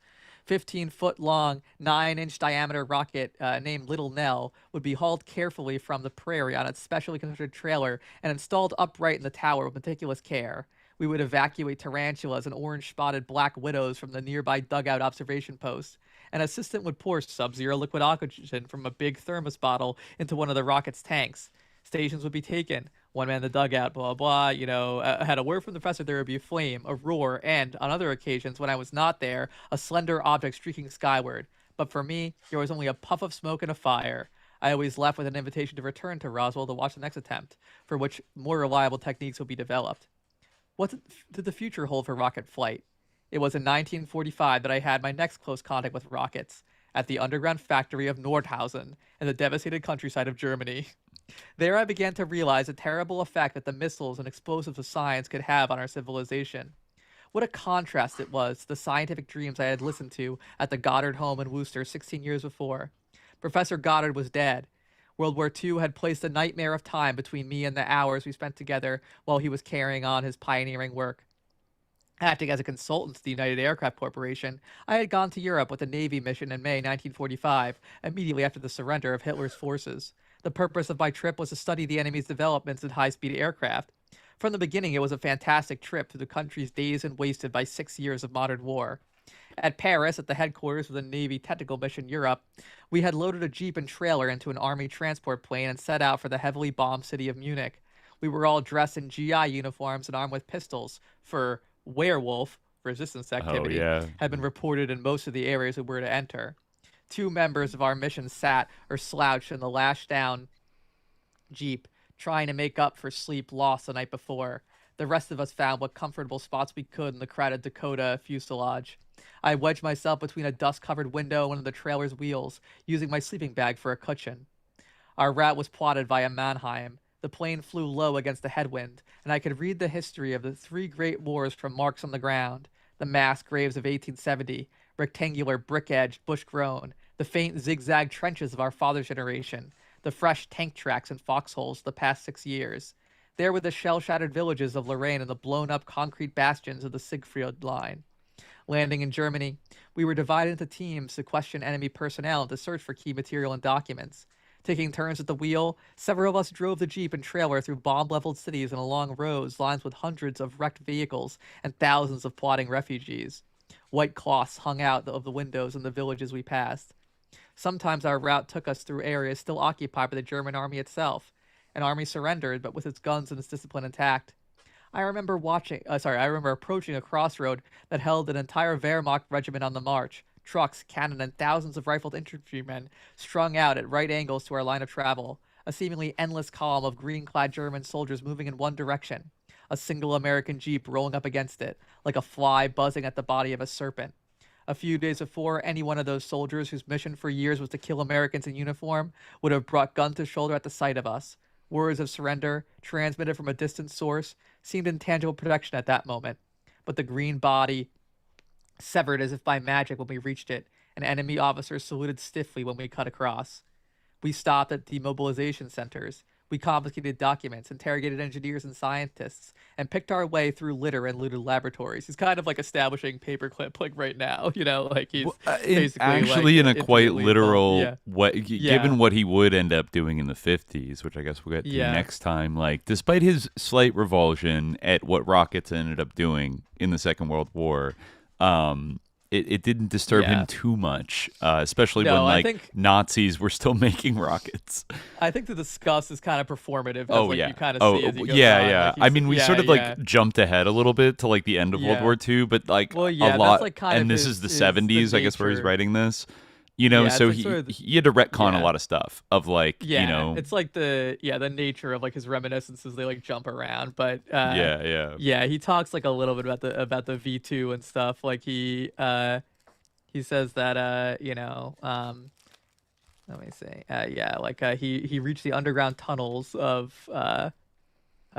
which city was it? Nordhausen. There, the Nazi government had established a production line for V2 rockets, those supersonic missiles, of which more than 1,000 exploded unannounced on England during the last months of the war. These were, quote-unquote, Hitler's miracle weapons. In its setting, with its scientific efficiency and its horror, that Nordhausen establishment seemed far from the Earth I knew, as though I had ridden one of those missiles it produced and stepped out on a strange and terrible planet. We approached the barbed wire enclosures of Camp Dora, a branch of the infamous concentration camp of Belsen. Labor for the factory had been furnished in large part by prisoners. Confusion brought by the surrender was immediately apparent. Gates were open, prisoners were gone, and displaced persons of a number of Eastern European nationalities had taken over the squalid wooden barracks. There was the stench one always encounters where human beings live with inadequate sanitation, a mixture arising from stale urine, feces, sweat, and rotting garbage. Hundreds of sub-assemblies for the V2s were lying on flat cars or were scattered over the ground. Nose cones, cylindrical bodies, and big duralumin fuel tanks for liquid oxygen or alcohol. A number of tail sections, shining and finned, were standing on edge like a village of Indian teepees. Other sections had been pushed over to form dwellings for the refugees who could not find shelter in the crowded barracks. The tunnels of Nordhausen had been blasted out of solid rock, straight through a spur of the Harz Mountains. We drove our Jeep into one of them, following a railroad track along a wall. He keeps going for a little bit, talking about Camp Dora. We walked back and forth through the tunnels. There were miles of them, lighted, deserted, silent. Here, wood-planked rooms of a small hospital with medicines and bandages strewn across the floor. Here, a row of offices, furniture upset and drawers turned upside down in search for loot. We shoved the door open to find the floor piled with thousands of identification cards. Each card had a small photograph glued above a typed description of one of the factory workers, a man or woman. What happened to those thousands of workers, I wondered, glancing over a handful of cards I had picked up. Where were they at that moment? I remembered the words of a displaced person on the roadside who had directed us to the tunnels. When they sent a man there, he said, they told him the only way he'd escape would be in smoke. When we returned the next day to complete our inspection, the meaning of the DP's statement was impressed clearly upon us. On the mountainside above Camp Dora was a low-lying factory-like building, with a brick smokestack of extraordinary large diameter for its height. We threw our Jeep into four-wheel drive and climbed the steep slope, weaving in and out among the tree trunks. As we neared the building, we saw piles of stretchers at one end, 20 or 30 of them with dirty, blood-stained canvas. One of the stretchers showed the dark red outline of a human body that had lain upon it. The place appeared as deserted as the tunnels we had gone through the day before, but a door was open. We stepped inside to a small, darkish room. On our left was a coffin, black, simple, with a cross painted on its top. Beside the coffin, on the concrete floor and covered carelessly with canvas, lay what was obviously a human body, and beside that was another coffin. We hesitated a moment, then moved into the main room of the building. There we realized what kind of quote-unquote factory we had entered, for we were looking straight at a pair of cremating furnaces side by side. Steel stretchers for holding bodies stuck out like tongues from open mouths. The size of the furnaces and the fact that these two were needed for mass production multiplied the horror of the place. As we were staring at the steel stretchers, a shadow brushed across the floor. We turned to see, standing quietly behind us, a man in prison costume. No, not a man, a boy. He was not old enough to be called a man. The striped suit bagged around him, pulled in at the waist, hanging loosely from the shoulders. He moved into a better light, and I found myself looking at what appeared to be a hide-covered skeleton. The padding of flesh between bone and skin that one expects to see in life was gone. The figure pointed toward the furnaces. 25,000 in a year and a half, he said. He was 17 years old, Polish, the boy told us. Then he beckoned us to follow and walked back into the room where we first entered. He lifted the canvas from the form between the coffins. It had covered another prisoner, thinner, lying half curled up on a blood-stained stretcher. I could hardly realize that the one was dead and the other living. They were so much alike, close-cropped, bristling black hair, hunger-chiseled faces, burning dark eyes, for the eyes of the dead man were open. The most striking contrast between them lay in the expression of the dead man's face. Never, I thought, had I seen such tranquility, as though after passing through hell on earth he had found peace, as though the spirit had at last triumphed over the human inferno. Even a Nazi prison camp could not remove the inner dignity of man. It was terrible. 3 years of it, the young Pole went on, his face screwed up in grief and the anguish of his memories. He pointed to the body. He was my friend, and he was fat. Then he replaced the canvas. We walked outside after that and stopped near another corner of the building. I had not noticed where the boy was leading us. I was looking off into the distance, my mind still dwelling on those furnaces, on that body, on the system that caused such atrocities. Suddenly I heard his words again. 25,000 in a year and a half, and from each there is only so much. The boy cupped his hands together to show the measure. I moved his glance downward. We were standing, I followed his glance downward, sorry. We were standing at the edge of what had once been a large pit, about 8 feet long, 6 feet wide, and I guess that's 6 feet deep. It was overflowing with ashes from the furnaces, small chips of human bone and nothing else. A trail of ashes ran over the edge of the pit toward the door of the furnace room. Anyway, yeah, he goes on. Right. Yeah, he's okay. Weirdly, he says, how those Nazi rockets reminded me of Professor Goddard's, blown up in size, and how deadly efficient they had grown. The professor's record altitude was between 8 and 9,000 feet, but he never tried for distance across the ground. At the top of its trajectory, a V-2 hurled about 60 miles above the Earth, and it carried a 1-ton warhead from the continent to England. How did the Germans jump so quickly and so far ahead of Goddard's pioneering work? Partly because America built rockets for scientific knowledge at a tempo set for peace, while Germany developed them for war. Hitler foresaw the gigantic force that would lie in his hands once he perfected rocket weapons, and he ordered a tremendous effort to produce it. The V-2s were the last symbol of the mystical drive and dictatorial power of the Nazi Führer, used to advance quote-unquote Nordic civilization and his political doctrines. This paragraph I find to be weird, especially in context. Adolf Hitler! Exclamation point. Such a strange mixture of blindness and vision, patriotism and hatred, ignorance and knowledge. I remember him walking over the grass of the Olympic Stadium at Berlin in 1936, when his government was entering the heyday of its strength, a small, black-mustached, brown-suited man, stooping to take the bouquet of flowers from a little girl who was prompted out to meet him, while 100,000 people clapped and shouted, Der Führer! Der Führer! Some irrational quality of the man, his actions and his oratory, enticed the entire German nation to support his ideas. Hitler had built a war machine geared to land, sea, air, and space, the most powerful the world had ever seen. But the very power of his independence led to the dictator's destruction. His orders were issued without the need to listen to or persuade freely elected representatives of the people. He pitted intuition recklessly against experienced advice, turned his fighters into bombers that had little value for their mission, pushed V-2 rockets in the direction before they were accurate enough to be effective, thrust his forces eastward unprepared for Russian winters. He began with brilliant victory. He ended in staggering defeat. What extraordinary pictures flash in memory. The adoring roar of the Olympic crowd, the little flower girl, the living skeleton in the ash-filled pits of Camp Dora, the entrails of the rockets that had failed to start their mission. And Hitler himself was the contrast, the lack of balance, the abortive relationship between human values and mechanical perfection that one saw in the tunnels of Nordhausen. Human values and mechanical perfection. At Cape Canaveral, I was in touch with them both. Oh, no. My vision shifts back again through time and space. I glance at the missile tower, at the birds and ocean and the children playing in the surf. How easy it is to think of the human values on the beach when one is well-fed, tanning, comfortable, and how separated from them my mind becomes under that tower 10 minutes drive away. On the beach, I think within a framework of peace and life. The tower is a framework of war and death. Man moves constantly back and forth between the two. How can one combine human values with mechanical perfection? The appreciation of life with the military strength that seems always to have been essential to survival and to civilization. The scientific vision of Robert Goddard and the philanthropic patriotism of Daniel Guggenheim with the fanatical drive of Adolf Hitler. So I like He's not willing to totally let kind go. Of like a thesis statement of like American fascism, like his idea of like the balance of values. It like, kind of reminds me of how Aquino would talk about the Nazis. Yeah. And he's like, oh, if only they had not gone a little bit too far. Like, they truly exemplified the best of, like, humanity. You know, like, if only they had made the little mistake of, like, genociding, like, unleashing, like, a massive genocide across Europe and, like, trying to take over the world through violence. Like, besides that little thing, like, there were just so many cool things about them. Like, exactly. Yeah, then it's kind of like... we could have, like, all the good aspects of Hitler with none of the bad. Right.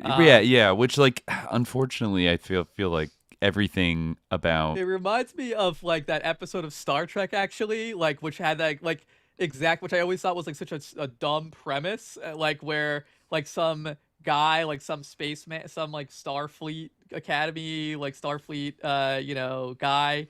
like winds up on some planet like of humanoids or whatever, and he's like, I'm gonna recreate Nazi Germany with like all the good parts and none of the flaws. And of that course, was really like, an episode. It ends up the same way again, and I was like, this is such a dumb episode. But I guess maybe it wasn't so dumb at the time, like in the 60s when it was made, because like well, it was that was the late career peak of Werner von Braun and his rocket program that was of course repurposed to be kind of like the achievements of Nazism without the bad stuff, right? Like like Werner von Braun's Tomorrowland and like the rockets and going to space. I mean, he's even like really describing like the Apollo program there of like, oh, if only one day we can go up to the little... I guess he knows now, like he's writing this in retrospective, so he could, like back in 1929, I was thinking about the moon landing and how epic it would be, and thank God, like we were able to salvage Werner von Braun.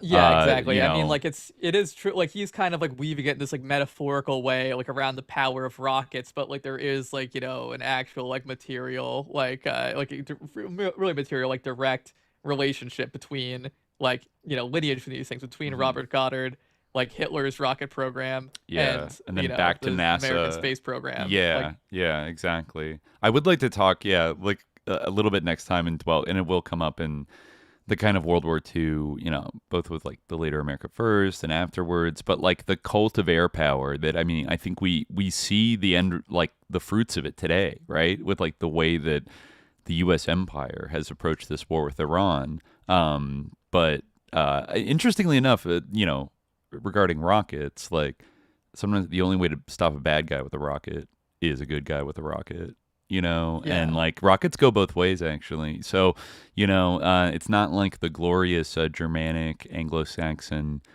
civilizations are the only ones with rockets anymore, but like that almost mystical attachment to like the centrality of air power as like a way to prove like both like subdue any enemy and like crush them from a distance, and like a sign of your just like civilizational superiority, that you can build the most epic fucking rockets and missiles and things like that, and planes, like the F-35.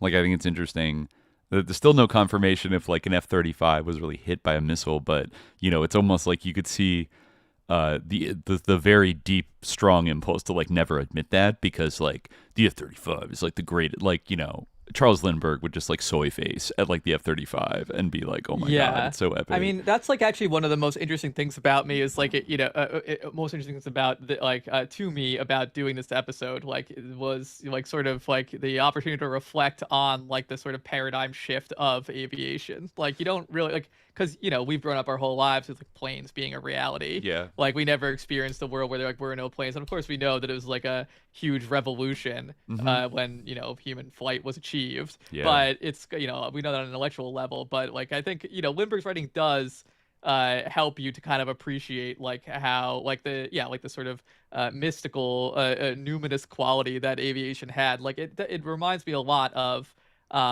AI, like the way we see this now, where this is like sort of idealized and like people are like, one-shotted by the possibilities of it. Exactly. Like it's like worshipped beyond all proportion and like turned into like a religious idol.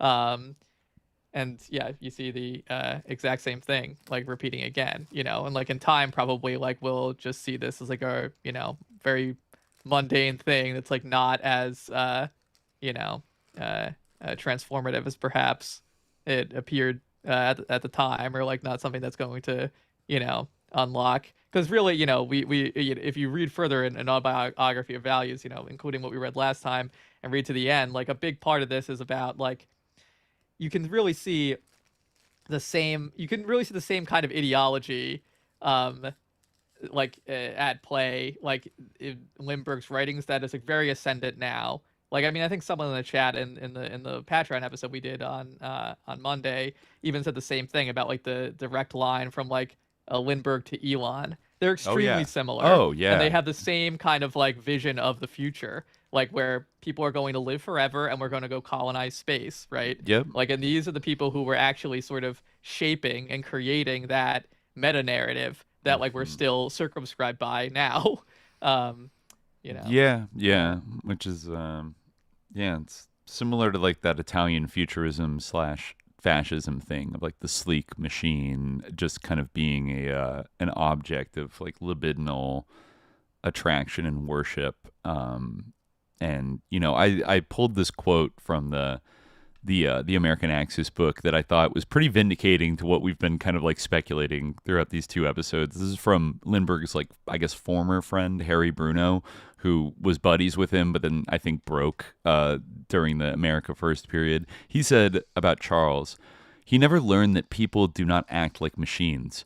His admiration for a new order that tries to make men act like machines is therefore not so strange. I think we've clocked this with like, and it's very similar to Elon, like the kind of, they think, that people are like machine. They become so enamored with machines that they think people are machines, and then they go about to try to like remake the world in a way to like force human beings to like act more like machines, to like comport with their vision of like how an ideal world, which is everyone's just like boom boom ching ching ding ding ding ding, like everyone's just like a sloppy disk like robot that like the greatest aspiration is like become an airplane that like can live forever, replace your parts. It's very strange. I mean, I like I've said this before, but I think like because like in the very very first episode we did, which is basically like a recorded brainstorming session about the podcast, like about what we're going to talk about on the podcast. I mentioned like Hoffman's story, The Sandman, right? I think like Hoffman like really is like someone who like speaks so like trenchantly and lucidly to like the kind of like modern condition, like in his sort of preoccupation with like automata and like mechanical men and things like this, right? Because this really is like a strange thing, and a strange kind of like a dialectic and preoccupation, right? Like that is relatively like new historically, I feel like, and is like kind of a unique like neurosis of modernity in a way, where it's like this, like what you're talking about, like the idea of human beings are just like machines, like we are mechanical beings, like there have been automata for a long time. This idea like kind of has sort of been played with to an extent in the past, but I almost feel like not really, like the idea that like the human body is simply a machine. I mean, I guess you could talk about how like in they would, what would they call them, like the neurospasmata or something, the neurospasmata, like they would refer to like the sinews of the human body as strings, like the strings of a puppet. So there is this kind of a mechanistic lens on the human body even in antiquity, but I don't know, I do feel like there is something that you can talk about as like a distinct kind of recent phenomenon with this obsession in like sort of reducing the human being to its mechanical qualities, which is very it's like pernicious. I mean, we just saw this week the First Lady Melania Trump like walk out with like an Optimus like humanoid robot that apparently is going to like teach children or something. Like she was like, it was kind of like a fanfic that she wrote of like a humanoid called Plato who is going to teach you everything. It's like, give me a break. The other I mean, it's also kind of ironic, I think probably people pointed out, like that it is so simple. It's like an illusion of Plato that people are going to like cave, mistake for the real Plato, like one of his kind of in line with one of his most famous it's the Plato that you meet in Plato's cave, like the fake Plato. The other weird headline I saw that weirdly like kind of syncs up their episode, I'd like to read a little more about this, but allegedly the new American Pope Leo, like called for like the abolition of aerial warfare, which is interesting. Like thinking about I don't know, air power in this like in a way being like I can't think of any religious leader that is like said like all air power is like evil and like it should be abolished, because I feel like humanity moves so fast, so far beyond like everyone just uses it. It's just a part of life. Like if you have like a military, you have airplanes that drop bombs on people. Like that's just what we do. But the idea, I don't know, there's something about the idea of like air power being like an especially satanic form of warfare. I mean, it is. I mean, even Lindbergh himself talked about his World War II experience of like it was kind of disturbing to him, like dropping bombs from a plane for the first time, or like being on a plane that was dropping bombs and realizing like one has no control. Once you release the hatch, the bomb falls and like whatever it kills. And he almost definitely killed civilians on a couple like mistaken bombing runs in the South Pacific, working as like a private kind of like a mercenary. But like that aspect of like mass death, like by death by airplane, death from above, right? Like most of the blood probably that the United States empire has on its hands from like the 20th century, and the 21st is from air power, drones, bombers, fighter jets, helicopters.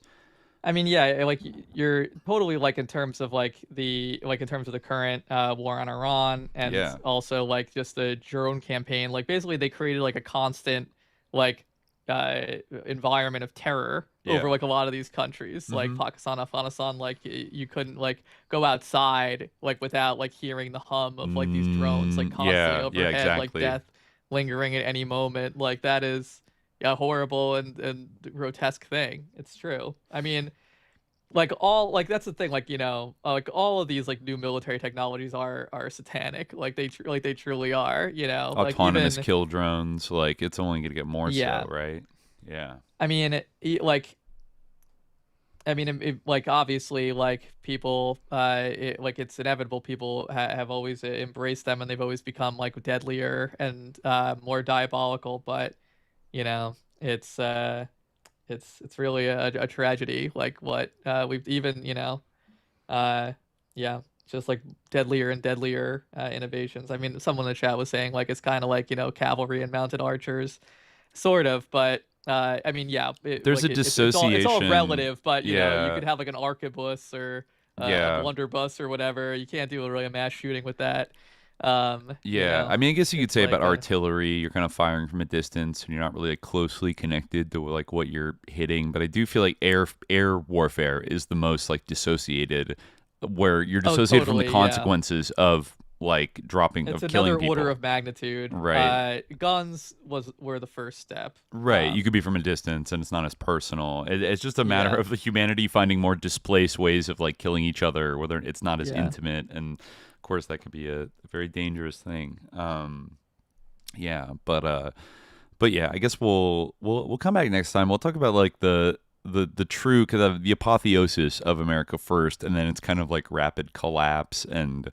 The various like Nazi interlocks with this group of people who unfortunately like would not, despite having to like flip and join the US side and like support World War II, which almost everybody did, they didn't really abandon I think some of their deeper convictions. And like you see this really disturbing bouncing back effect like right after World War II when it suddenly becomes all about anti-communism of even a lot of these like people that were like kind of halfway canceled during the war or were marginalized like get invited back in to the halls of power.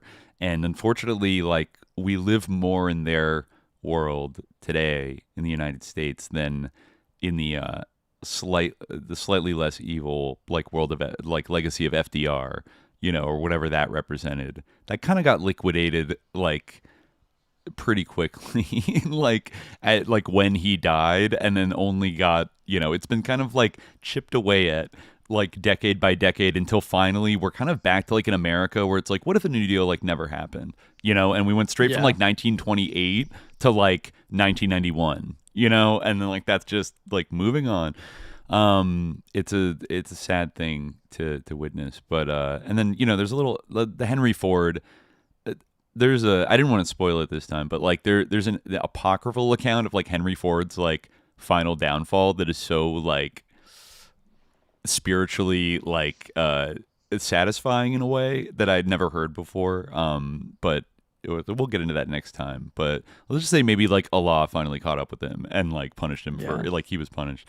But anyways, well, and then also the last 30 years of Charles Lindbergh's life, I'm excited to find. I want to read that part of his autobiography and stuff. Very fucking murky, and I want to get more to the bottom of like, because he wasn't that old by the time World War II was over. He's like 42 or something, like he was, and then he died in the 70s. So like, what was he doing once the Cold War started? We will try to find out. But so thanks for tuning in.